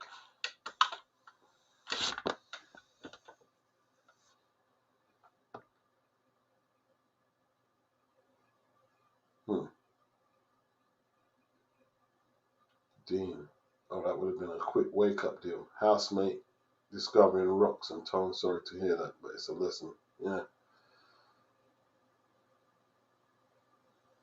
James says Liverpool too strong with Salah. Salas. What was this, Salah? Yeah. Is he still firing right now, though? Yeah, he is, isn't it? Liverpool are doing pretty good, ain't they? Liverpool are doing pretty good. Bastards.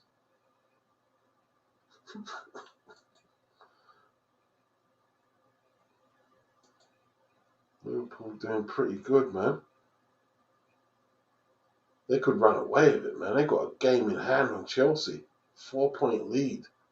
Flip it now. I wouldn't write Arsenal off, though. They're only 6 points behind. I won't write them off totally. They're in a way better position. Forest are ahead of us. I can't watch this no more, man. Forget football. Fucking Nottingham Forest are ahead of us. Nottingham Forest. No, I can't do it, bro. I can't do it. Can't do it. Nottingham Forest. That's just like, nah, man. No. I hate when I see stuff like that. I'm not gonna lie. I'm the biggest football snob ever.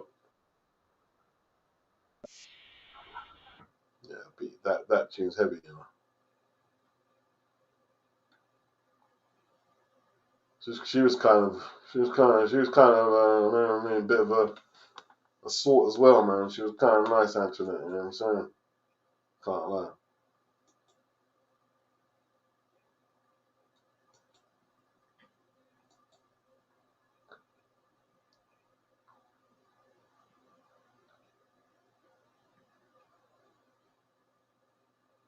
The hideout said that Liverpool Tottenham game was crazy.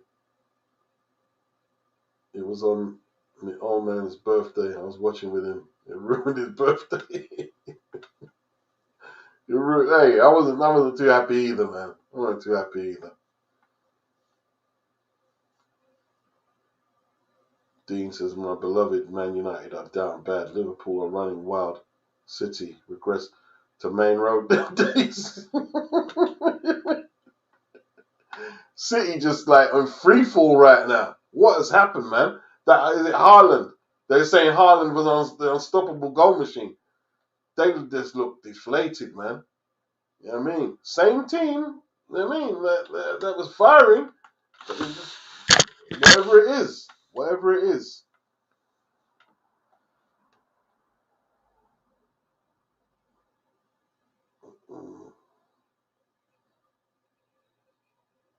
El Gramus, what plans do I have for my channel in the new year?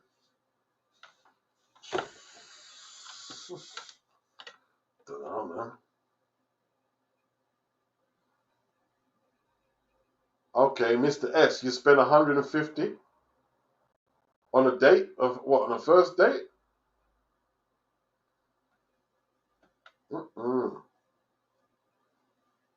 James says spend zero, give her nothing. You know, you got to spend something, James, man. You got to spend what? You expecting relations and don't spend nothing at all? You got to lay out something, bro. You got to lay out something. You know what I mean? Mr. S says 150. What do you think about that, Todd?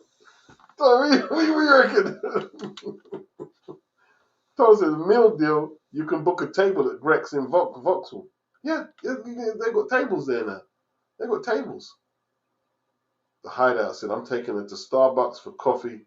No long ting, pal. Mr. S, get an iced donut. So she knows the plan, Mr. S. Oh, my Lord. Marty too, Tom, meal deal, you know. Yeah, hey, the meal deal's good, bro. What's that? Crisp drink and a sandwich and a donut. You can cover all that with a fiver at Greg's. You can cover all that with a fiver.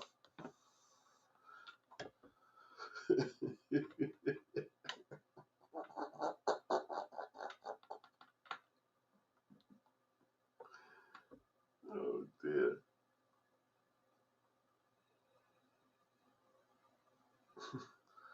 The hideout at Mr. S, 150. He's not playing. No, he's not doing it. Dean Stockwell at Boxing Beats and Rhymes. Yeah. What's the most? I tell you what, right? On all seriousness, yeah. On all seriousness, and this is for even my regular. All right, go. I would take you to the Caribbean restaurant. You know what I mean, that's probably where I'd go. You can get what you want, and it should all like my food and your food should all be covered for under 40. That to me, that's all right. That's all right. And if any woman thinks that's cheap, cool. Go find a rich dude. Go find the ballers to go spend the baller money. I'm not spending more. You know what I mean? Take Caribbean or Chinese or wherever, Indian, and if I can cover it in under 40, 50, I'm good. Your food and drink should be covered in 20 quid, as far as I'm concerned. You know what I mean?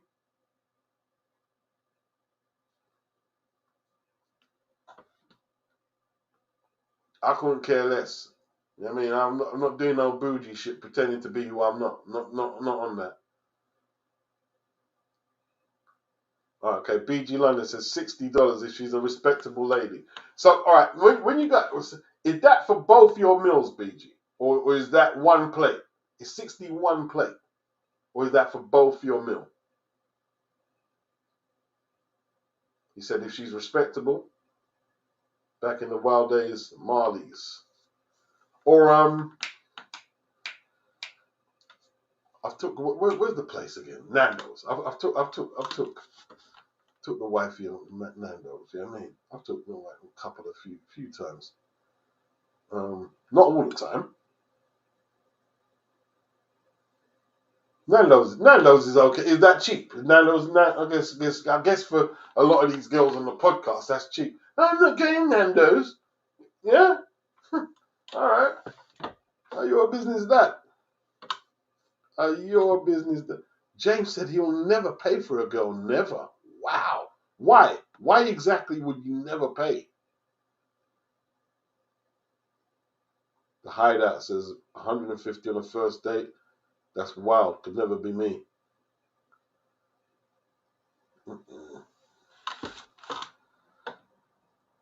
That's why a lot of us are single, I guess, isn't it? We're just not simping enough, bro. We'll start paying out money, isn't it? The Hideout, Marty, yes, Starbucks is a viable option.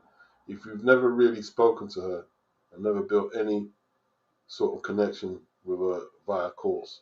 Starbucks. But even Starbucks is more expensive than Greg's, I think, isn't it? I'm sure there's no more Starbucks either. You got to go to what's the other coffee plate from franchise now? Costa. You have to go Costa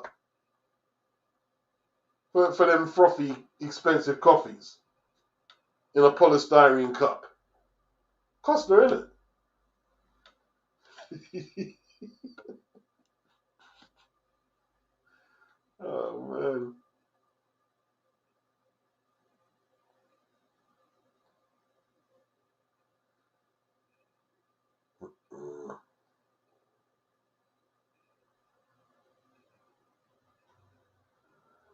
Mr. S. Miller and Carter steak, approximately 35 to 40 each. Okay, that's not too bad.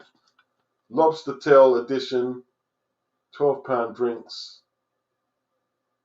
dessert, drink after. Give me the final price. See, you're kind of confusing me there. What's the final price for both of you? You both eat thing and the final bill. You eat and drink to your heart content.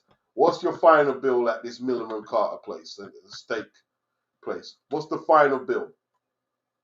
What is the final bill?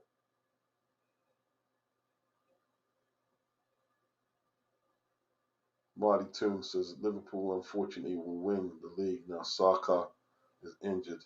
And Salah has no African Nations Cup. And his hair transplant has made him the best of seeming. He's on fire. James Franchi says Liverpool on top. Got a good team. They've got a good team.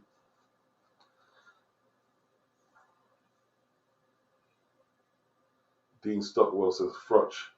E.D. Elliott. Force a bill split.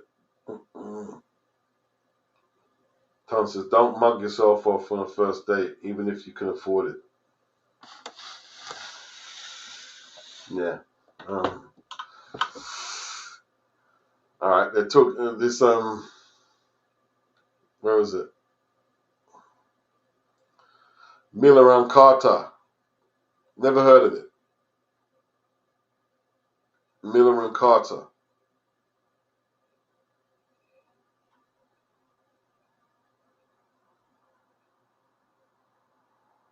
First date. I think the original question was first date. Said Mr. S, £100 is fair.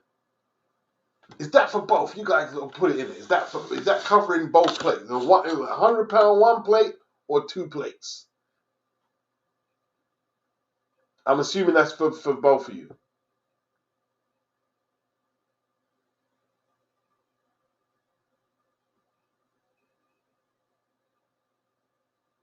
Marley, I've heard guys say to me that women nowadays expect £200 dinner dates. But I would never do that, especially in this economy. It's not worth it, in my opinion. The modern woman is a maze in itself. Tom says, break out the luncheon vouchers. Yeah. Well, first date? Mr. S, coffee dates are the way forward to the F. Cheap, conversational, and to see if she's a gold digger or go home. Uber Eats in beat. Yeah.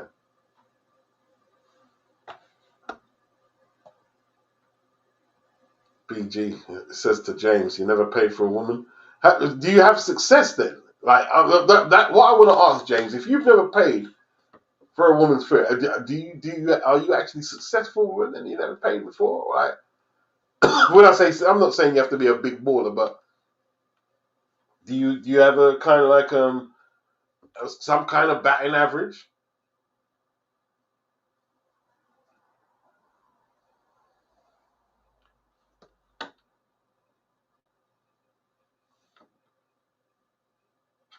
The hideout says that Marty, a lot of these youngins don't know ish about women. That's why they're being ragdolled. Mr. S, depends on the level of woman, but you can't beat without a date easily.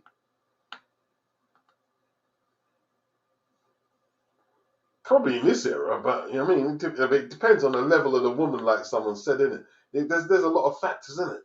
There's a lot of factors. You know what I mean?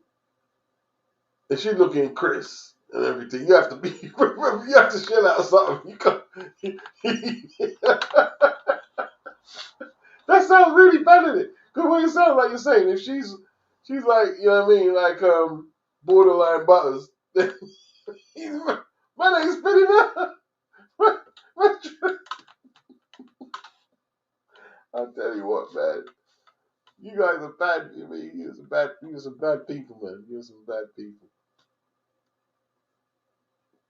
Beauty said he's missed a lot of the stream due to family commitment. That's beautiful, bro. I mean, family first, bro.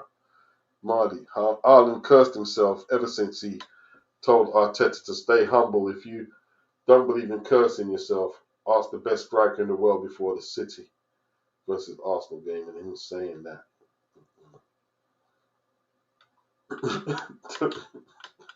Tony, let the ladies go drive. Tony ain't joking either, man. Tony ain't joking. See, but the thing is, right? If you're very confident, you can do what Tom's doing. If you're not, then the messed up thing is you can pay for date, but I mean she'll just use you out as well. You know what I mean? It just depends. It's all about your mindset, how you're approaching the date as well. It's all about your mindset. Because everyone, see, the thing is, everyone has their motives and their objectives. For a woman, it might be just, okay, I want to dress up nice. She wants to dress up nice, get a nice meal, and that's that.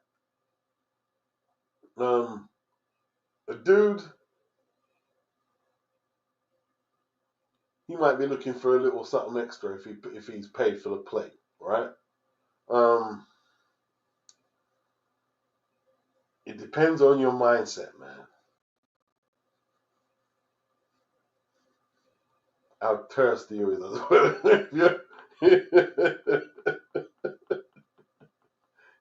If you're some dry throat business, the highlight, if a woman is really into you, it doesn't really matter how much you spend on the dinner date, because she's just happy to spend the night with you. You could take her to, where's that? Wagamana, where that? And blow 50 and she's still yours.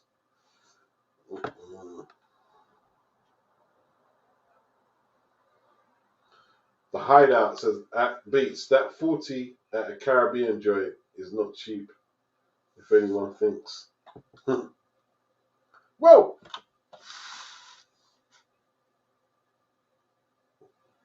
Mr. S, under 40 in London. Wow, look up Mellows or Aiden's Diner in Birmingham. That's the Jamaican food the women expect nowadays. Okay.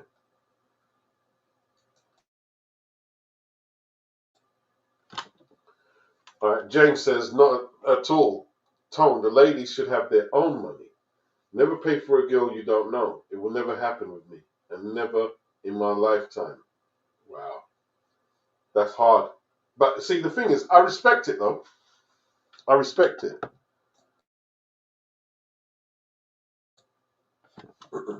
Because there is principles. There is principles. You know what I mean?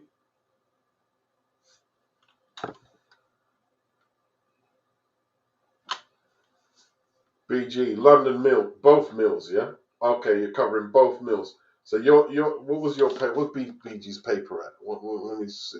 It was 100 and, 100, no, you went 150. What was yours?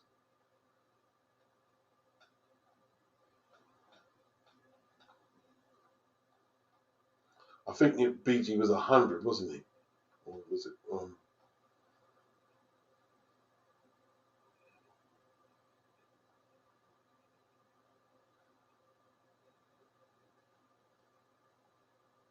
Mr. S says Nando's is like McDonald's nowadays, but I think Nando's does some okay food. It's okay. It's okay. It's okay.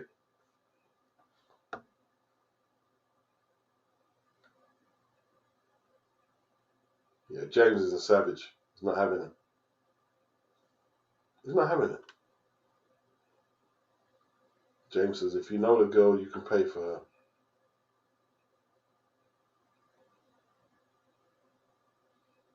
Mm. Well, it's your son's birthday today. Happy birthday to him. The hideout beats that 40 at a Caribbean joint is not cheap if anyone thinks it's cheap. Tell them to go steal £40 in Nigeria. You get a tire thrown around your neck and get torched.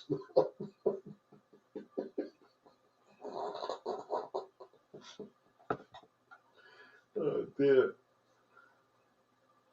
Mm-mm.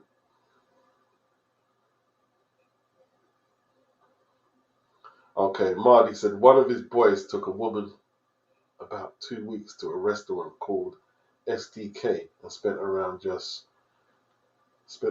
over $200. Did this woman not block him 2-3 weeks later when she tried to get another expensive restaurant date? Mm-mm. Let me get some coffee, bro. I'll be back soon.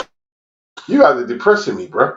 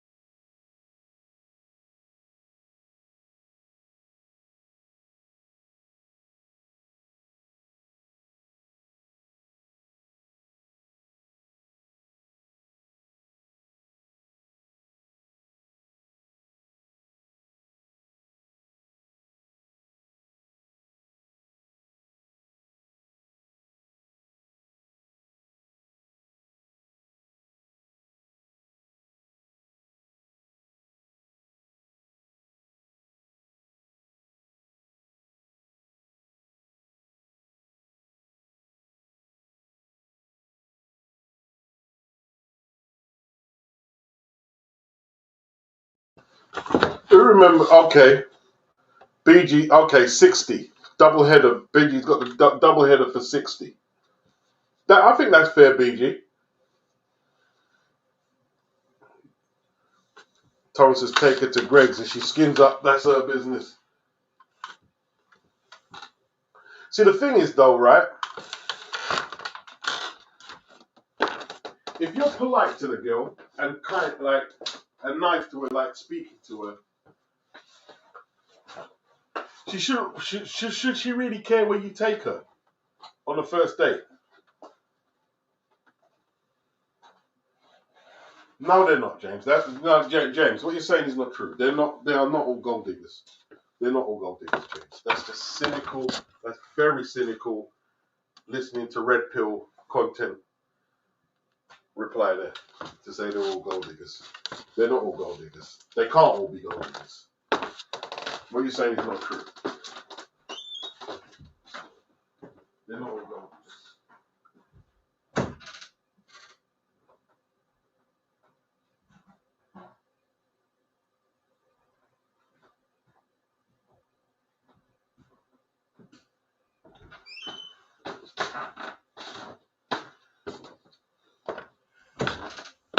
They're not all gold diggers, James. That's crazy. That's crazy. That's absolutely crazy. That sounds like no, let me not say that. That's because that's your thing, isn't it? But they're not all gold diggers. I definitely know they're not all gold diggers.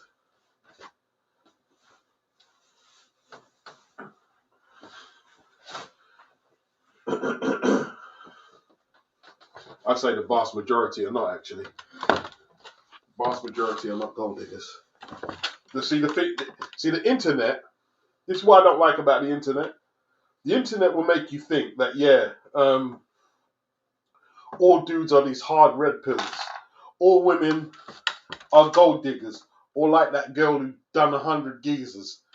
You know what I mean? In 24 hours. No, it's not. It's not.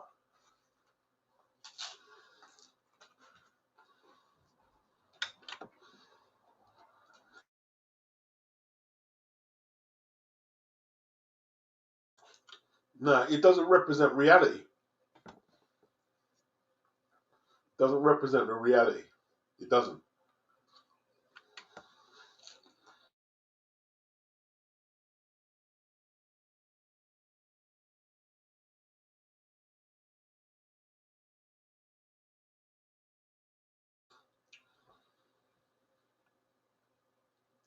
Mr. S, food and drink and desert at Miller and Carter will cost you 100 at least.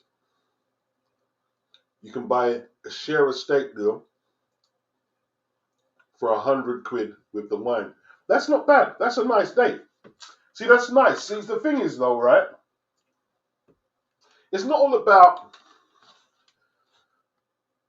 you don't want to get played by the woman. Sometimes you might want a nice place. That sounds like a decent place there, yeah? That's okay. Yeah, I mean, you want to have a nice evening out. But first date,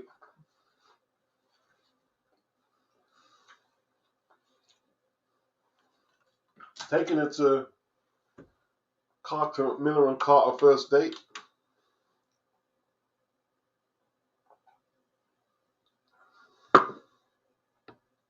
It's not a bad date though. James is just hard, bro. Yeah, 62 plates is okay, BG. I think 62 plates is good.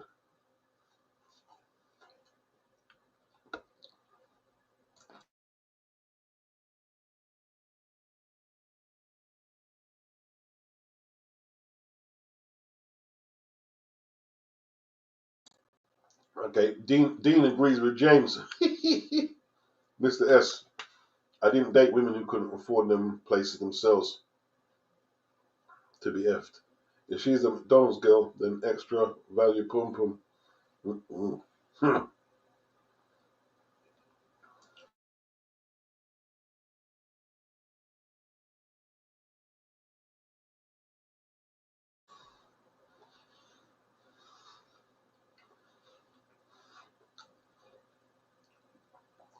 What? No, you're not. You're on the gold digging thing, James. You're not right. There's no way you're right on that. There's no way you're right. They're not all gold diggers, bro. You're not right on that. That bit you're not right on. They're not all gold diggers.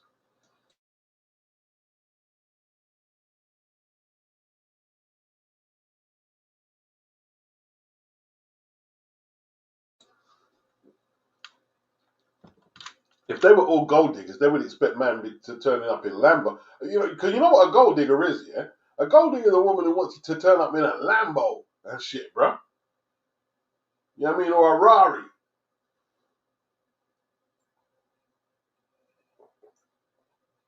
You know what I mean? Not gold digger isn't expecting no £60 meal. She'll be laughing at that. So I can't agree with what you're saying. A gold digger is expecting probably £1,000 meal or something. You know what I mean?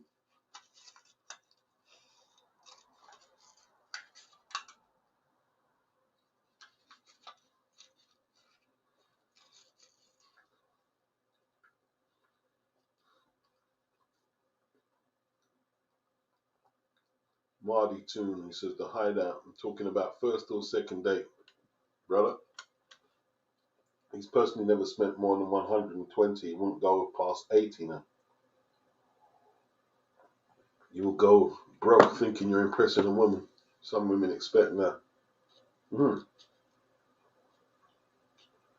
Yeah, that's what I'm saying, man. If you got, you know, you're spending time to talk to her, and you're polite and you're making her laugh, you shouldn't have to spend all that type of money, really.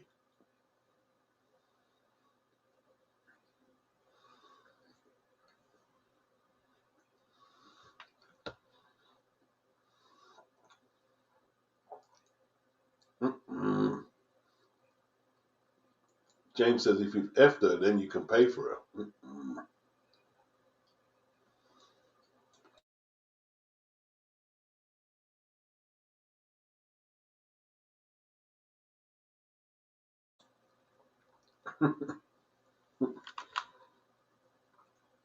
Yep. I mean, Tom says his missus is a foodie. She hates going to restaurants with me because of my catchphrase. How much? There's no way you could. Well, yeah, Greg's is okay. Greg's has got chairs now. Greg's is okay, bro. Greg's ain't bad. Greg's ain't bad. And it's not that cheap either.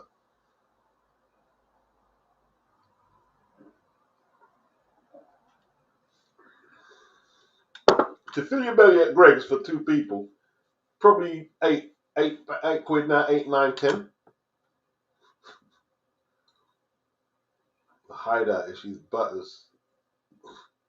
You can bang smash the thing with chicken and chips from Marley's. Mr. S, first date with my wife, dinner and drink, approximately £60. Desert shopping coffee, 20. Cocktail bar, 30. Then she bought the rest and the McDonald's on the way home. Next date was her cooking for me. Okay. That's a nice date though, because it looked like you went to a few venues there. You went to a few venues. That seems like a nice date. Marty Toon said, Beats, you mentioned Nando's earlier. My good female friend said to me that she never, her hands just go Nando's with a guy. She said Nando's is for interval eating, like when you're out already. Damn. Mm-mm. Who was somebody said? See, I'll tell you what, right? You see, when I hear stories like what you just say there, that's when I start getting toned with it. And Greg's, when I start hearing stuff like that, Nando's is for interval eating, like when you what kind of like listen. Once I hear a girl talking, I'm not spending nothing. I ain't spending that 10. You start with them feisty talks there. Nah, I'm done with it right there. Dean Stockwell, retired from finding a partner, been married, got 2 children, got plenty up until mid-30s. Nowadays, I'd rather spend my time doing what I want, no compromising.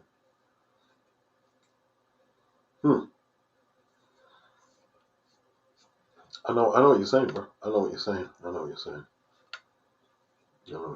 And see, with me, bro, like, now I'm not having to, rest in peace to my mum, not having to look after her like so much, man. I don't mind having my own time. Right now, I don't mind having my own time, bro. You know what I mean? To be honest with you.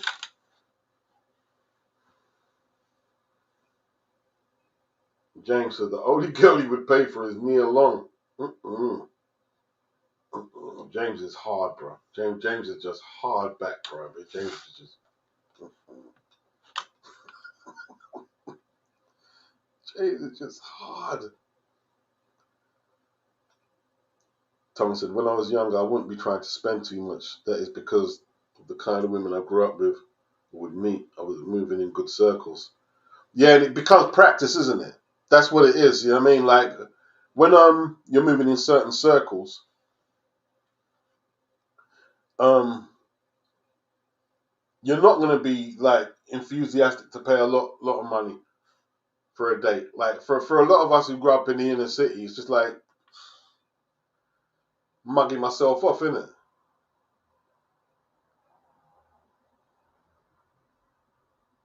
Nardi said that Nia at 53 is still flames.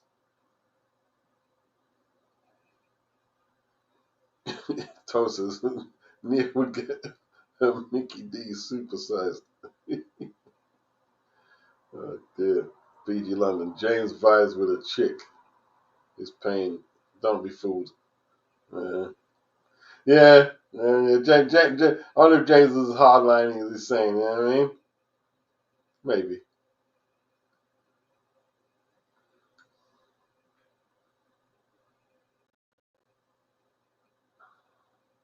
At Marty, your boy's getting taken to the cleaners. He needs to level up his dating game. Chances are that some gal is getting her back blown out by a dude who's spending zero. I'm usually that guy. You know something? The truth is, yeah, this is what I'm saying. If you're one of them dudes and you're out there dating and you're confident and you're on your game, you probably don't have to spend no money at all on no food at all. That's the truth. If you're on it, or however you're on it,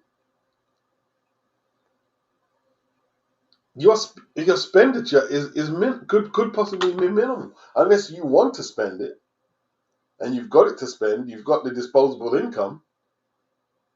That's the reality of it is what is your game like? How much you spend is down to how much game you've got. Yeah.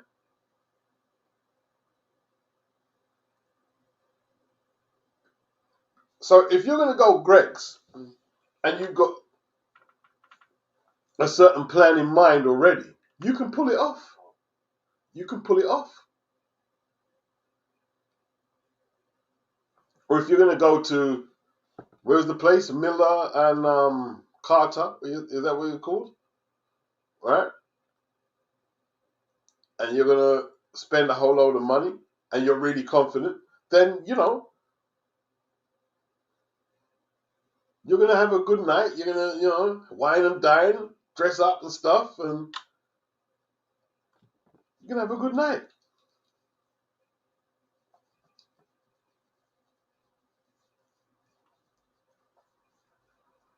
But you had that kid. Remember the kid with the glasses just the other month? Dressed up in his best shirt, and what did the girl hang him up? She stood him up. Remember, and he was crying. And there were some people who were like, they were bunning him up online, man. There were some dudes who were bunning him, like kind of like they went to punch him up. They were so mad. He was crying. That was crazy, man. I kind of felt for him. You know what I mean? Tone says going Dutch should be standard on first dates. Yeah, but some women don't like the idea of that, Tone. I mean, they want to be traditional in it. The man is supposed to pay. Hmm.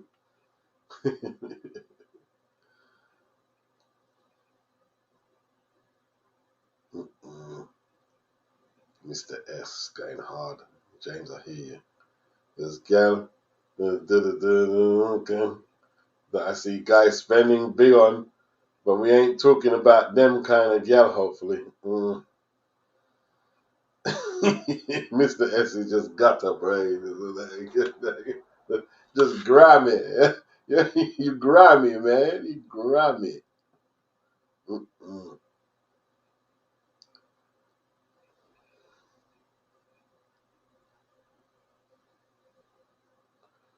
That's all we can get, bro. Don't expect big things because dreams will be crushed. Marley Toon.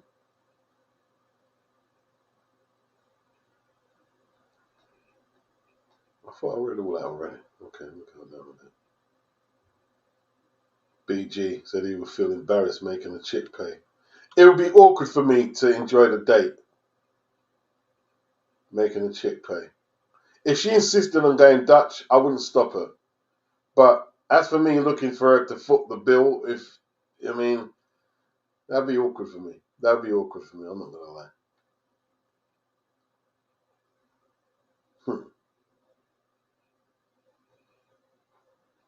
Marley, the hideout, mate, his mate and my other boys tried to tell.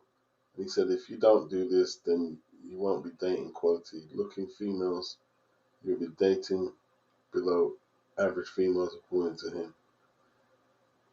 him. Mr. S. Man need to avoid to add trim costs to the date budget. Turkish pushing $30 for the full treatment.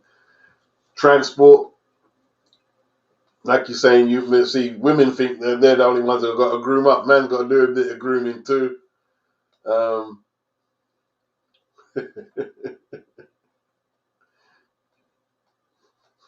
Because you don't want to go out with a man who's like unkept, in it. I'm guessing. Marty says the fact that Beat's saying Greg's is killing me. I know if I tried that with some girls, they would think it's April Fool's joke in December. Also, some girls won't even date guys who don't drive. That's very true, you know. That's very true.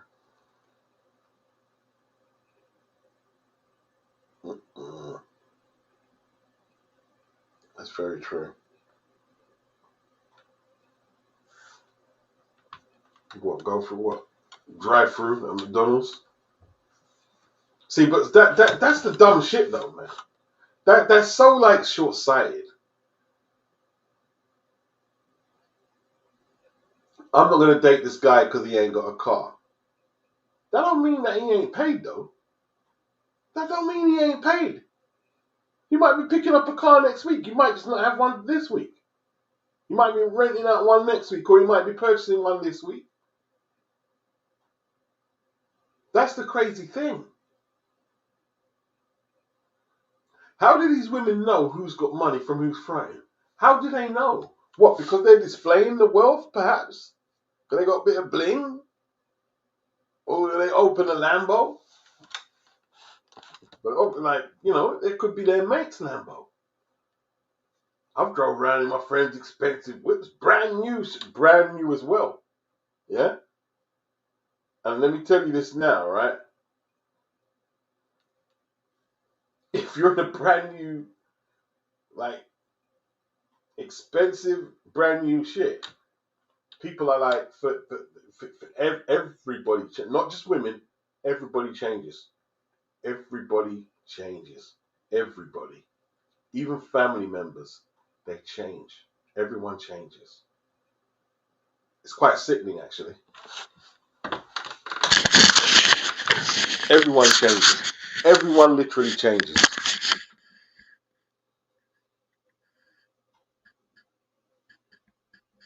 It's crazy. It's absolutely crazy, man.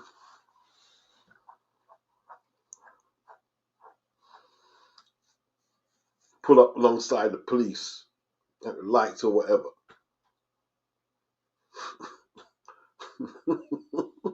Especially if you're young. You know what I mean? Driving something flashy and you're young. It's like crazy, man.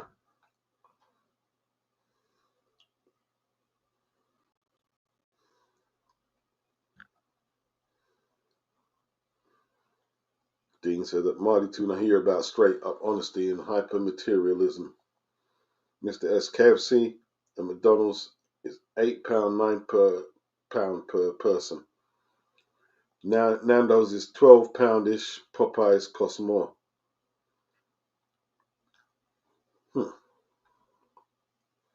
Yeah. Yeah. Mickey D's, I don't know the price. I haven't been Mickey D's for a long time.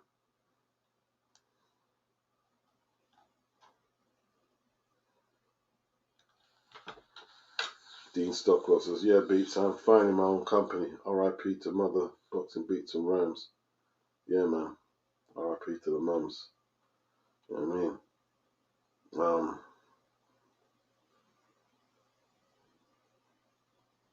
Yeah, because without dragging the point out, like, you know, like a lot of my time before my mum passed away was looking after her.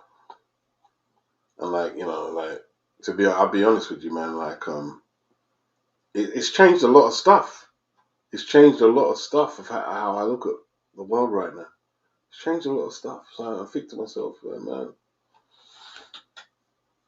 I could try to run you down to get you back, but it's kind of like, fuck, you know, I mean, maybe I'm like, fuck, you know, man, I don't know. It's kind of like what Muhammad was asking earlier. You know what I mean? I just put all my effort, into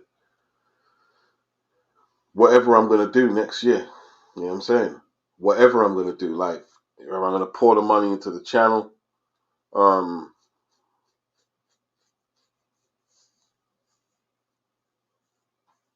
go back into business with my brethren, just get a job. I don't know.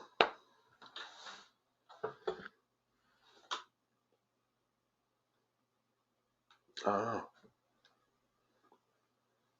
As long as I'm putting money away in the bank, that's all good.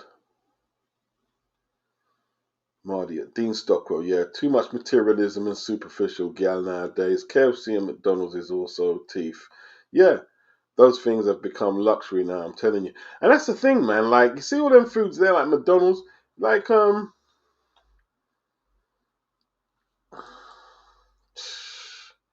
don't know, man. I mean, buy McDonald's and all these foods, man.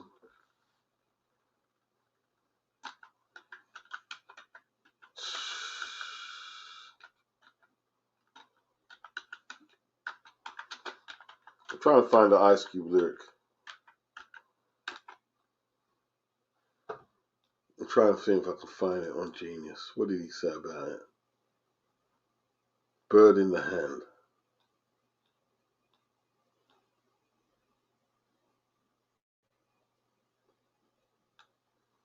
Here it is.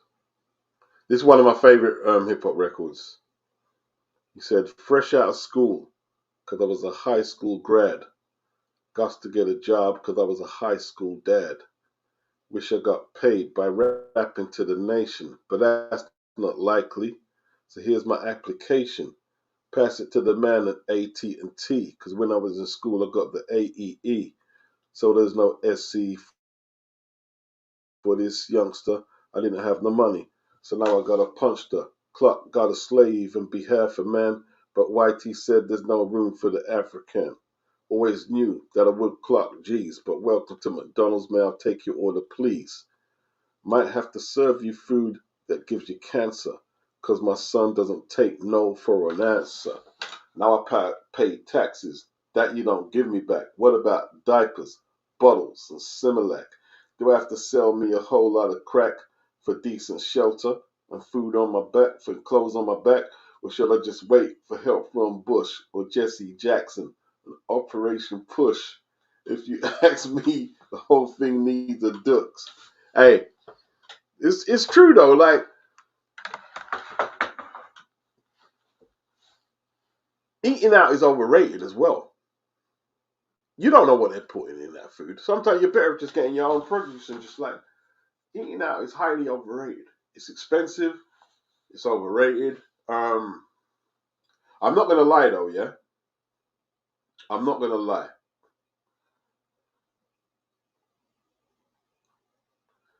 You know what the best takeaway is right now for me? The best takeaway, yeah, is doner kebab and couscous. I don't know if you've tried it, yeah? Not rice. Doner kebab and couscous is crazy. That's a serious takeaway. That's a serious takeaway, bro.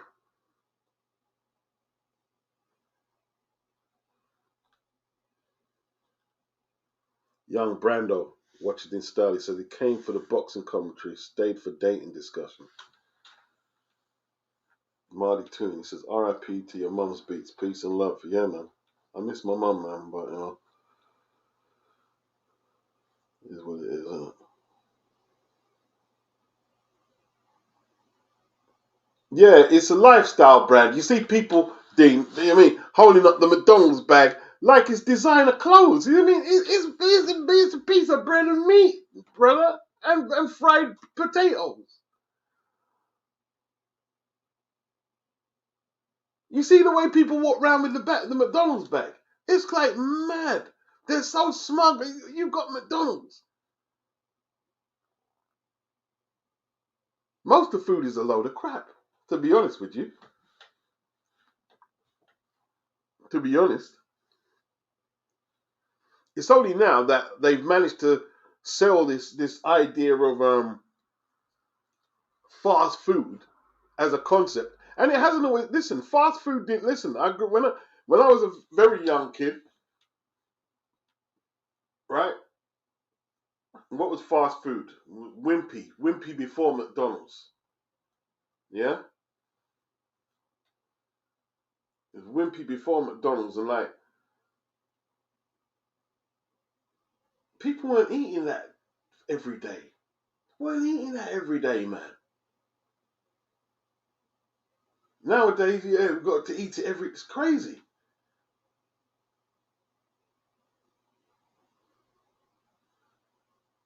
It's full of salt and sugar.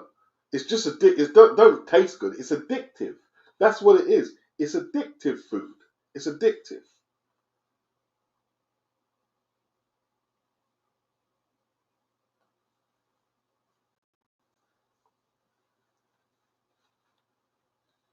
And that's even like not. I'm not just saying them. Like even the Caribbean food. Like a lot of it. It's only supposed to be in moderation. You know what I'm saying? I know people who go Caribbean restaurant every day. You're not supposed to go every day, man. You're not supposed to eat it every day. Jerk chicken and fried chicken every day. No, you're supposed to eat every day. You fried fish, not every day. You know what I mean?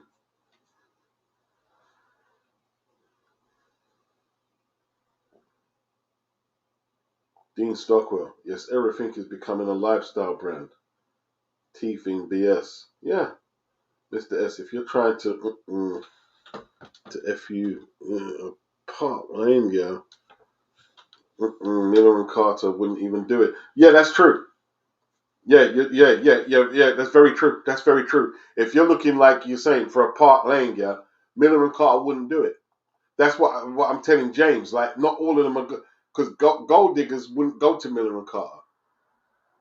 They wouldn't go, and they wouldn't even date most of us because they're gonna say, "Hey, you know what I mean? Like, I don't see no Rolex on your wrist, so you ain't got a Lambo and shit like that." So they're probably gonna, you know what I mean? They're gonna, um, although most of them are full of crap anyway. They're not meeting men like that. if they're from the ends, where are they going to meet men who are driving Lambos and Raris? Where are they going for that? That's podcast talk. That you only date men with Lambos and Raris. Yeah, podcast talk. Sounds impressive on a podcast, but that's about it. You know what I mean?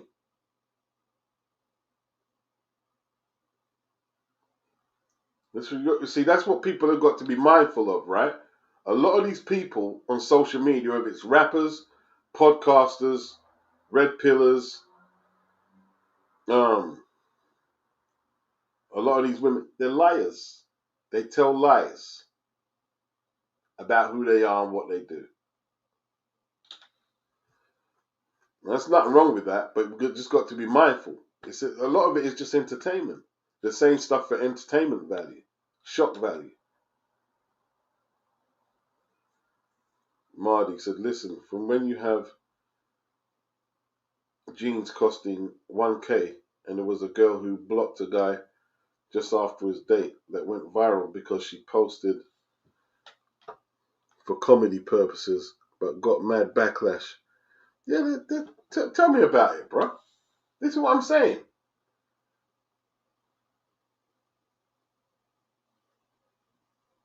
Jeans costing 1K and there was a girl who blocked a guy just after his date and went viral because she posted for comedy purposes. That's just crazy, man. Big up the beauty in the pencil. Much appreciate the super chat. He says, thanks for having me, Beats. Big up the chat. Peace. No problem at all, man. No problem at all. No problem at all, people.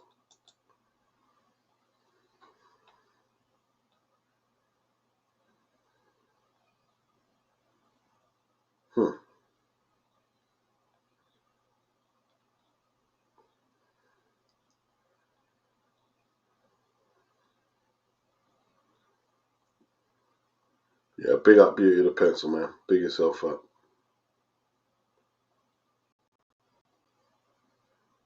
Tone says, Harrod's taste with Aldi money. Just be real. Yeah, that's the thing, man. That's the thing. There's a lot of dudes, you know what I mean, like, who do stupid crap.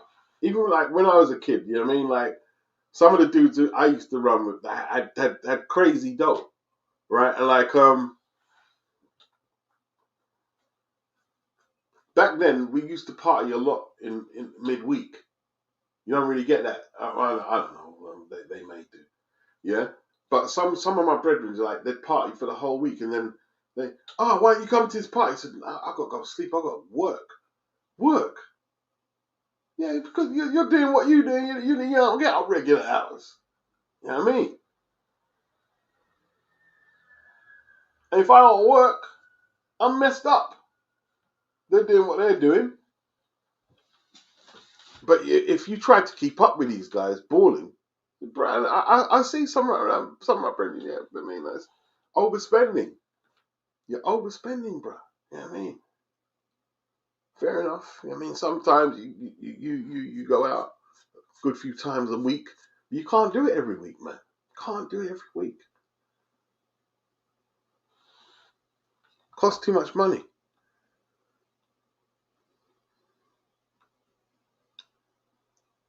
Dean, lucky to have my granddad still alive and sharp, looking after my granddad when he needs. He's 93. Same for my mum. I'll always be around for her. Least you can do. Yeah. On the real, Dean. On the real. Somebody's got to do it, man. You know what I mean? Yeah, big up. Beauty the pencil. BG. I'm talking about decent gal. Hood rats is a different story. Come on, man. Marty Toon. Another question. Would you use coupons or things like coupon vouchers to dinner dates? Because apparently that would look embarrassing too. That's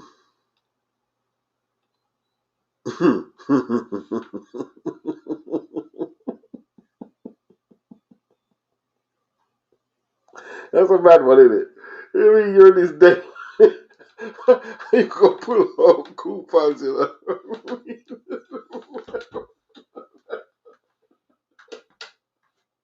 Pulling out coupons is mad. Pulling out coupons is mad.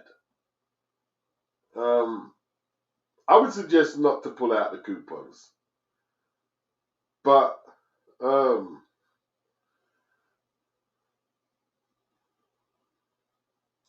her beforehand. Tell her beforehand. Like, yo, listen, we can get a nice dinner here, but I'm gonna use some of the coupons. Right? Tell her before. And she's if she's cool with it, then just do that, innit? Just do that. You know what I mean? Just do that. But I think if you're gonna do the coupon thing, then you've got to have dates when you don't do the. If you do it all the time, this could be a problem. It probably could be a problem. Tom says, don't date anyone who's superficial. Yeah, I mean,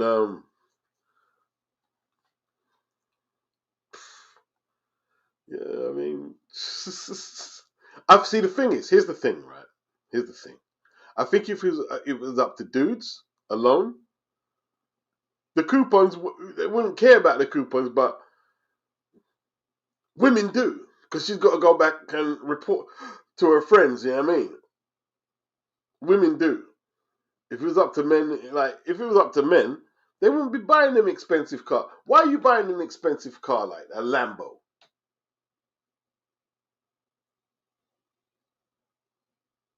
Well, most men can't. Spending 70 grand. Most dudes ain't got 70K to spend on a car. Most ain't in the inner cities. They haven't got that kind of dough. And if they do, they're probably emptying out all their resources. How much people do you think in an average city have 50 grand disposable income in their bank accounts? Even 10 grand. You know what somebody told me? Forget that. You know what I was told the other day? Most people don't have £300 in their disposable bank account. Don't have £300. That's what I heard. £300 disposable income in their bank accounts. I'm not. Most people probably got more than that. But I'm saying that they've got 300, but a lot of it could be going out for bills and stuff. You know what I mean? And then when the next wage or the next universal credit check comes in, it goes out, goes in and out.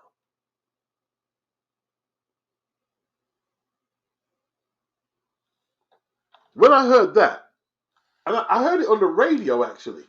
I think I heard it on the radio. Was it 300 or 3 grand? I think it was £300, you know, not 3 grand. Because I'm even thinking that it can't be right, man. Are people that broke?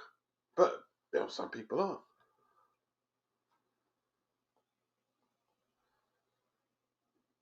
Dean says, massive respect for being strong enough to do that. Talking about everyday stuff between men is often hard when it doesn't need to be. Need to support one another through the hard and admit we hurt. Yeah, because yeah. It's difficult for dudes, isn't it? Like for instance, you know what I mean? I'm not going to I'm just going to keep it real. If I was the same age as the dude who went viral when he went on a date and got stood up and started crying, the guy with the glasses. If I was his age and he was in my peer group, we would have cussed him out. We'd have told him to fix up. Tell him, stop bar. Where you bar for, boy? I mean, stop fucking. I mean, I'm bar like a bitch. Yeah. We tell him straight. You gotta stop balling. Stop the blood clot. Yeah. Crying. Yeah, if your woman died or your child died, your mum died or something bad happened, you're sick. Yeah, you cry. You're crying over that for. Yeah, we would have had him up. We would have had him up. Although he wouldn't have cried over that in front of him. None of my brothers would cry over that. None of my brothers still. They'd come back vexed, and and air it out. Like crying over no guarantee. What kind of madness is that? Some idiot thing. I did feel sorry for him though, but Mm-mm. Don't cry over that. Marley said eating out is overrated. I've only ever got food poisoning twice, both from eating out. Mm. Also, I used to love doner kebab until I saw a TV investigation show that their meat being inconclusive. Okay, that's crazy. Tom said 2 cotton chips for me and the missus cost me a score the other day. It's not no, it's not cheap. It's not cheap. Yeah, when you say over a score, that's about 24 pound, Tom. Right? You like a good piece of fish cod or had it now. It used to be dirt cheap back in the day. Right? I don't know if you remember, Tom, like fish and chips didn't used to be expensive. But now, right? I tell you what, Tom, right?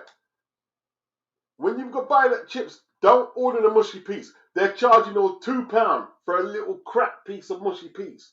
Little pot of mushy peas, you know, which you can got from the supermarket across the road. You know what I mean? Yeah, yeah.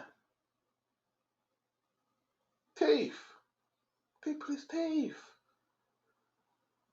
And this there was this guy who's doing his YouTube channel, and the pricing of fish and chips have gone up so much. It's crazy, absolutely crazy. But there were certain places he was going up north where you could get the fish and chips and the mushy peas or whatever. You could get it all for about £7 some places, but other places it was £12, £11. Like Tony's saying, yeah, over a score.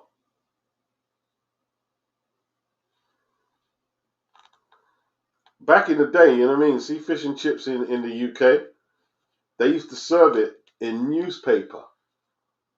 It used to be served in newspaper, but they banned the practice because it was deemed either unhealthy or unhygienic. But some people would swear that it tastes better in the newspaper. Now, I'm trying to remember. I have to ask my sister. Was I young enough to have ate chips from out the newspaper? I can't remember. I only remember eating chips out of the regular paper they use, the white paper. Mm-mm.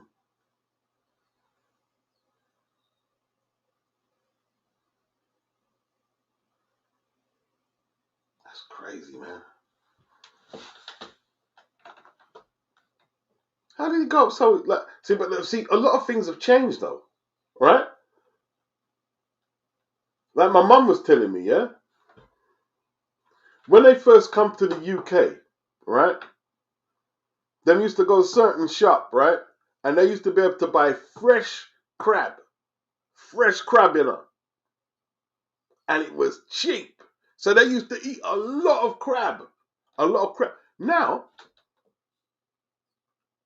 people can't afford like you can't just buy crab like that. Crab, like, a lot of money, whole load of money, whole load of money. But yeah, they used to get crab and cook crab. Can't do that now. Mm-mm. Marty said a lot of these girls are going to the central London clubs to meet rappers and footballers. Yeah, that's right. They're going to meet the rappers and footballers. The problem is these women are very much one night stands or weekend women for these ballers. Very true. But see, the thing is, they will lay down with these rappers and these footballers thinking that they're going to be the one, even though they might get used as a one night stand. And that's why you're seeing the rise in the Me Too thing. Because a lot of girls are aggrieved that they get used up by these rappers and footballers for one night stands. So the way they're seeing it now is that, okay, you're going to play that, but I'm going to play this. I'm going to call them and say, you know what I mean, it was more than that and this. And yeah, I'm not saying they're all lying, but I think it's 50-50 that, yeah, a lot of these rappers and footballers probably go a little too further than they should. But a lot of these women, they're looking for a come up as well. Yeah. Getting themselves a lawyer. See what they can get out of it.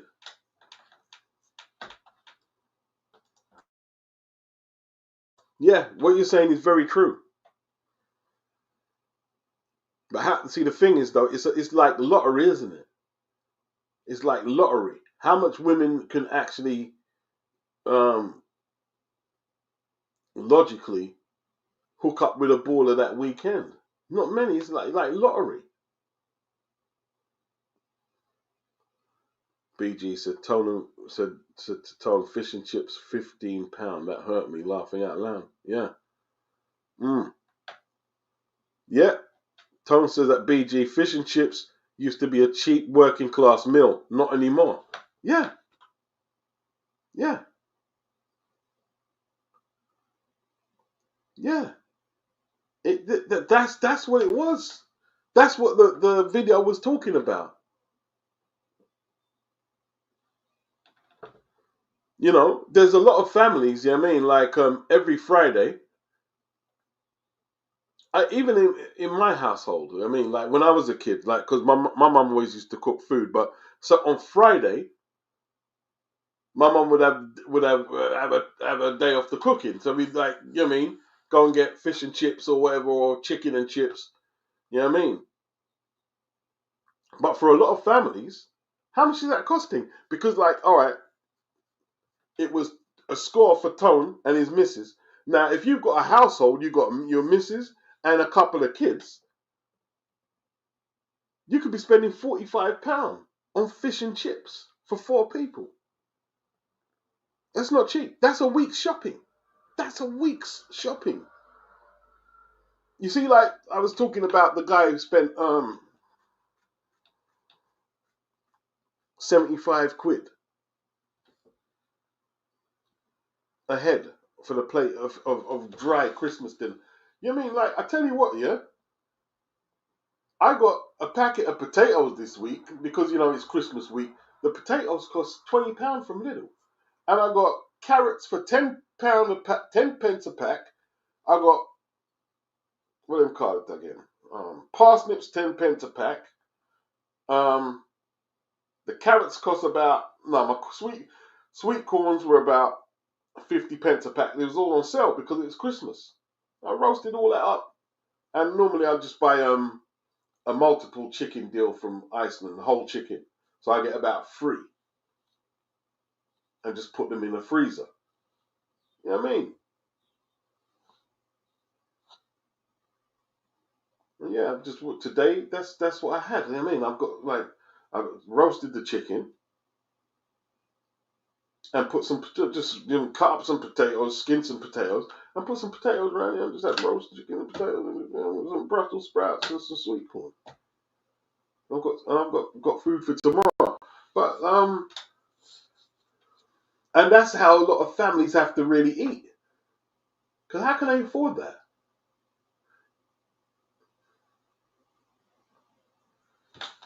Yeah, could be 40 odd pound just to feed. You know what I mean, but see, the thing is, you can't just constantly like have your woman in the kitchen cooking. You got to have a treat, like go out and spend some money. You know what I mean?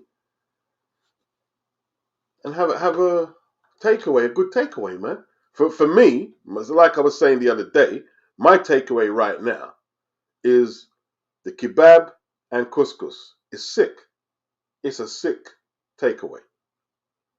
I don't know why it tastes so good. Kebab and couscous is just sick, bro. It's proper sick. Beat said, a woman I knew couldn't wait to tell our friends how tight I was. I wore that like a badge of honor. See, to me, right, Tone? When when I say, yeah, I got the potatoes for 10p. To me, that's a badge of honor. I feel like I'm beating the system, bro. I'm beating the system. I'm beating the system. What am I going to spend extra? What to prove what exactly?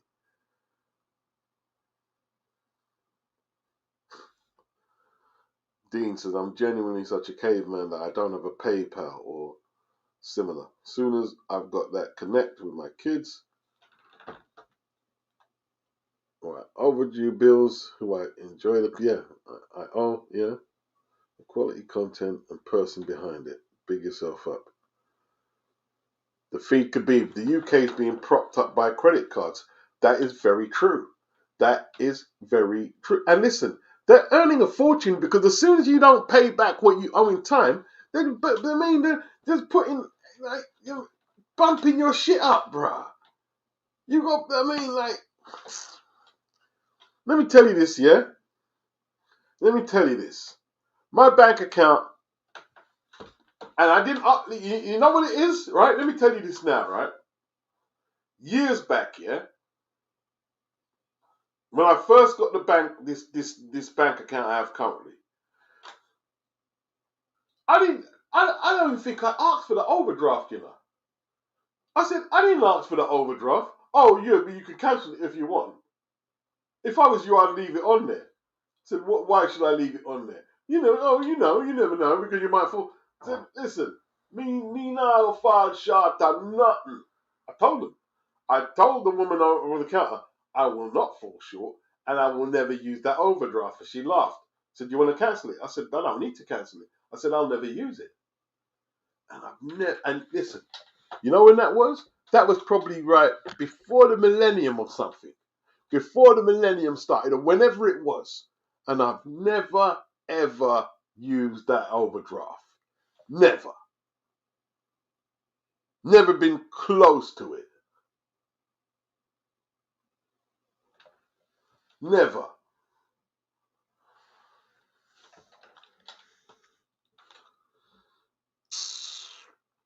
You see me? I'm not into the debt thing, I'm not into the getting in debt thing, bruh. That's not my thing, bruh.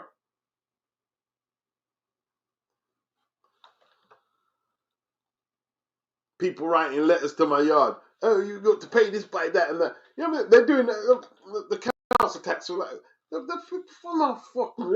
Hey, listen, I paid my December, but sending me council tax about late. Listen, these people then make me sick, man. Paid it. I think I've got to pay. I've got to pay January's.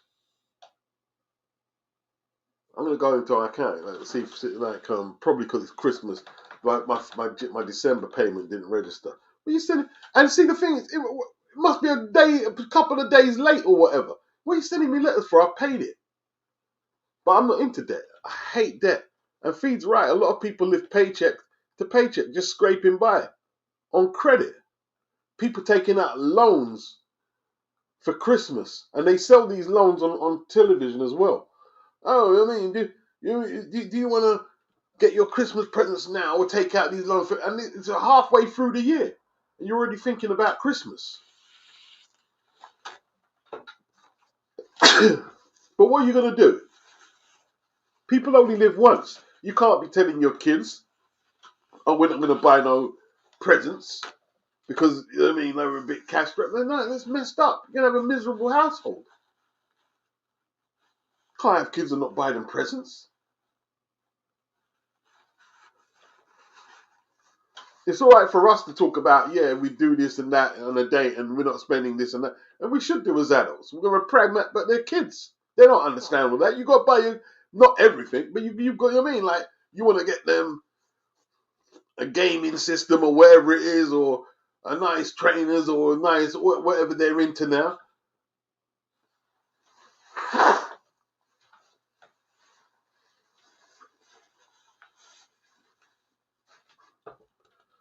Yeah, people propped up by the, you're right.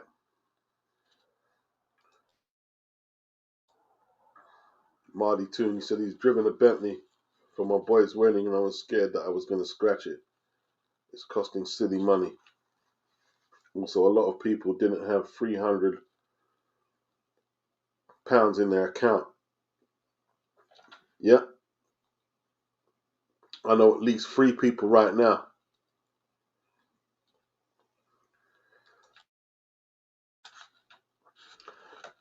That's just see that's just madness, bruh.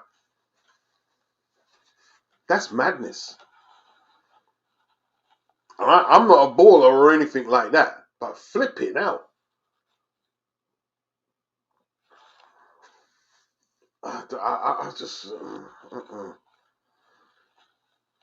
Tone said there's broke people with the trappings of wealth, all on the never never. Mm-hmm. Yeah. Crazy, isn't it? Crazy, bro. Dean said it would wound paying £15 for fish and chips. You know the best place to get it these days is in if you know a Morrison's with a kitchen, with a cafe section, you could probably get it for a bit cheaper than you mean eating out in a Morrison's. It's not, but it's not as good as the chip shop though. If you got a good chip shop. Tone said that beats. How did you know I bought the mushy peas for tartar sauce from the supermarket? They wanted about £3. Tone knows. Yeah. Yeah, you got yeah. On the reals. Because like you can get the mushy peas, right, from the supermarket, right? And by the time you get home, mushy peas take a few seconds to warm up. And the tartar sauce, yeah. Buy it from the supermarket. Yeah, see, you know what I mean? The tartar sauce can keep in the fridge for a little while. So by the time you get a next meal, you've got some left. Yeah, 100%. It's teeth. It's teeth. Yeah, it's £3 for a container of the. I'm telling you, bro. I asked the man, how much is the mushy piece? I said, nah, I'm good, brother. I'm good. You sure? No. Me no want it. Yeah? And I went supermarket and got the thing. Got a little tin. Big tin, actually. Yeah. Couldn't even eat the whole of it. Yeah. Crazy. But see, they've got overheads as well. Then people have got overheads, like, you know what I mean? So they're charging what they've got to charge. And you know there's people who buy it though, Tone, right? But buy the mushy peas for £3. Yeah.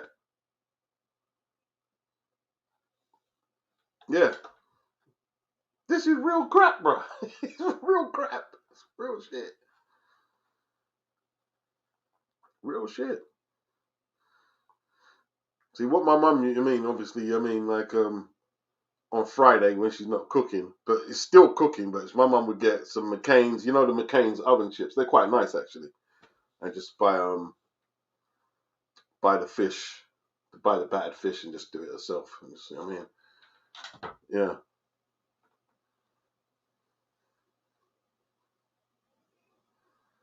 Toad said a fella I know had a jag and used to beg. Hey, listen, I got similar stories to that. Yeah, beg petrol money. Yeah. I remember I know someone who had a green jag, Tone, lived up the road, a green one. Yeah. So the car broke down, right? It broke down Saturday morning. And I was just come from. I had a walk up the hills where I see this guy. So he managed to push the car by himself into the garage. The garage won't open, so I'm guessing he's waiting for Monday to see if they can get it fixed. And I said, and the car wasn't brought down. He said, he ran out of petrol.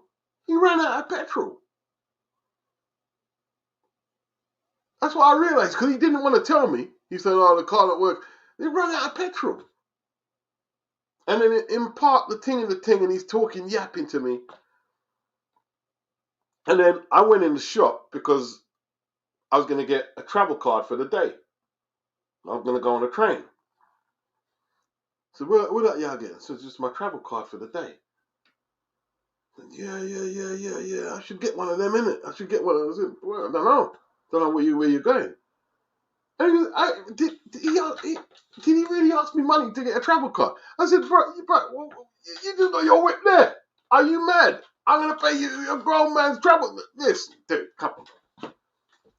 Stop it, bro. Stop it. What was the travel card for the day at that time? It's probably £7 or something. Or whatever it was. I'm going to pay your travel card. You got to be mad. You got to be mad. You know, I've got my work van at home. But I'm just, no, because I'm going West End and whatever. I'm not driving up there. Not drive. And this is before the charge and stuff like that. This is before them days. But I'm not driving up there. Not driving up there. It's just not a good idea. You used to be able to drive up West End, but not now. Not now. Write that off. How are you begging for money and you've got a flipping? Was it a Jag or a BM? It could be a BM. I can't remember. It was a green. He had a green. It was quite a long model of whatever car. It was a long car. This was a good few years back. How are you asking me for money? And you're driving that big flipping gas guzzler. It's a guzzler. That's what I meant. It was a guzzler. I told him, your car's a guzzler, bro. It's a guzzler. You know, before Tesla, them have guzzler.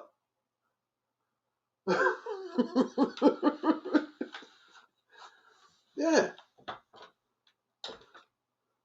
Yeah. Asking me money, Tom, to put in his flipping car.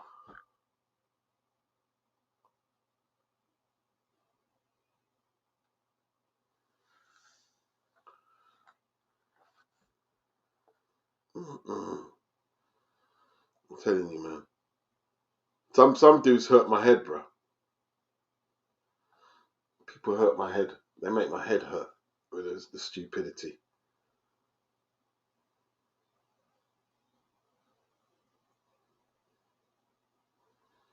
Dean says, BG, 15 hurts because I remember paying £5 with too much chips to eat.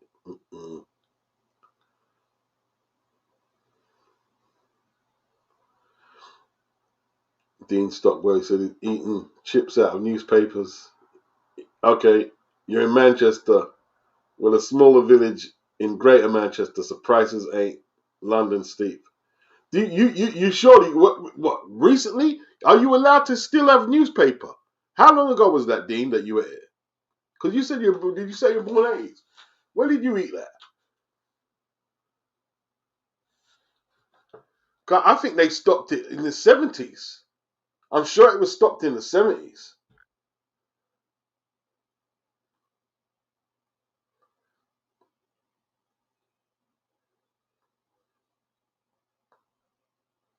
Dean, a PG London, absolutely. A fiver should be tops. Hey, just the portion of chips alone. How much is a portion of chips? A portion of chips alone is about $3.50. And that's a small portion. You can get a bigger portion. Yeah, it's crazy out there. It's crazy.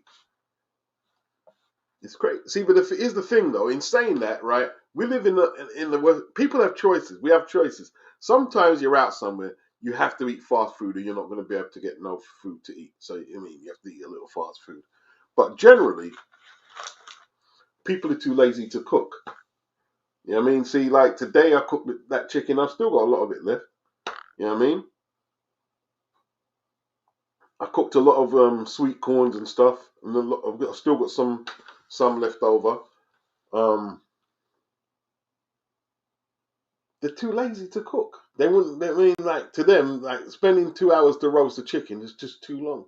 And roasting potatoes is too long. Tone says, but famous men will use women who make themselves easily available because when they were broke, they got no play. That's the thing, isn't it?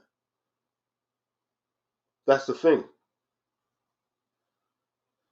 The way they see it now is if them women are going to come round them like that, they know what they're there for. You know what I mean? It's crazy, isn't it? BG London haircut is £25, you know. Wow. Yeah, that's a lot of money. It's a lot of money. You might have to buy Clippers, BG, from August. You might have to buy the Clippers from August, bro, and get a mirror, see if you can do the back. Get your missus to do the back, bro. You're pressure. Hey, it's not even funny.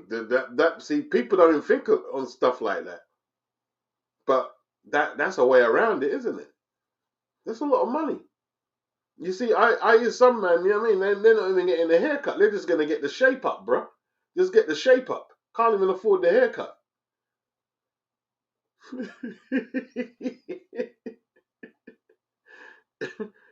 Oh, dear. That's what Joel Ortiz was saying he used to do in the hood, isn't it?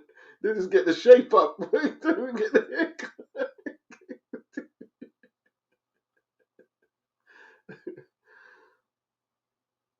Dean, if 5 of us get a Chinese takeaway, it's about 30 quid now. But for convenience, it's all right now and again.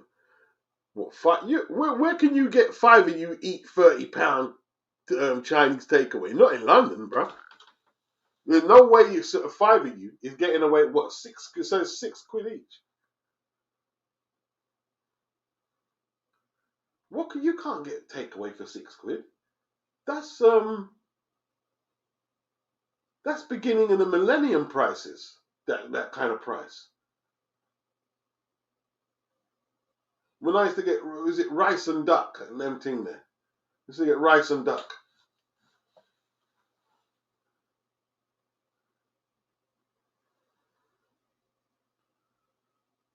Wow.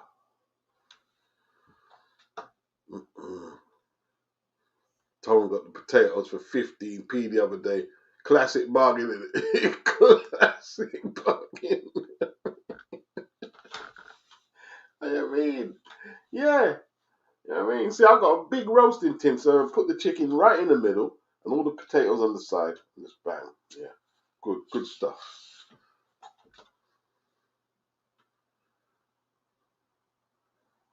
T said, big up Beats, making the drive to work enjoyable. Yeah, we do what we can. We do what we can, brother. Big yourself up. BG says, I don't know my overdraft limit. I never use it. I don't blame you. But you know what would happen? If you was to run out of money and you've got bills on direct debit, they're going to just go straight to the overdraft, isn't it? That's what they're going to do.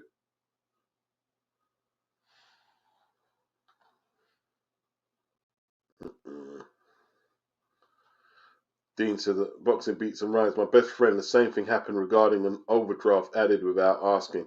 I've never had a credit card and never will, as it's mad when one can avoid it. It's not easy though.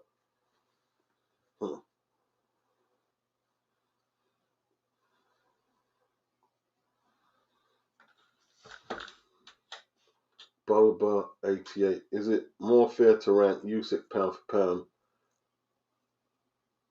for his heavyweight win?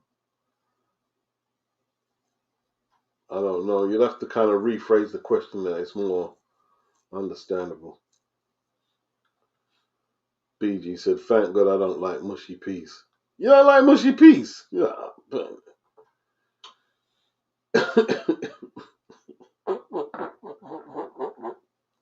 How can you not like mushy peas, man? BG. You're not an Englishman. You're not a true Englishman. Nah, not all people like the mushy peas. I mean, mushy peas is alright with the chips and fish and chips. You know what I mean? Tom said, I'm far from broke, but I hate feeling that I've been mugged off. Looking after the pennies and the pounds will look after themselves. That's that's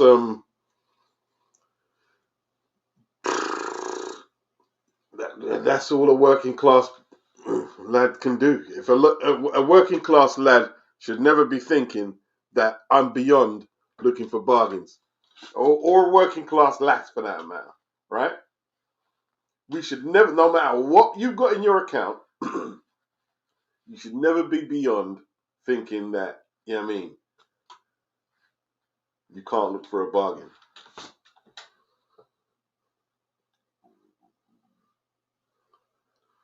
Guzzy says some people have no filters or shame asking. In regards to what exactly, Guzzy? Dean says respect to all avoiding overdraft credit cards and wise to the mushy pea scam. Are they going to charge £3 for the little container?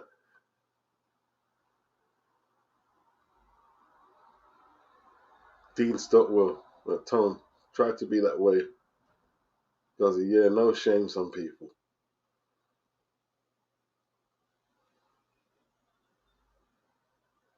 Oh, that's when you was in single digit solely beats and soon disappeared for the grease paper. Yeah. Yeah, the newspaper. I don't remember the newspaper.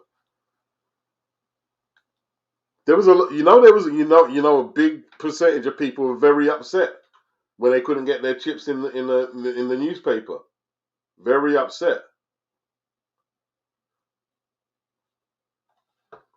I couldn't see myself eating that now, but see the thing is though, it seems like antiquated, but those were different times, and if you didn't know any better, people just exit from the newspaper and just like didn't blink. That's that's how you do it in England. And you swear blind. Some people would swear blind that it tastes better than newspaper.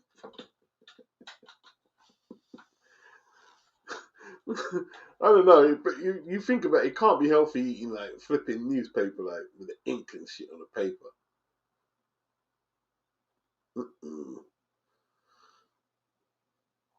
Dean Stockwell, Boxing Peter Rhymes, asked, AI fish and chips stopped being wrapped in newspaper in the 1980s due to health concerns. So yeah, that adds up. Remember the newspaper. Yeah. Feed Khabib. Takeaways are taking the PISS now. You get a curry, some rice, and some naan bread. And those men are asking for 20 quid.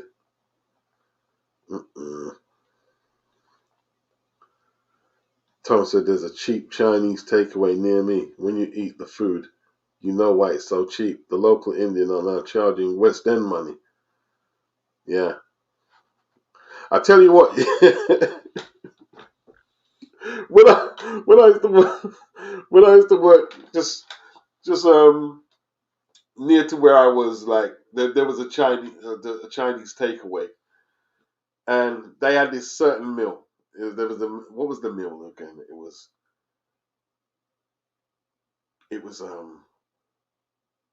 chicken balls, fried chicken balls, right? Curried sauce, rice, and chips. That was the meal. Yeah, the meal was rice, these chicken balls, curry sauce, and rice, and it was cheap, but it fill you up, man. The meal would fill you up. Like, wow. But it was pretty cheap. How much were they charging for it again? It wasn't even a fiver. It wasn't. It was about just under a fiver.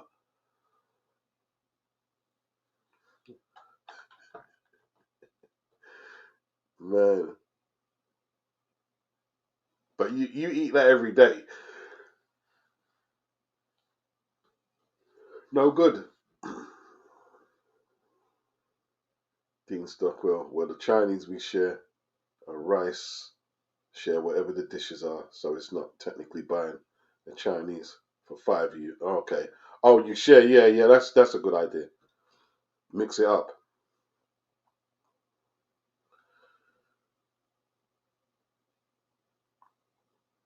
Mix it up. Okay, in regards to petrol money or bus ticket. Okay. BG says, how much is a box of 20 cigarettes? I don't know. I haven't smoked for a long time. But we're talking, it's probably about 20 quid, Tom. I mean, BG. It's about 20. How much is a box of cigarettes now? A box of B&H for a start. I remember, listen, you used to be able to get a box of Benson Hedges for £1. 20. And now it's 20 quid? What kind of inflation is that?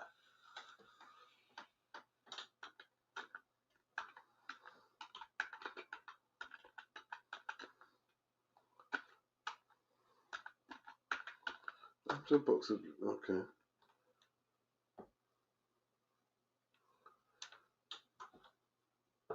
20 Benson and Hedges.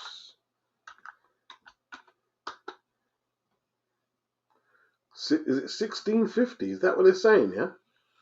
That's not too bad. Well, it's a lot of money still. You know what I mean? But see, the thing is, man,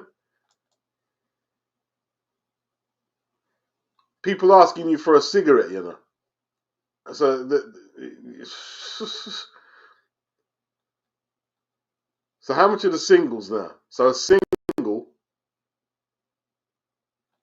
they're probably selling a single for £1 now. One single cigarette is for probably £1. 1650, 1526 is saying here. Cost per cigarette 76p.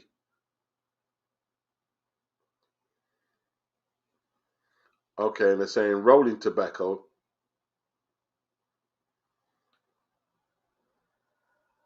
Tobacco product. Average pack of 20 cigarettes costs $15.26.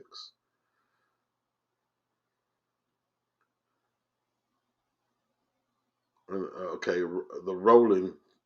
So that would be Old Holborn, or what's the other one again? Old Holborn and Golden Virginia, and then them brands. It of course you 41p a cigarette. It's a lot cheaper than the actual cigarettes, isn't it? Just go back to rollies if I was smoking, bro. Just go back to roll-ups. Yeah. Go back to roll-ups, but I don't smoke no more. I don't smoke.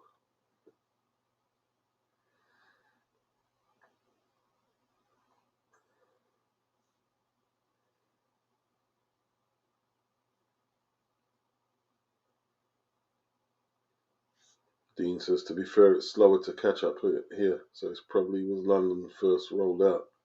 Yeah. Could be, when they went back to greasepaper from newspaper.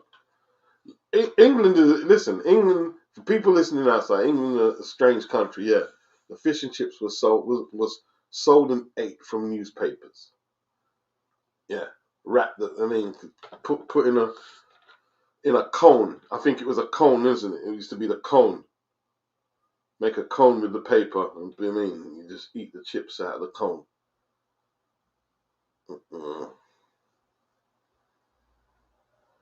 BG said, I'm seeing a lot of young roll-up tobacco smokers. Times are tough. Guzzy, he said at Tone, I don't mess with Chinese at all. Okay. It's not for everyone. Tone said that BG is now cheaper to smoke crack than be a cigarette smoker. Yeah. Yeah. It probably is. Like, listen, the price it costs for the cigarette, because, like, I'll tell you, okay, if you BURNWEED, yeah, so it would cost how much for the DRAW, for the right, and you gonna get cigarettes. Cigarettes cost just as much as the draw now, because right, £16, 15.60 for 20 cigarettes, yeah, and 10 is how much? What, 7-8 quid? So if you get a £10 draw, right, and you need 10 B&H, it's almost like buying 2 draws.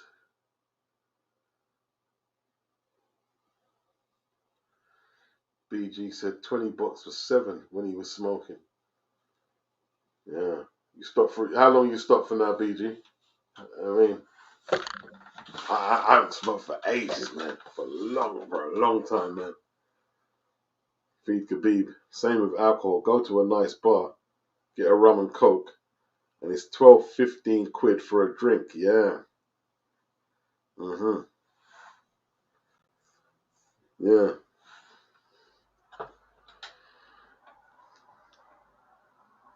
Yeah. It is. It's expensive, man. It's expensive. Mm-mm. And see, that's the thing though. Like people say, "Why don't you just drink indoors?" Because that's alcohol. Drinking indoors is alky shit. Yeah, that's an alky. Drinking, okay, one off, but you know what I mean. Sometimes to have a nice drink is a socializing thing. So you want to go to a night, not pub. You know what I mean. Unless it's one of them quiet pubs where you know what I mean. You ain't got a whole lot of man singing football songs. And, you know what I mean. Yeah, you have to keep your eyes peeled. But it's nice to go to a decent wine bar and you know what I mean, have a drink with your friends. Costs too much money, man. One drink for 15 quid. That's nearly the price of a bottle of of rum. So the markup is getting crazy now. The markup on a lot of these foods and stuff like the fish and chips we were talking about, um, the cigarettes, it's just crazy.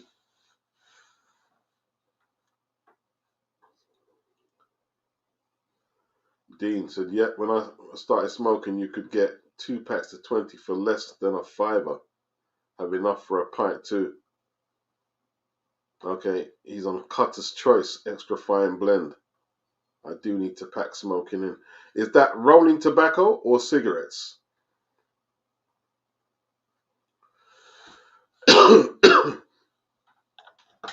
Cutter's Choice. Let me see. I don't think I've heard that. What is Cutter's Choice, bro? Where you get that from, Dean? Cutter's Choice. What is that? Okay, it came up straight away. Cutter's Choice.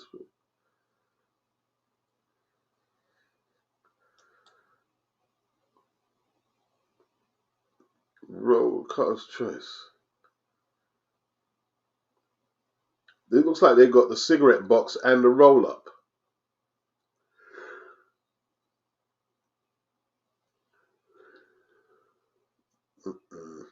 Looks like hand rolling tobacco. Okay.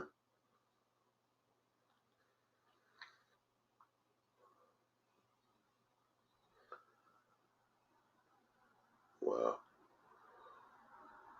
BG London said at Tony was 15 in the 90s. Yeah, it's been a long life, man. I'm just not tired, man. I'm not tired. I guess, yeah, I mean, like, it's just day off today, innit? So, I'm just going to sleep in. Guzzy, grow your own HERBs and get a few duty-free sleeves of FAGs. Save a whole heap of money. Yeah, but you got to know what you're doing if you're growing your own thing. Like this woman I used to see, her brother used to grow SKUNK, but it was really good. It wasn't like it wasn't the stinky. You mean like extra light green or whatever. It was very good. It was very well made. But he knew what he was doing, obviously.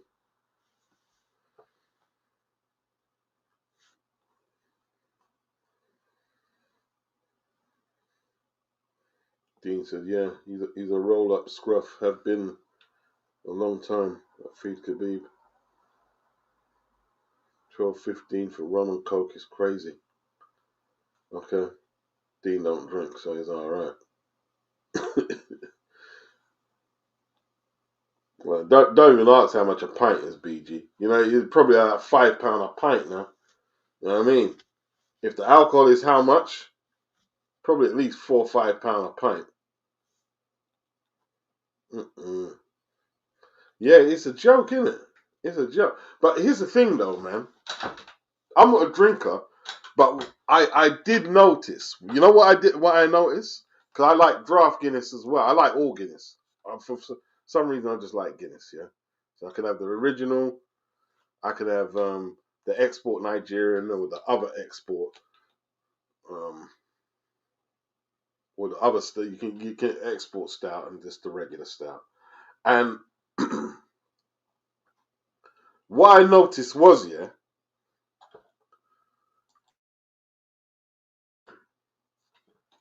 is the draft Guinness in the pub is a totally different Guinness from the one in the can. Totally different. At least in the pub round the corner from where I am. Totally different. The draft in the pub is just a superior beer. Just a way superior beer. Drink. You know what I mean? I'll never forget that experience, bro. So all right, let me get a draft. I mean, I got a draft in the pub. Draft Guinness. I drank. I said, wow, really good. Proper. I wonder how much they would charge now for that.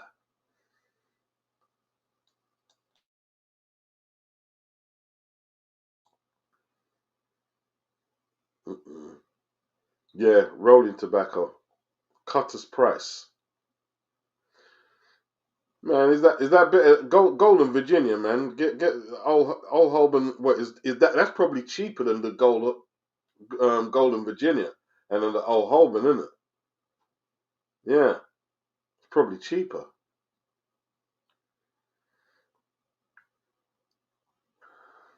Mm-mm. Thomas said drinking out in London is a joke. Up north, you can still pay reasonable prices at working men's clubs. Yeah, well, British Legion, British Legion, the original British Legion did that. Wow.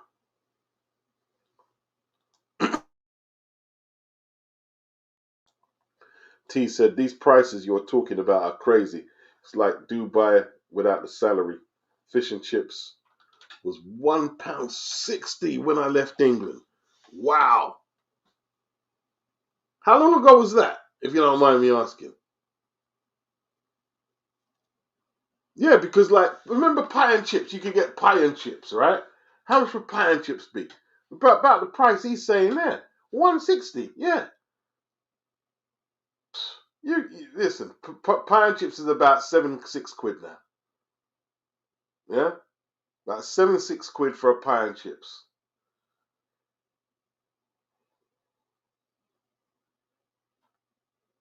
Mm.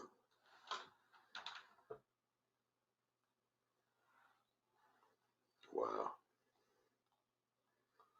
Dean said it's the mildest blend, not super strong or vile aftertaste. The Cutter's Choice extra fine blend, I find. Okay.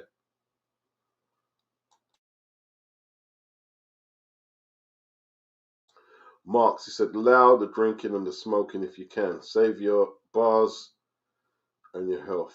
Yeah, indeed. Indeed. Indeed. You know what I mean? That's the position I had to get. I said, nah, I'm not gonna get into smoking and drinking no more. Let me just can it.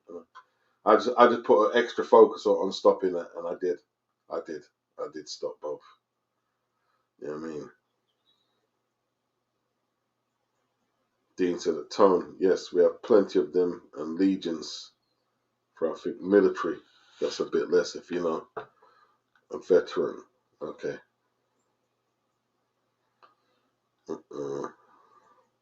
Okay, mid 2000s, and it was 160 for flipping now for fish and chips. 160. That's probably about right.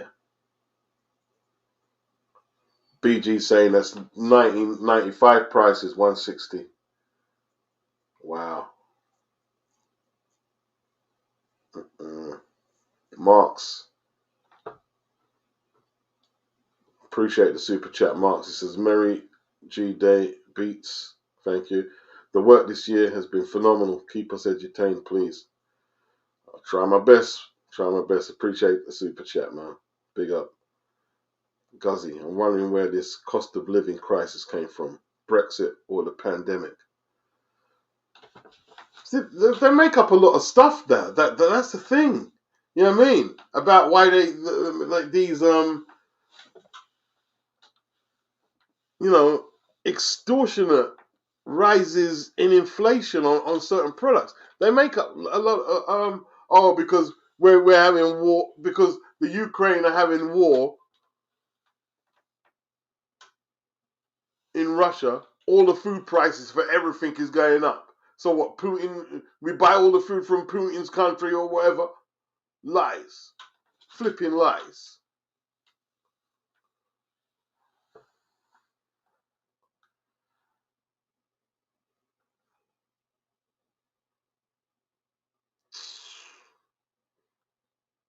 Stop lying to the people, man.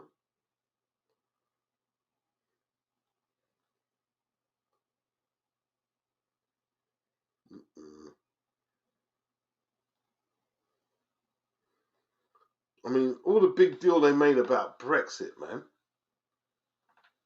That woman had to die over it. Remember that man killed that woman over Brexit, killed a politician. And now Brexit is a dead flipping horse. No more Brexit. They swore blind this was the most important thing that you can vote on ever. And it's off the table.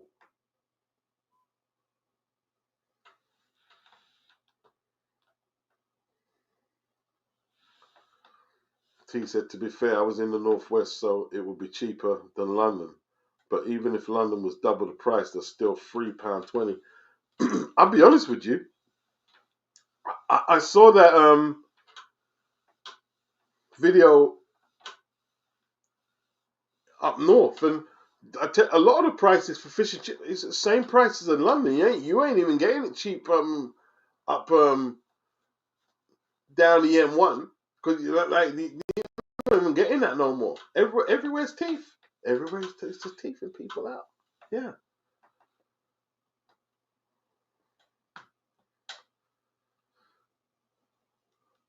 Dean said he's got the willpower, so he's just got to put his mind to it, basically, the cigarettes.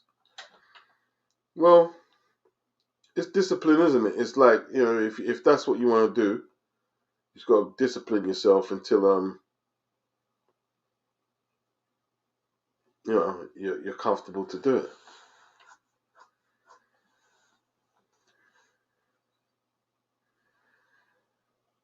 Guzzy at Tom agree. Brexit definitely is an excuse, being an island.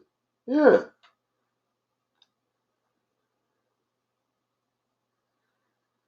Tom said, I don't want to ruin Christmas by getting political, but the line BASTARDs told us food would be cheaper after Brexit. People are fucking... They make me sick, man. It's really get on my nerves, and people, man. Feed Khabib says, politics is all one big scam. All pally behind the scenes, all feed from off the same teat. I think that's the best way to sum that one up for the most truthful and accurate. Yeah, of course. Yeah. Guzzy, things just got expensive quick. It's crazy in my opinion. Dean said that boxing beats and rhymes. All we've been in is a quiet recession for years. Think about what the Tory scum kept saying about austerity. Tone said it's the opposite. It made food more expensive. Liars. Yeah. BG London said, joking, food prices have doubled. But it's just madness, bro. Pure madness. You gotta know how to shop, innit? That's all it is. You gotta know how to shop, man.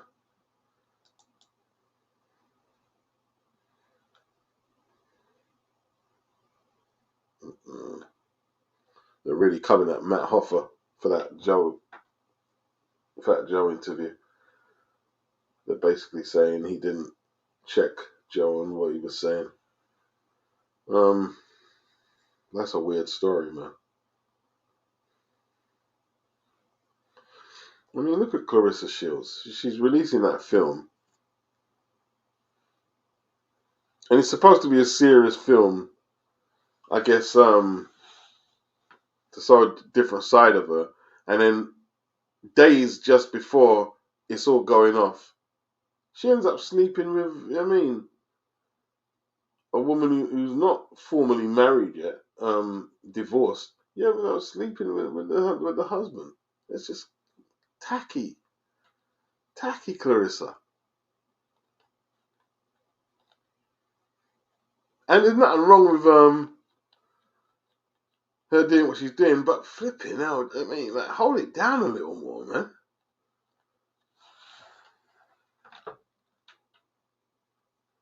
Hold it down a bit more.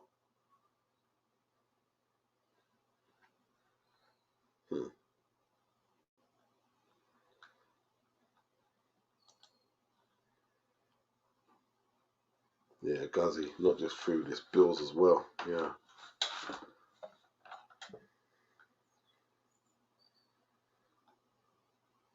Dean says that could well be true about flat charges everywhere. Them twits of duty-free bar. Yeah, exactly. Yeah, like my former internet provider, they give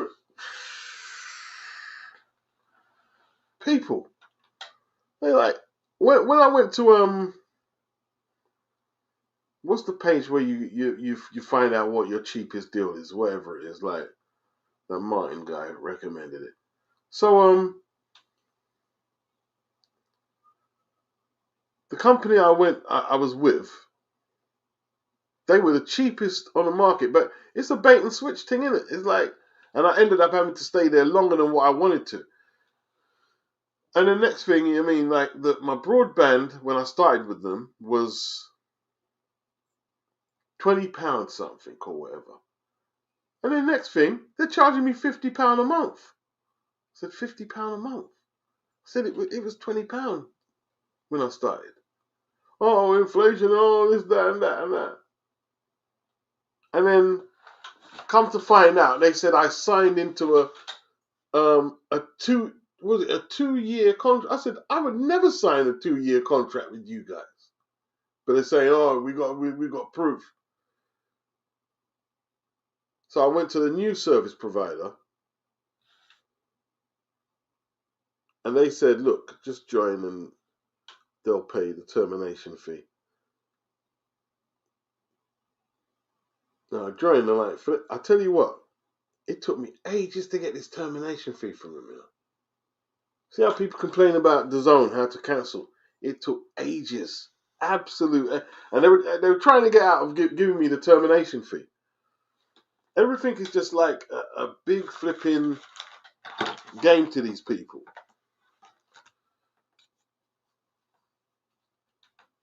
Double the price of the internet.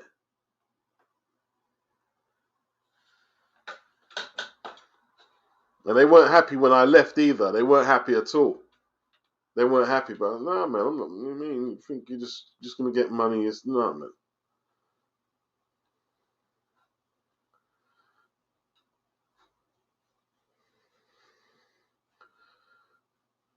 Mark said, "Oh, we can't blame Clarissa for Remy's mistakes." I'm not blaming Clarissa. I'm saying for her film. I don't care about Remy's mistakes.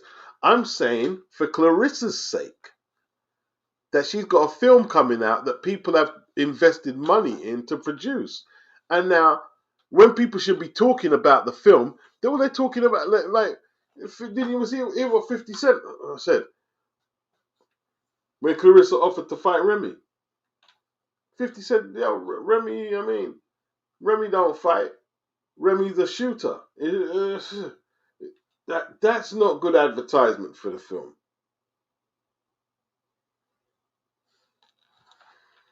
It's not good advertisement.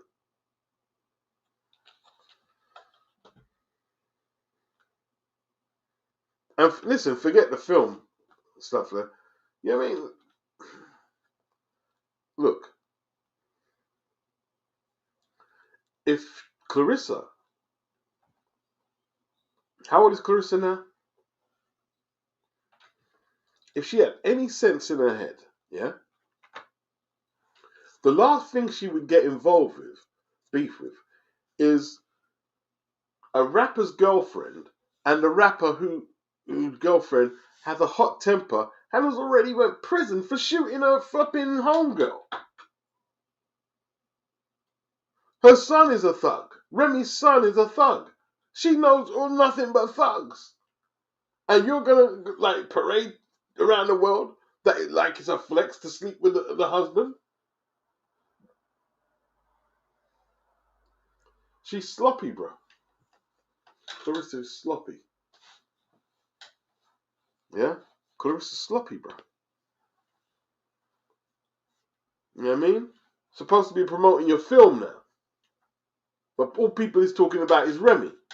And talking about Papoose.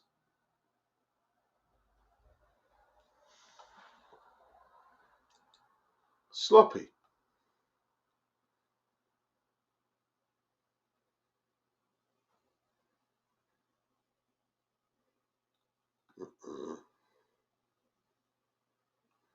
Guzzy said, I feel for people who are struggling right now. Benefits not enough nowadays. You can't. What can you do if right? If you're on a dole, yeah, they'll pay your rent, housing benefit, yeah. But that dole money can't cover bills. Or national, what they call it, the credit, universal. It can't cover bills, bro. You're always going to be behind.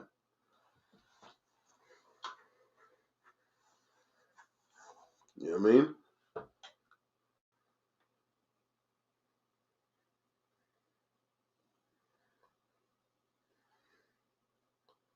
Yeah, you got to know how to budget, marks, be a bit clever. You know what I'm saying?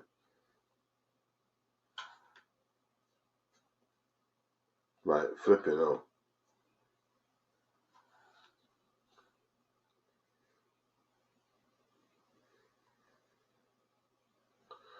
Feed says it's funny how companies will take the money out of your bank, but to get the money back off them, it takes the longest time.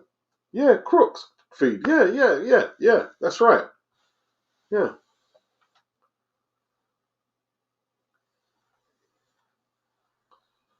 Mark says fair points about Clarissa.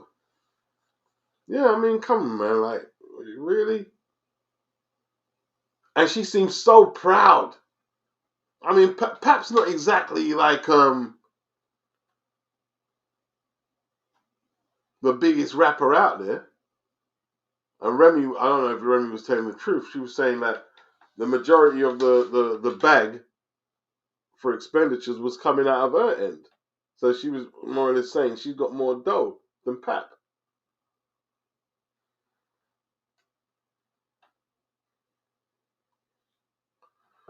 Dean said, was it, oh, phone and broadband TV packages. You still get people over a barrel. Line rental is teething.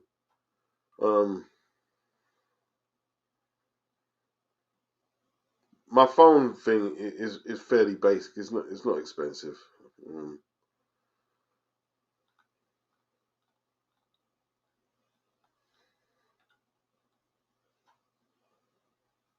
Yeah, teething people, man.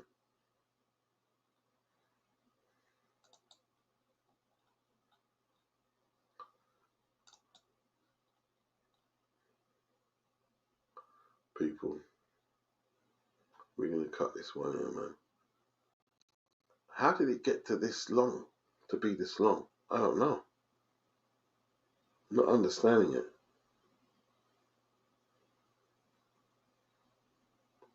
Tom said he once got a 12K electricity bill. Luckily, I've never had a direct debit with these thieving bastards. You got a point, you know. I mean,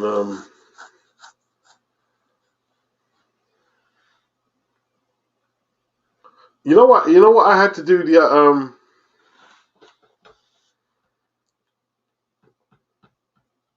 when I was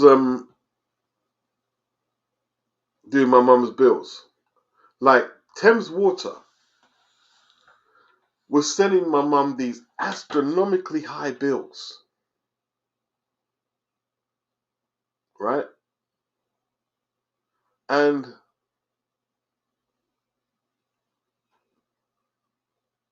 they were saying, what were they saying again?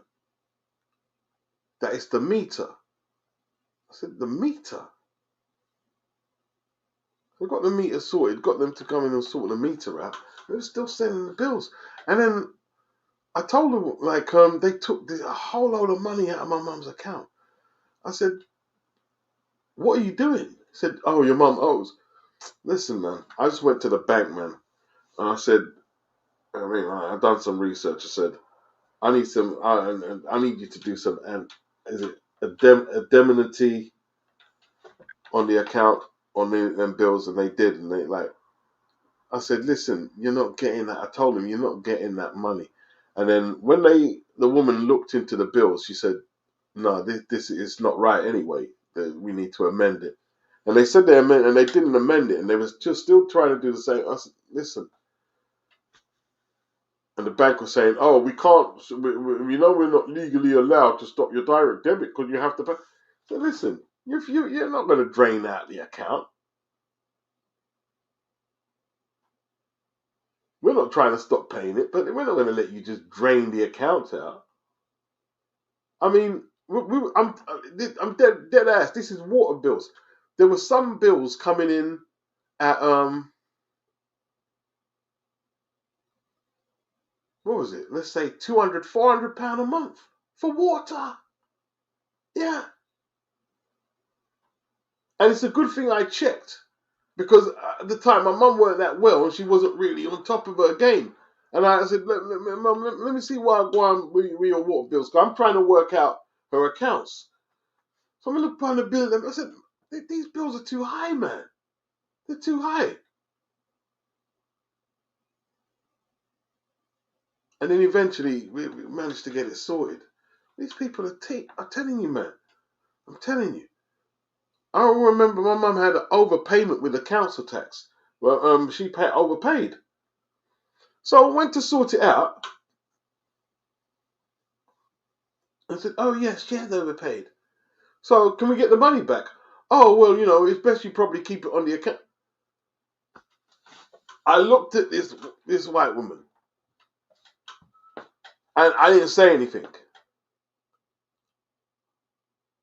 I just looked at her like, are you serious?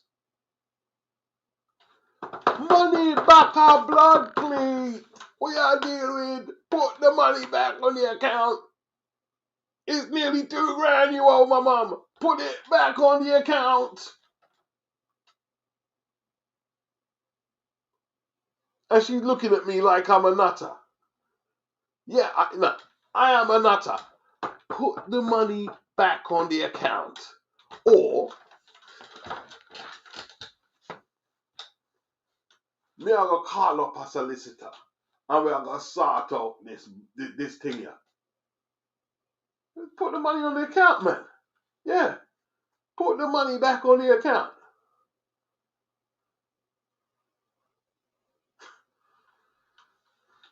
Let my mum get some whatever she wanted, buy some things for herself. Yeah.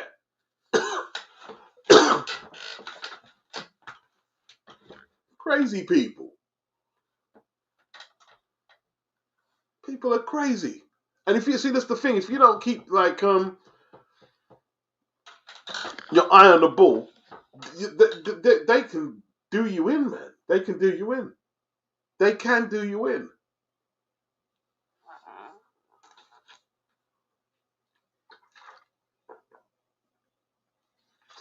Yeah. Crazy people.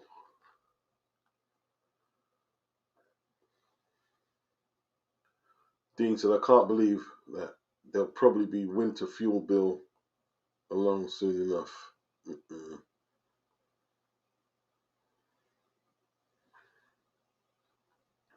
It's crazy, isn't it?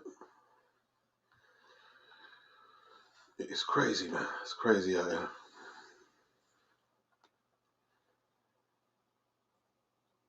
Yeah, and they're all, like Feed said, it's easy for them to take the money out of your account, but when they owe you, they'll find all types of reason not to put your money back, not to refund, all types of reasons. Oh well, you've got to keep a certain amount on your account just in case. You've got listen. You're not a bank. What are you, mobster? What are you gonna send Lenny and Lofty over here to break my legs or something? Give me my money back. Give me my goddamn money. In 48 hours, you better have my money. I got bills to pay. Carl Edison. What? Give me my goddamn money. And don't let me have to argue.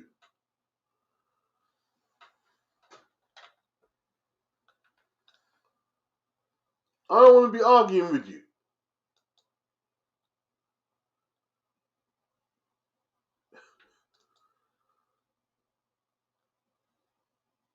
People are crazy.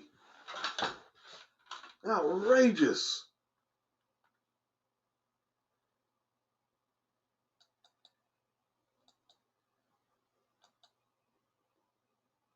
I'm telling you, man. I'm telling you. Living in mad times, bro. Mad times.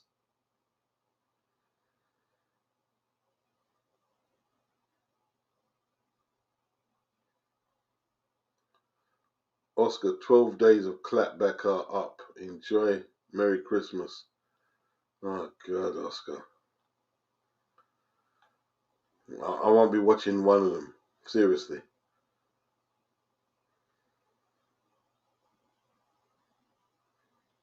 I won't be watching none of the clapbacks.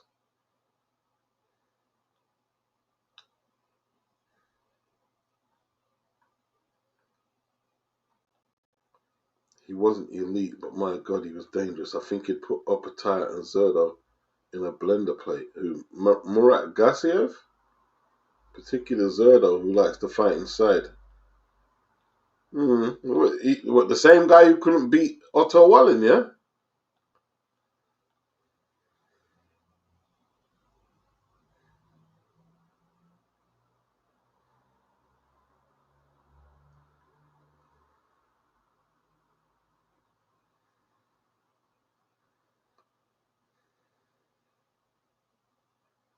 Mm.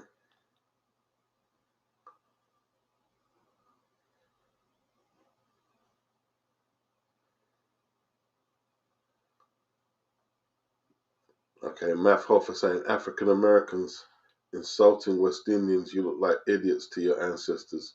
You look like idiots to the same people that oppressed both of us, but y'all woke. I tell you what, man, I can't lie, yeah, and I'm not even bothered about the the potential comebacks, but this foundational Black American thing, like picking like fights with West Indians and Latinos and Africans and you got that song. Like, to me, like the anthem for FBA is Not Like Us. That's the anthem for it. I'm just not sure how productive that is. I don't think it's progressive at all. I really don't think it's progressive. There's my man Sadat X.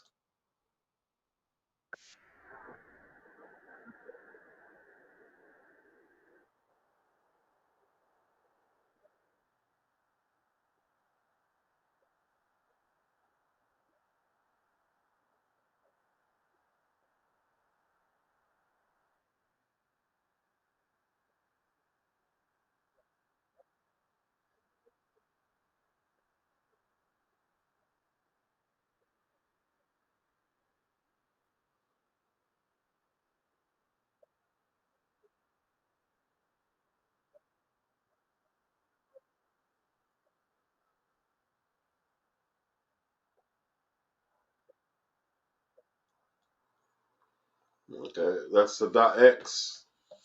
To me, it sound from what he sound, he's not backing up his band member Jamal, saying, "Yo, Jamal's right." Um, so what am I to take that as? He's not backing up Jamal. He didn't go against Fat Joe.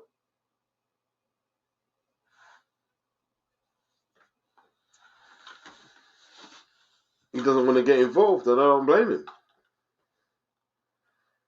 He don't want to get involved in it. He thinks it's nonsense.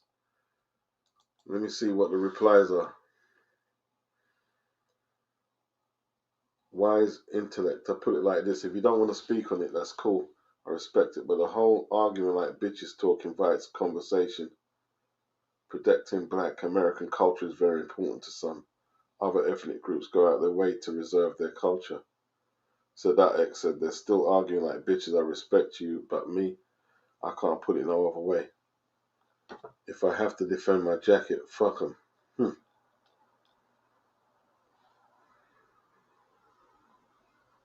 Palmetto, since it's no longer one for all and all for one, I'm just going to unsubscribe. So that says, F out of here then.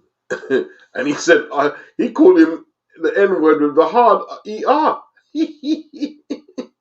Close the door on your way out. I'll be okay. I've always been. Hard ER, you know.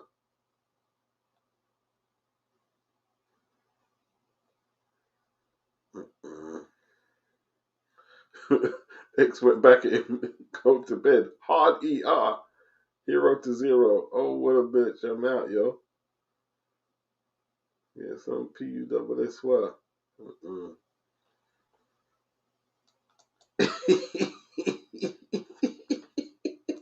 Sadat not having it, boy.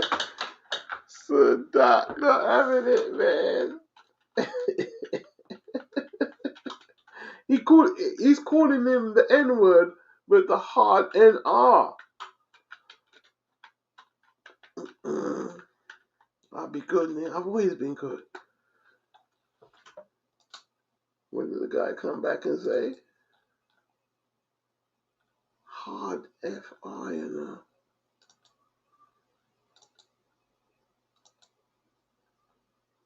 go to bed, N-word. Hero to zero. Oh, what, bitch, I'm out, yo. Get some PUSSY and go to sleep. We going back and forth. It's some bitch.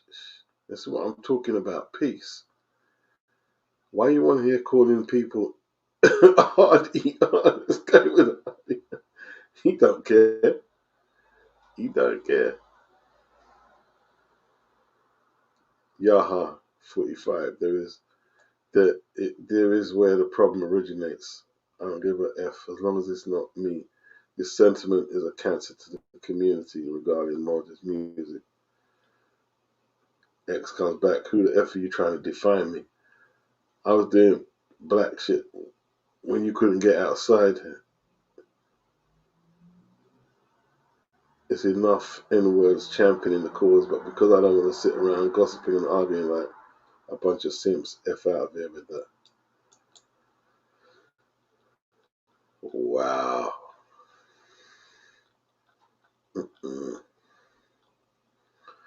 On file is a style, and I know you caught a clip. My suitcase is packed, and I'm going on a trip to Philadelphia. I go for self and still be slamming. The school bell is ringing, and I caught somebody cramming for the test. Oh yes, my study guide was thick. I cut you in my verb, but didn't hurt you just a nick off your face. Don't play possum, watch me, and I'll blossom like a rose. And get some new clothes and a fresh fade from Rob. Jump on the phone to dial now, Bob. Oh man. So that X, yeah, when he came out, him and Grand Puba, like their voices were just different from they just had the crazy flows and voices. Lord Jamal was the worst in the clique. He was the weakest link in the clique. But in saying that, in the next album, in God We Trust, he stepped up. He stepped up. On Punk's Jump Up, he stepped up, bro. He stepped up. Lord Jamal did step up. He did step up. And I tell you what, yeah. the album was supposed to. They thought Brand Nubian was gonna fall apart because Pooh Bah went on to do that solo stuff with Mary J. Blige and had his own deal. But no, no, no, no, no. Mm-mm.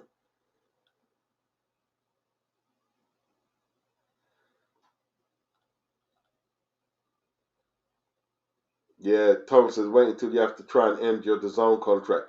I don't know what's going on with DAZN. I think mine ends in March, right? And I want to stay on the plan where it's where it's just the one payout. I want to stay on that plan there. But they keep offering, but they offering it on my television, not on the computer. This deal where I get a free France and Ngannou pay-per-view, like I care about that. And then the first 3 months for $9.99, then it's $24.99 a month. I don't want that plan. I want to stick on my plan there. I'm hoping I can win. We'll see anyway. So I don't know what's going on. I don't know what's going on. Hmm.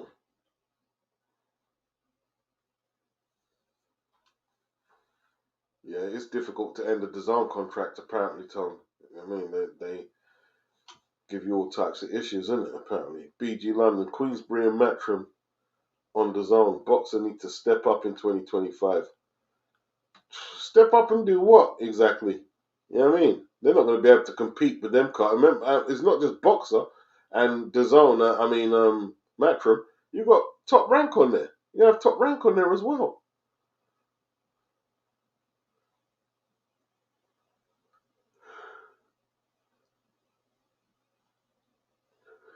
Yeah. Tom says it beats. The whole argument is bringing out the worst in most of the people involved. I'd agree with that 100%. It's not positive. It's really not positive. You know what I mean? Like, so that is going off. So that X, we all know that half the MS on social media is PUSSY and wouldn't say this to my face. He said he's in Brooklyn Saturday 3 p.m. 216 Malcolm X Boulevard. I will be with people that love me and we can discuss all this flight issue talking. Mm-mm. Don't mess with the Sadat, you know. Remember he's been to jail for gun charges already. Mm-mm. Mm-mm.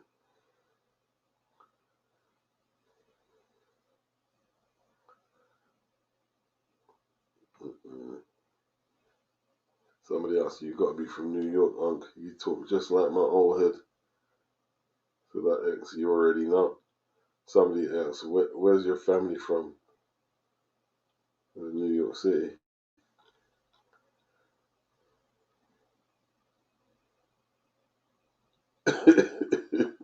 Don't mess with Sadat, boy. Sadat don't play that. Sadat ain't playing with that, man. Mm.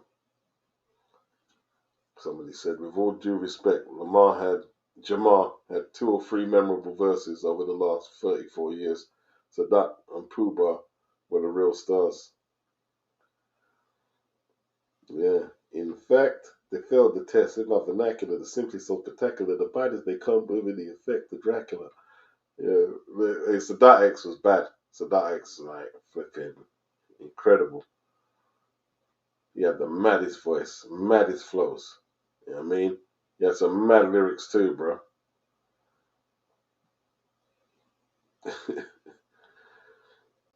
What was his verse on Punk's Jump Up?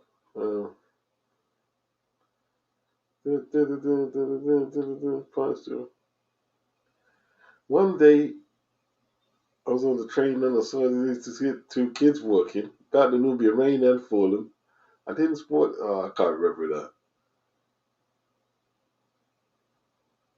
I can't remember it now, man. He was good though, man. He was good. He was good.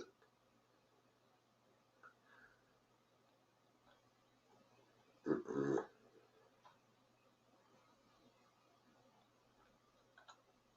Mm-mm.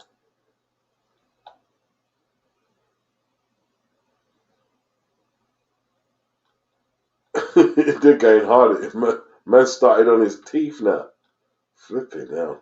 I tell you what, man, New Americans are just like I don't know what to say.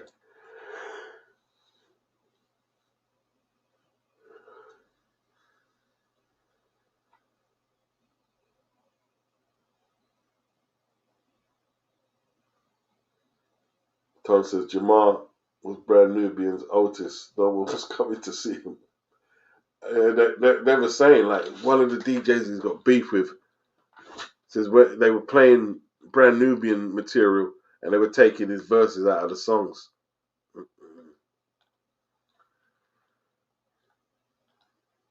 Wow. Nah, but the second album, man, Punk's Jump Up, Bootlegging, Love Me or Leave Me Alone. He has some joints, man. He was on his game, bro.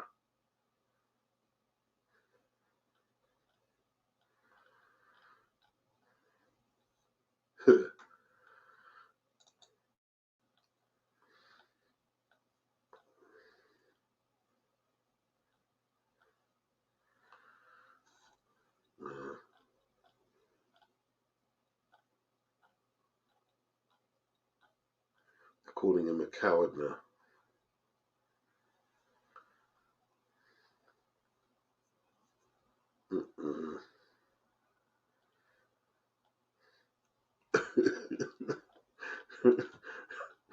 you people across the pond, they're just crazy, man. It's just crazy. They're just on it 24/7, talking about he was spitting while he was talking and his teeth and this guy. Jeez, man. See, they're saying New York not like us. Everything is not like us. You know what I mean?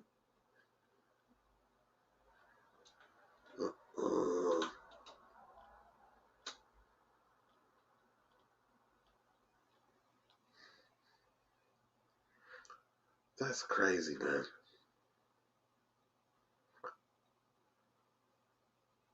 They're calling him P-U-S-S-Y, you know.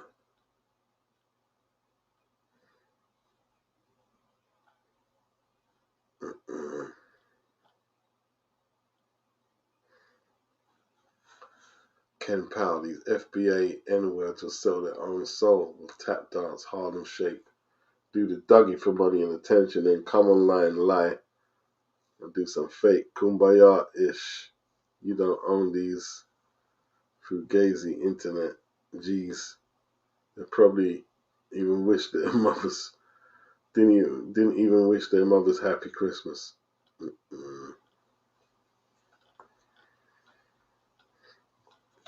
It's crazy.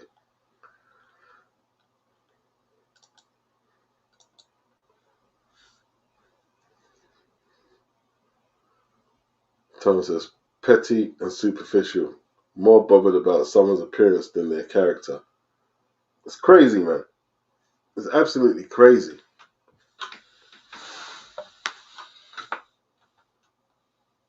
Absolutely crazy.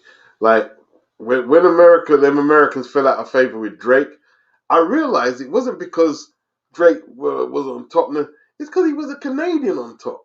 That's what I had to step back and, I get it now. Why is he all of a sudden hatred? Like, just, not all of a sudden, but the hatred has been building up for this guy. Because he's from Canada.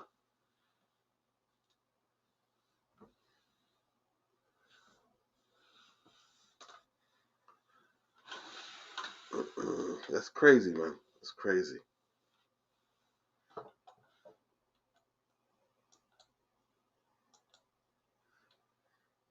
Taunton, a mixed race Canadian. Yeah, it's basically come down to that. It's come down to that, man. Pretty sad. I'm not a big Drake fan, but he's had a long run, isn't it? He's had a long run.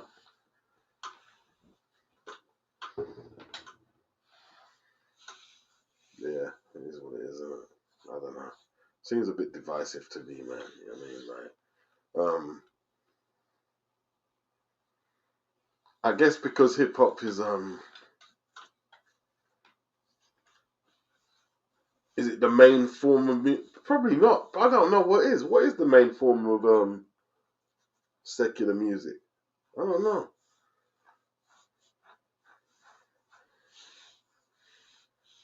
But they want the top MC to be FBA approved, not. I mean, like whatever Drake represents. No, they want it to be FBA represented.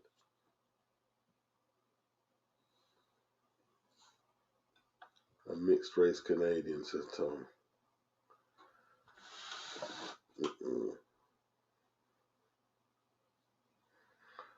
It's all crazy, man. It's all crazy. Peace out, people. Peace out.